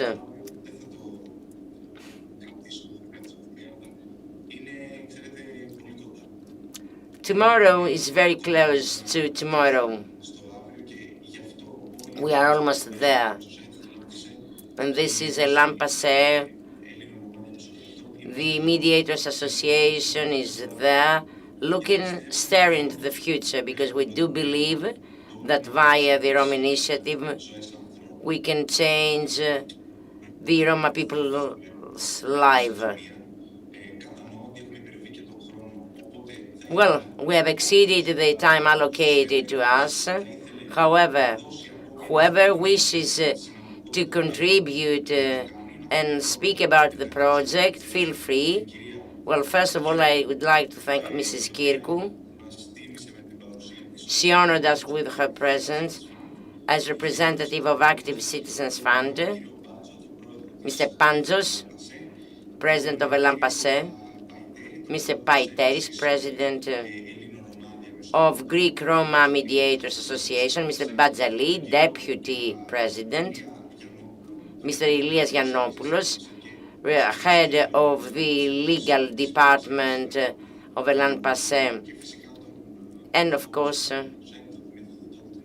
Dimitris Dodos, responsible for our projects and initiatives. If there's any question for us, feel free. Otherwise, allow me to conclude because we've run out of time. Please. Όχι, καλυφθήκαμε όλοι. Τέλεια. Δεν υπάρχουν ερωτήσεις. Θέλω να ευχαριστήσω από καρδιά στην ELLAN PASSE που ενέταξε. No question. So we would like to thank ELLAN PASSE that selected us as their partners in this excellent program and promise them that we will do our best. Thank you, Kostas Paiteris. And I am committed that we will support our common vision to support the human rights of Roma. Dear guests, thank you for having been with us yesterday and today. We thank Mr. Fotis Spiropoulos, Project Manager of Equal Society. The first 2 days of the International Conference Roma 1971-2021 is going to close with the musical presentation of Alexandros Saggouris.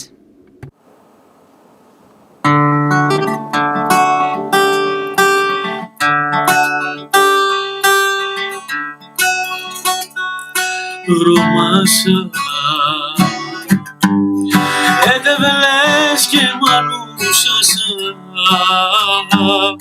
Edevles ke nunu yasa Sarse kere sambugle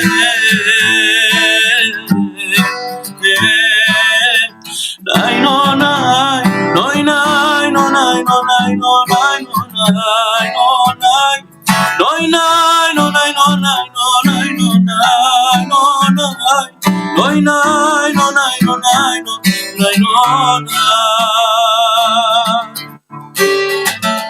Sarpene Amen Roma kagedila Sarove Etunya kaibayas Σωστά Ρωμάνε Αμέν, αμέν, αμέν, αμέν, αμέν και ειδικά Σωστά, σωστά, σωστά, σωστά Ρωμάνε Σωστά Ρωμάνε Ρώμα καμεράς Τσεκουμπίε πουτ μαγκαυτού του τίλαρτανμα Νίκο κυπάει κερδάννα σφαλάρτανμα Τσεκουμπίε πουτ μαγκαυτού του τίλαρτανμα Νίκο κυπάει κερδάννα σφαλάρτανμα Σαρτιλό Τα σουκιάρα Σαρτιλό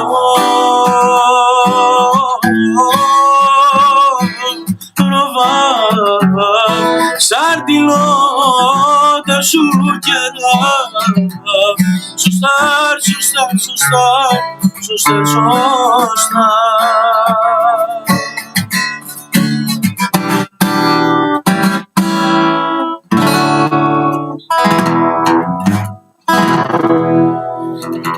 Τσασταράμε και του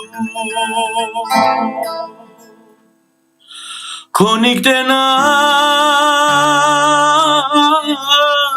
τσανέ Κονίκτενα τικέ Τράπιερκό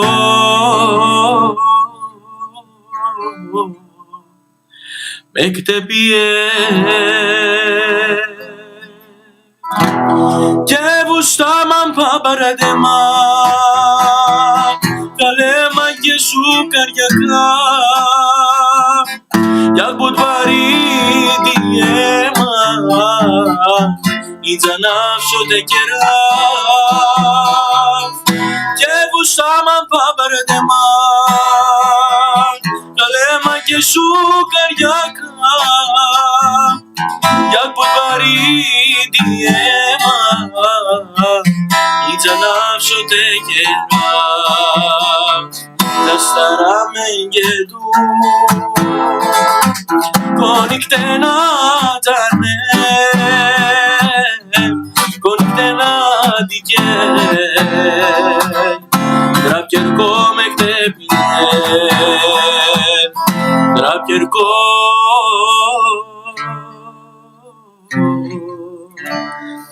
με χτεπιέ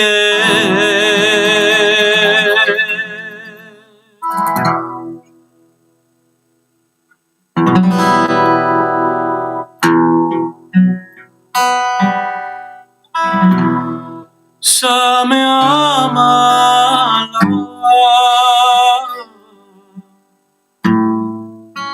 Οροκέλενα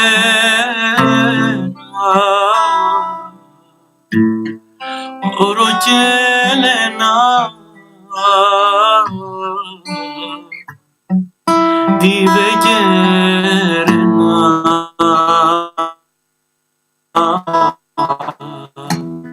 Εμλες μαράρτε Εμλες Τσίκα με μπρέσαν Εμλες Τσίκα με μπρέσαν Εμλες Με σιγνέτσες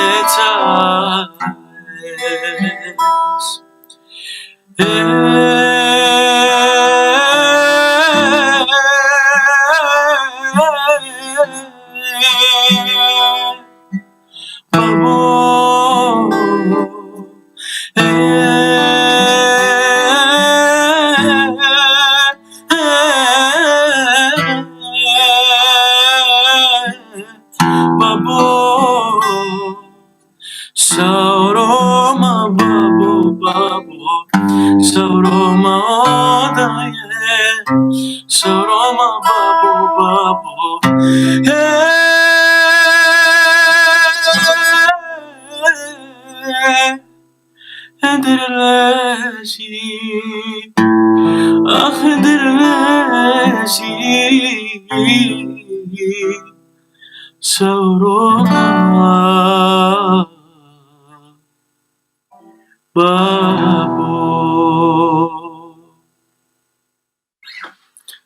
Σας ευχαριστώ πάρα πολύ.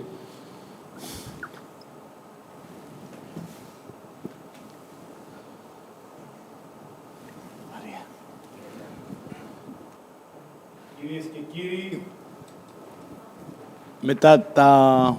Ladies and gentlemen, after this magical voice of Alexandros, we are very happy about him. Now the time has come to say goodbye. After the first conference, we'll give the floor to our president, Mr. Vasilis Padzos, to renew our meeting with you in June. Maria Zerva, myself, the organizing committee. Allow me to read out the names. The board of the international conference are ELLAN PASSE President Vasilios Padzos and Yannis Madzas as Deputy President. The Secretariat of the International Conference are Irini Rapou, Sofia Souta. We had the opportunity to hear Irini yesterday. Sofia from Corinthos here, certified intermediator of integration of Roma children, member of the Committee of Education of ELLAN PASSE, president and founder of Romani Elpida NGO, founder of As Roma Sports Club, member of Greek Roma community. Thank you, Roma. Thank you, Sofia. Paraskevasilim, we had the honor to have with him yesterday online from the Democratic University of Thrace, founding member of the co-organizer of Pharos of the World, and Yorgos Villanakis from Larissa. He was with us throughout this time, and he gave his best effort so that this conference was perfect. The organizing committee of this conference, presided by Vasilis Padzos, president of ELLAN PASSE, Father Athinagoras Lukataris, founder of Pharos, Ilias Yiannopoulos, Irini Rapou, and Sofia Souta. The scientific committee,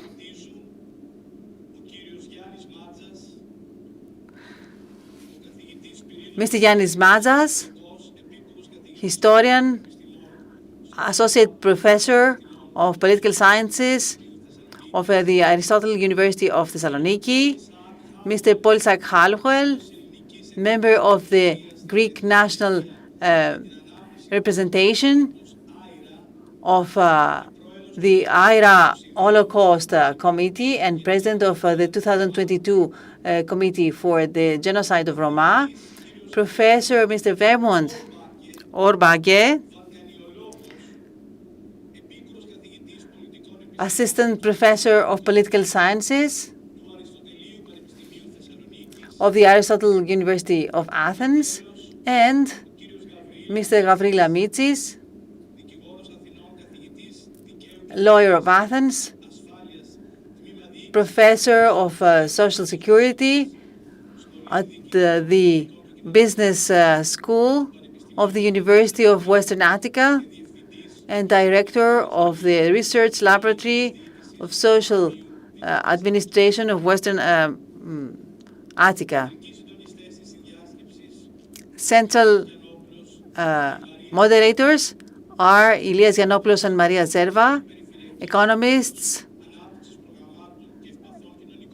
consultant for programs of vulnerable groups of the Western Attica, and active member of ELLAN PASSE.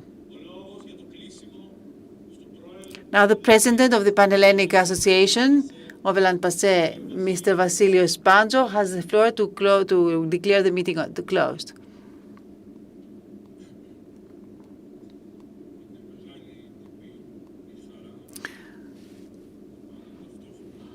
It is a great honor and pleasure, and I am moved after the second day of this international conference.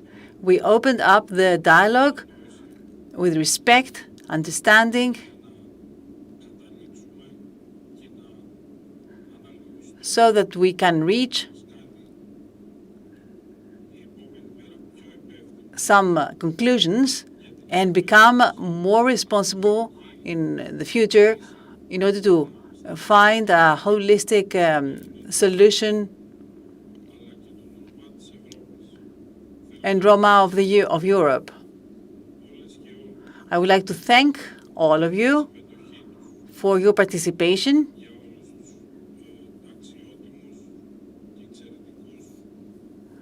I would like to thank all the respectful speakers and participants. I express my commitment that through the board we're going to continue with our fights, because we have learned to go beyond ourselves and do more and more every day.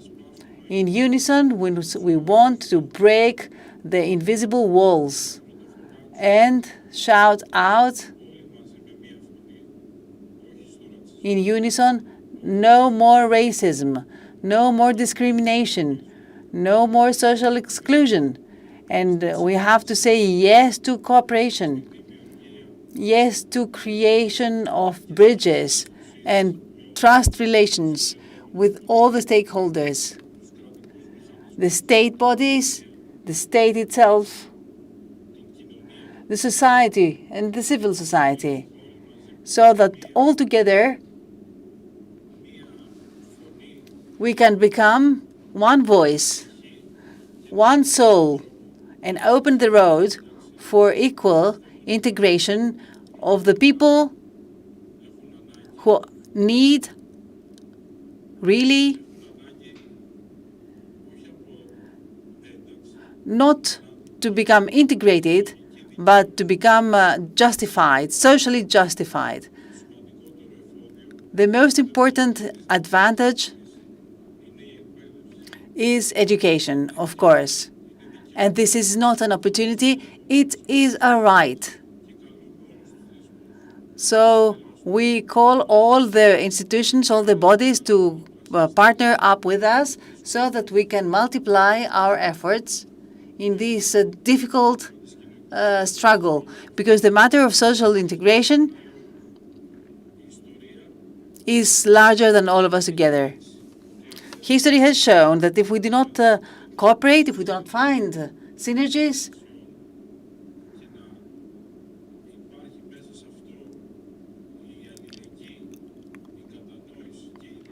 with sincerity and understanding, we shall never manage to